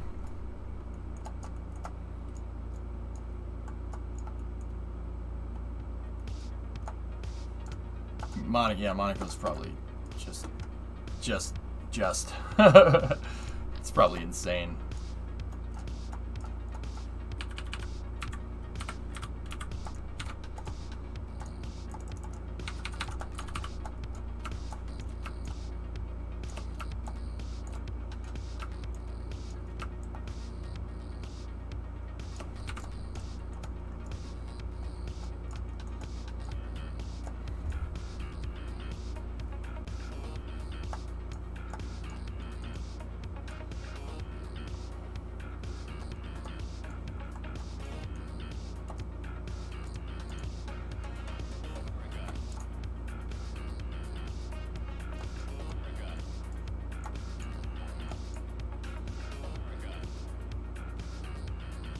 The only other way I can think about doing this is if we take these parts and we set them to...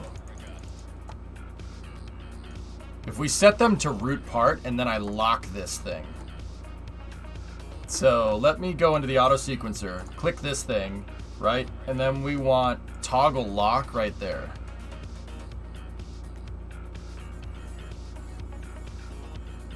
No, we want disengage servo lock.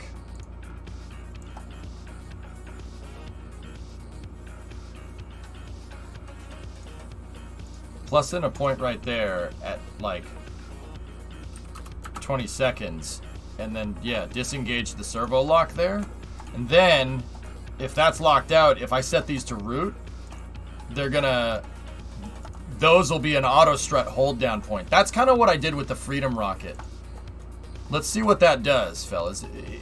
Just out of curiosity.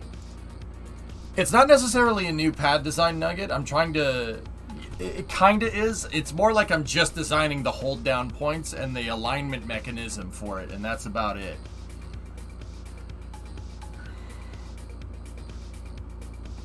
Yeah, exactly. Be careful with cow lockouts. They are notoriously unreliable. Yeah.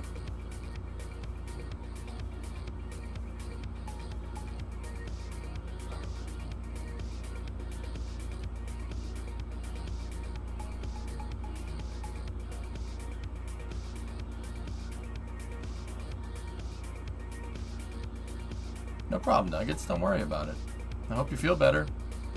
Would parachutes save the rocket? What do you mean, toe tag? Yeah, you could use chutes in KSP to parachute the rocket back down, but I need to get this back to the landing site. If we're gonna do all that work to steer it back to the landing site, you might as well just land it on the rocket engines. Because a rocket engine is something that you already have. Parachute is something you need to add, you know? Alright.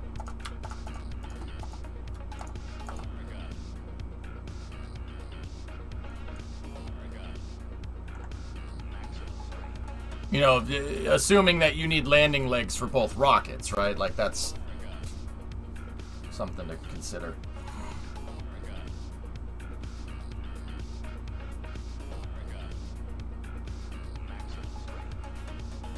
Yo, Eagle, what's good, man? How you doing?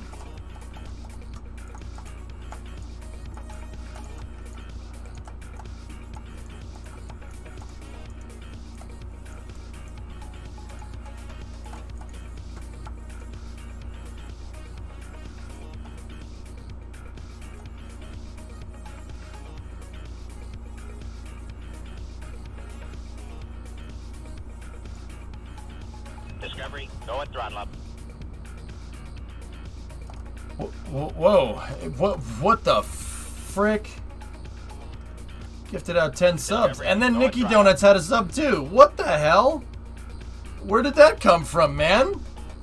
And Nikki, welcome to Mission Control. You go with throttle up. Thanks for the Prime sub, man. I appreciate it. Discovery, go at throttle up. Okay. All right. Nikki, hey, how you doing? Yurovich for the 38-monther in there too?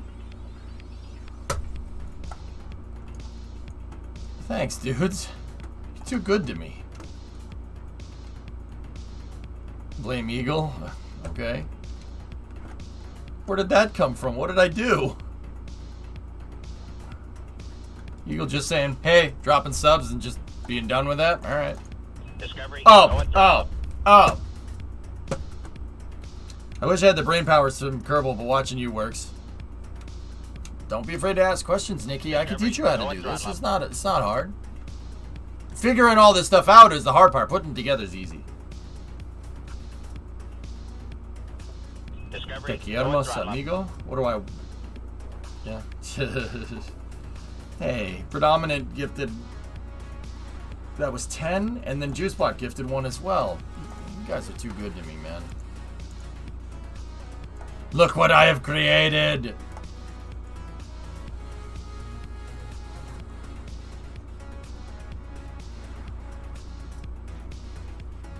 Tape gifted out 5. Thanks, man.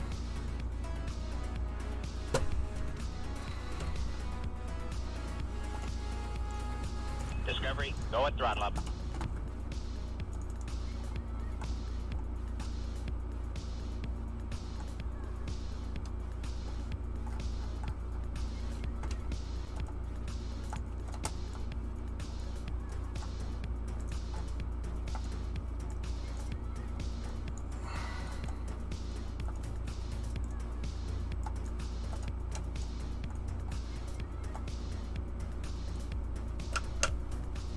Set SAS. Okay. Alright, so this is with the auto strutting system. Let's see what it does.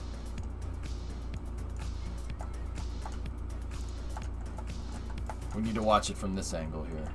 Ready? And...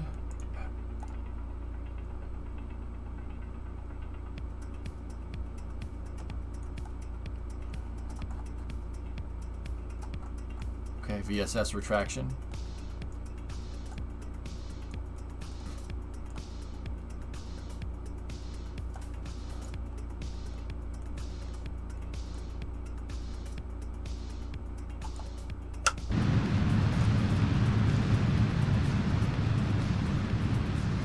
I forgot to throttle up.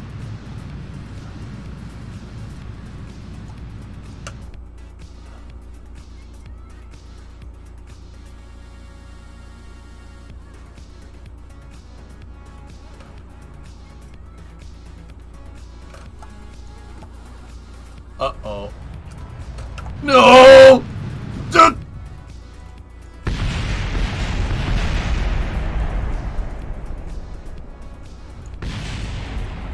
You see what I mean when I say parts in Kerbal bend? Yeah, that's what I mean. They bend. It's... Look at that! We got all of our engines back. It's fine. Boca Chica 2022. Visualized. Colorized. Gosh dang it, Bobby, that boy ain't right. I tell you what.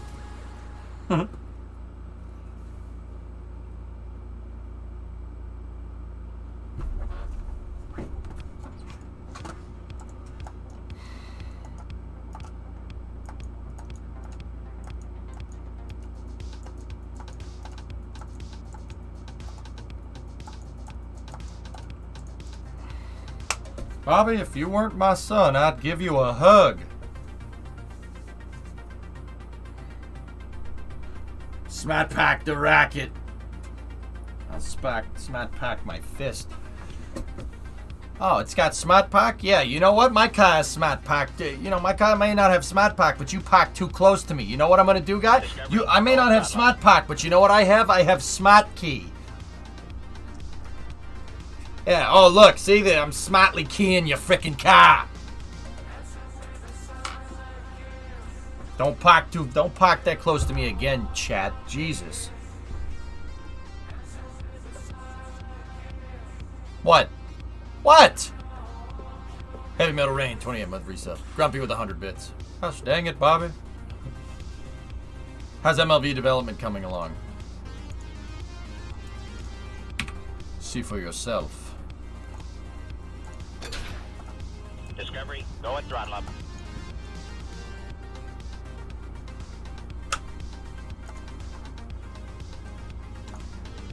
Ground launch sequencer is go for auto sequence start. Discovery, go at throttle up. Eagle! Eagle gifted a tier 3 sub to Iditarod.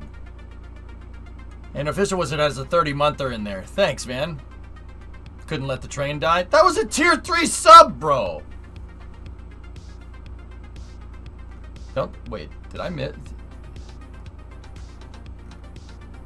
Those the other ones better not have been tier 3s. Okay, they were tier 1s. I was gonna punch you in the face, dude. I know where I kind of know where you live. All right, nuclear. Watch this. Ready?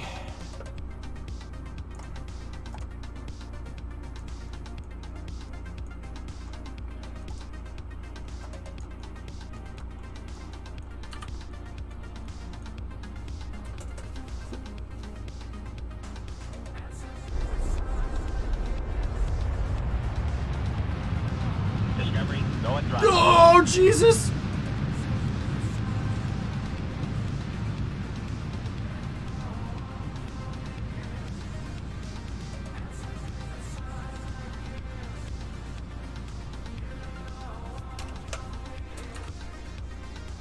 Discovery, go at throttle up. Arctic converted a prime to a tier 1 and then Dankelberg.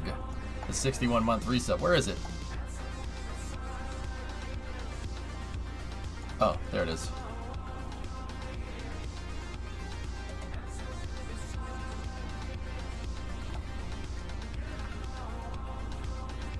Never saw a more straight ascent. Go at throttle up. Yeah.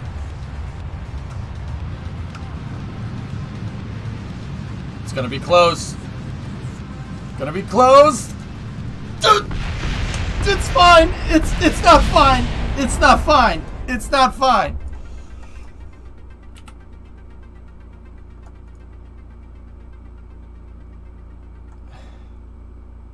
Binkelberg. Vecmaster, 56 months. Arctic, thanks for converting that too. Yeah, she's still good. She's still good. More like Dangleberg. Dangly Bitsberg.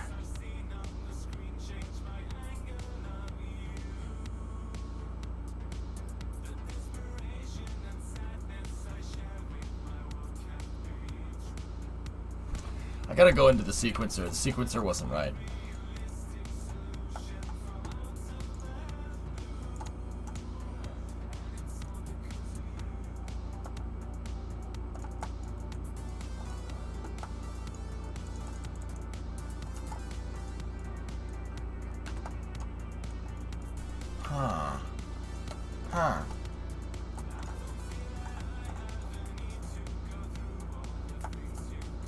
Wookie, if the developers, well, not the developers, if they were going to keep working on Kerbal, if they hadn't made the decision, the parent company hadn't made the decision to stop working in KSP, the Cal controllers were going to have dynamic inputs, temperature, pressure, yaw, pitch, roll, stuff like that. Yeah, the Cal controller was basically supposed to be a flight computer. I have that on word from the guy, one of the guys that helped make the Cal controller. They were gonna make it so you could key anything on it and you could just fly stuff into space automatically. Basic, very, very, very, very, very basic programming.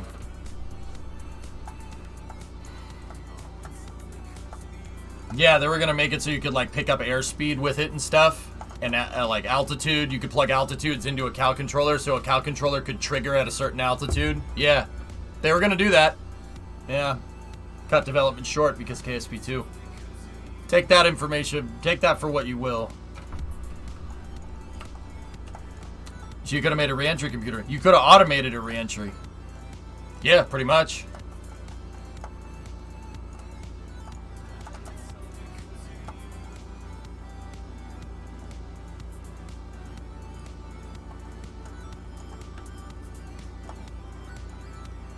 And we still don't have KSP2. Yeah, I know, Yard. I know.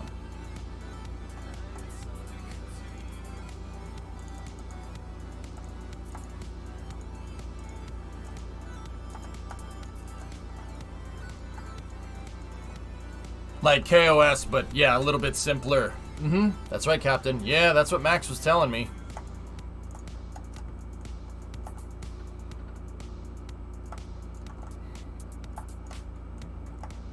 I think you could jerry-rig a weather vane for it using a lift surface and some rotors. Yeah, maybe.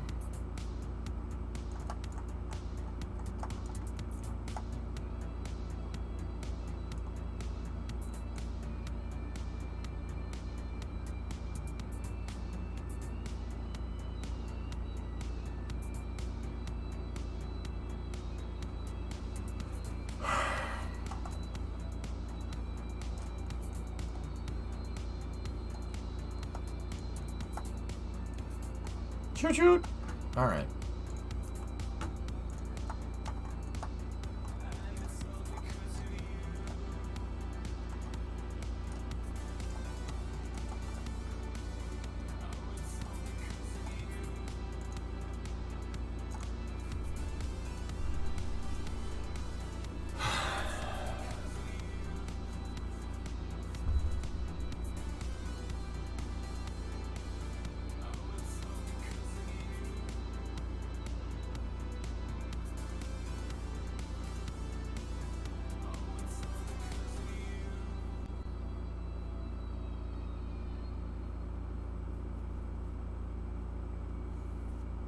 Since when is the HTIS badge a thing? Huh?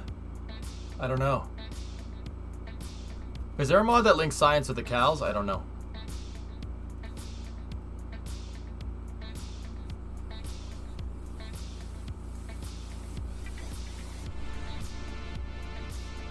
I mean, Wookie, maybe. I've seen people make computers with Cal controllers before.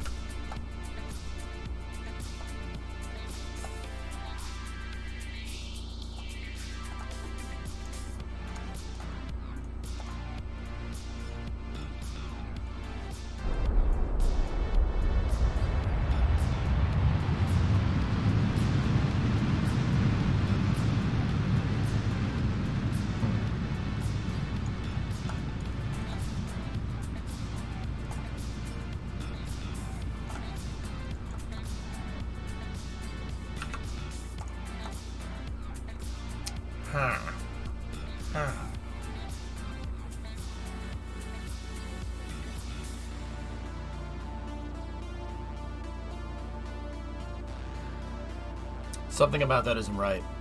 I don't have something sequenced correctly in that Cal controller.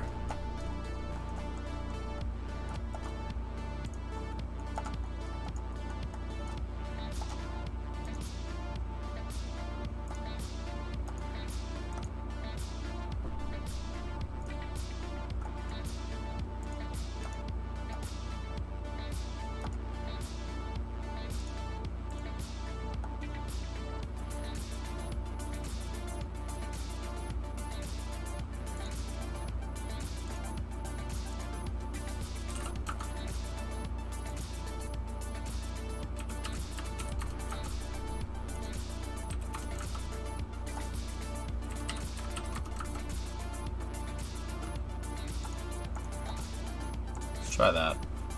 See what that does.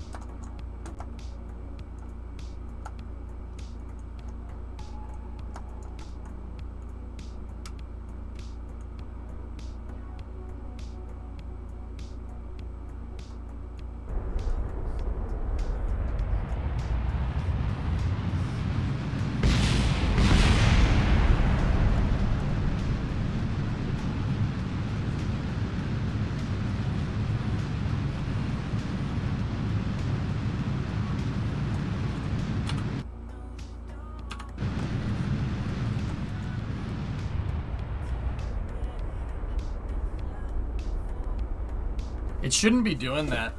The auto struts should be holding it in place, but they're not, which is very strange.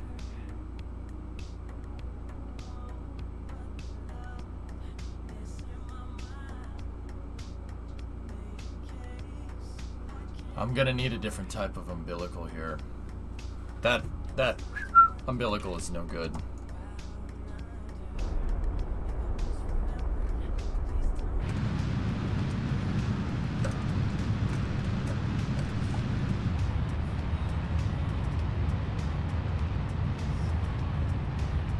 '23, Joe Shepard.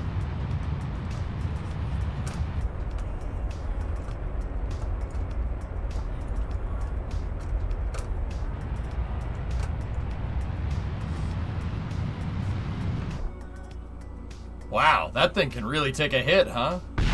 Except for that. That engine section is die hard, man. I'm really happy that that thing is so durable. You see it just bounced? It's pretty good. The whole stack just survived shock loading against the ground, man. That's a pretty strong core. But I built it that way on purpose. I built it like that to be able to take a hit, fellas. The reason why is because it needs to be built to a much stronger tolerance because we're gonna reuse it. It's gonna get, dude, that could happen multiple times. I wanna be sure that I can get my stupid core back to reuse it. I want to make sure parts don't drift. Nothing moves around. You saw what we needed to do to bend that engine section. You needed to really, really beat the snot out of it. But that's done on purpose. All right, guys. I'm happy with this. I'm happy with it. That's very, very, very strong. It's one of the strongest things that I've made in KSP. I just really wish we could have done this with the SSTO. There's nothing technically stopping me, but... How do you want to land the booster? Falcon 9 styles in. Yeah, I'm gonna make the landing legs and whatnot. Should be pretty cool.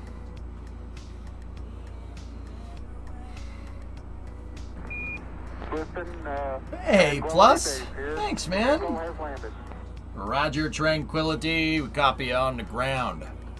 Bunch of guys turning blue down here. We're breathing again. Let me see.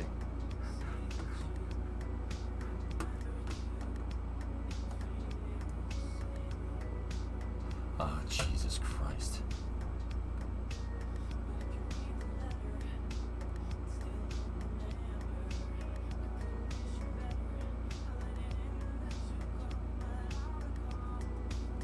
I'm sorry, man. I'll keep you in my thoughts, dude. Yeah. Alright.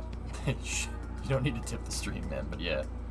We'll, plus, sometime in the future, when you're better, we'll go hang around at the garage. At my garage, at the house I hopefully get.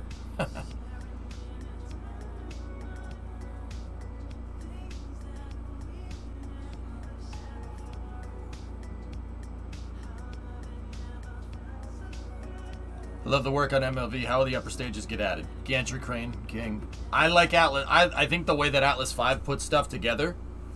I think the way that Atlas 5 puts stuff together is really, really good. Kerbal really favors that. However, King, I'm going to show you this. Anyway, Plus, thank you for the $10. I do appreciate it.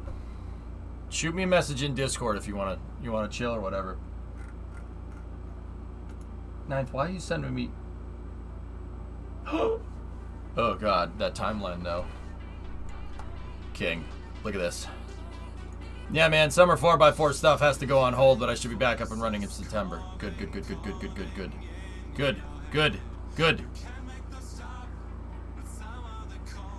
Plus, have you been up on the house stuff, dude?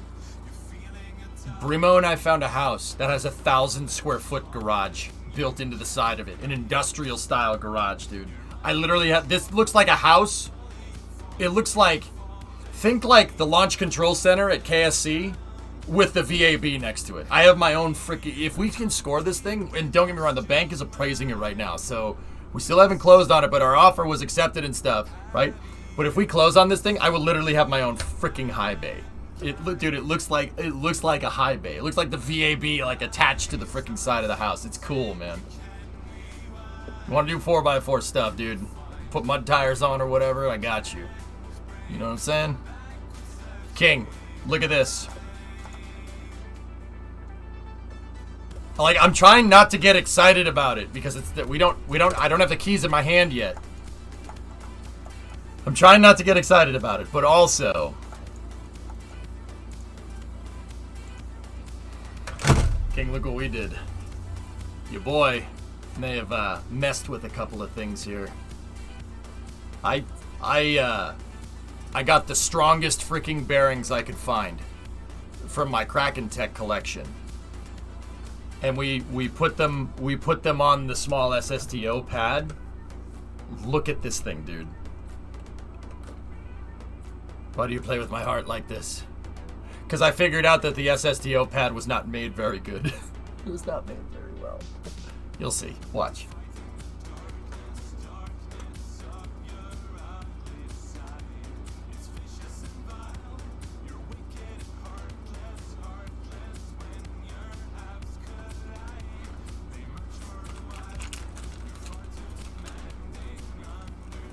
Big SSTO or small? This is the small SSTO's pad demo. I messed with it just to see. But hinge drift was hiding something that I wouldn't have been able to see it without I'll just show you. I can't explain it exactly. It's hard, it's like my brain whatever, just watch, ready? So I reinforced the hinges here. I reinforced the launch table hinge, and I reinforced the transporter erector hinge. Watch this.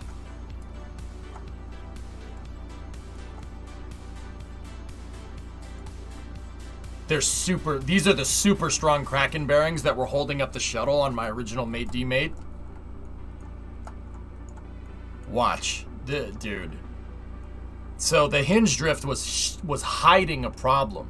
Cause I Kraken bearinged out a couple of these hinges and not all of the hinges. The main ones, and then these ones are Kraken bearinged, right? Watch this.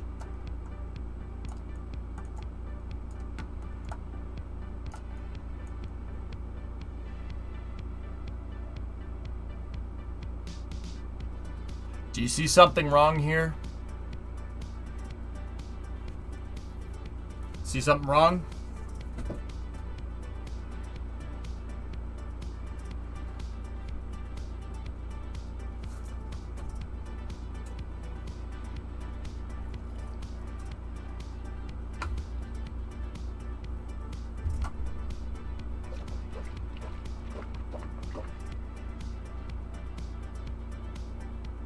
Look at that.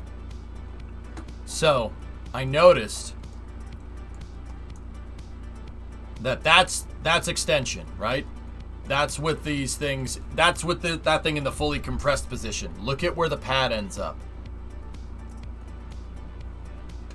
On my original Cal controllers, I only noticed this because of the hinges. On my original controller, I had this thing go all the way to 0. Watch what happens when this goes to 0. Watch this. Watch where I'm highlighting right here. Ready? Oh dear. Yeah, that's Loeb, what's going on? Yeah.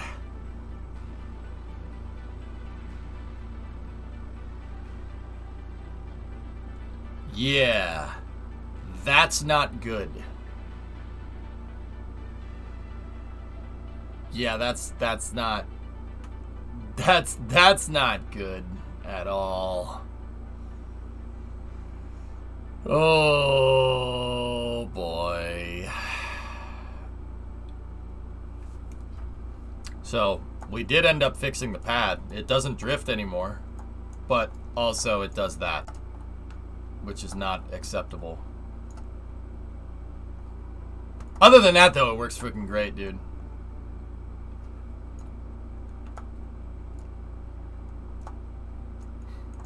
That's what we call an unknown unknown. Well, the hinge drift was hiding it. The hinge drift. My only guess is that when we torqued this thing up before, it bent the other hinges, but because enough hinges were bending, I didn't notice.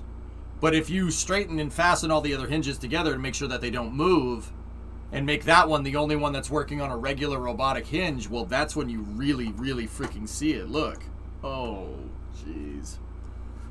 Could it be refined, or does it need to be redesigned?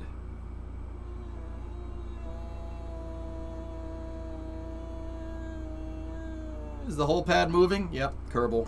What do you want? Time Warp should fix it. But Time Warp also just probably bent those things completely out of position.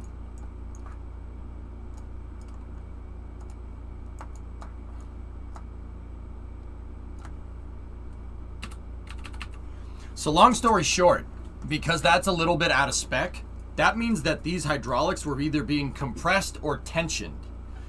Either one of those is going to load up your pad with potential energy. Just like if you take a slingshot and you hold it all the way back. Is anything changing? No, but there's a lot of potential energy from the tension. I can only guess, King, that what you see right there is the exact reason why my SSTO blew up on the pad. There was potential energy locked into a hydraulic somewhere, and when we shock loaded by reloading the pad, when we shock loaded something, or I undocked, or I changed something, it released the energy or broke a connection, and the entire thing gets Kraken struck. There is a ton of potential energy held up in that thing right now.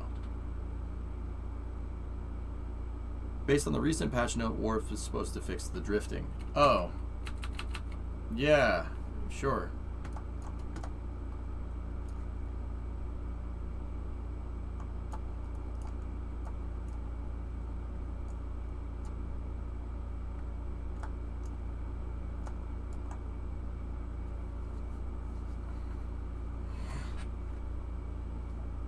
That's right, Pete. Yep. Isn't that crazy? I could go through and I could refine all this. No problem. And then we could probably get the small SSTO operational. What I would really want to do is redo the SSTO's hold down points to have something like MLVs. And then it would really work. The small one, at least. I don't know about the big one. I could do it as a side project. But I don't know about using it in mission mode, man, because the big SSTO is huge. It takes like an hour to load that thing onto the pad. It takes like an hour to load that thing onto the pad.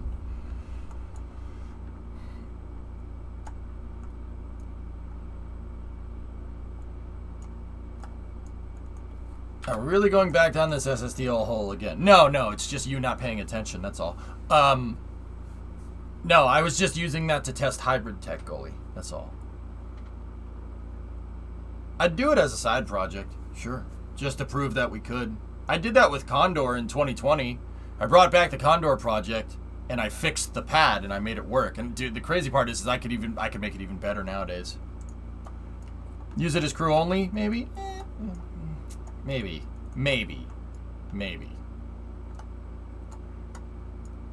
Yeah, Nuggets. I mean, it was $1 million mistake. I want to see you update Neptune and use that. Oh, goalie. We had some really, really interesting findings today from doing hold down point testing. Oh, yeah. Yeah, you'll, Yeah, you'll like, yeah, Neptune, yeah. I mean, dude, it's nothing saying we can't scale up our hold down points and use a bigger grip pad. I can literally make a launch pad for Neptune, or a rocket of that size or class. But yeah. Anyway, fellas, it's getting to about quarter till. I think we're good. We have the hold down points working. The real next step that I really need to get into with the MLV is figuring out some landing legs, grid fin, and control systems. That's pretty much it, and then we're good to go. And then the first stage should be pretty much ready to fly. Then I have to take our test stand stuff and start incorporating it into a pad, like Freedom's pad. I'm still not 100% sure if we're going to use a mobile launcher or not. I don't know. I think building it right on the pad is probably the better solution, but that means you just have more parts in scene. But you know what? It worked with Freedom. So, is there a part in the VOD? Yeah, of course, King. I've been playing Kerbal all day, dude. I didn't do Space News today.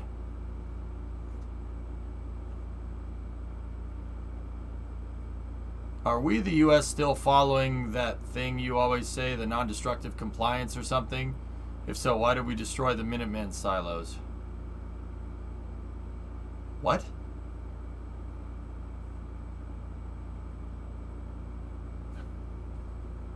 I went in modeling a plane and it came out as a dolphin. Yep, okay. Anyway. Yeah, fellas. So I'm gonna stop. That was a fun stream. We got about 10 hours in today. Good Minecraft and KSP just back to back. I might just start doing this on Saturdays because the news cycle on Saturdays, unless there's a launch, is really nothing. I think we should just play Kerbal all day on Saturdays. I'm gonna start doing that. Yeah. Now, don't get me wrong. I know what people are gonna. What EJ? Where's GTA racing? Well, GTA racing should begin in a little bit. We're still gonna do it. We're just doing it off stream. Yeah, gotta do it off stream. There's too many idiots. What I'll do today, I'll try to record it or something, or we'll just Discord stream it or something, and we'll go from there. So if you do want to watch racing, it will be on Discord tonight. Yeah, you just come in. Just appreciate it if you're not racing. Just don't say anything. But yeah, we can do it. Anyway. If you're not into racing or anything like that, I hope everybody has a good Memorial Day, or if you do celebrate a holiday at all this weekend. Please have a good holiday weekend. I will see you guys on Tuesday. Yeah. I'll see you on Tuesday. Can you stream GTA Racing with a partnered 15-minute delay? That wouldn't help, Kyron. They would still have our usernames and stuff and still know that we're doing it. No. Just gonna have to start recording it and uploading it later. Which really blows, but not really too happy about that. Anyway, Rover Dude's working on some game dev. He's doing some 3D modeling. Let's go see what he's up to. Yeah, we could air it as a rerun, Dinkle. That's not a bad idea. So Rover Dude is going over there and doing some game development stuff. I think he's working in Blender. Let's go see what Rover Dude's up to. He's an old KSP developer. He's not old. He'd probably punch me in the face for saying that. So anyway, guys, I hope you have a good weekend. I hope you have a good holiday if you're celebrating it. I'll see everybody on Tuesday. All right? Thank you very much for watching. Have a good night. Kerbal is going to be back hard from now on, guys. I really want to play more KSP. Yeah, I really want to get Project Ares off the ground. I want to get it done. I'm actually going to work on it over the weekend. I'll tell you if I find anything new, okay? Monaco Indy NASCAR and GTA Racing tomorrow. It's not a bad idea, Explosive. But anyway, thank you very much for watching, everyone. I'll talk to you guys on Tuesday. And if you're racing...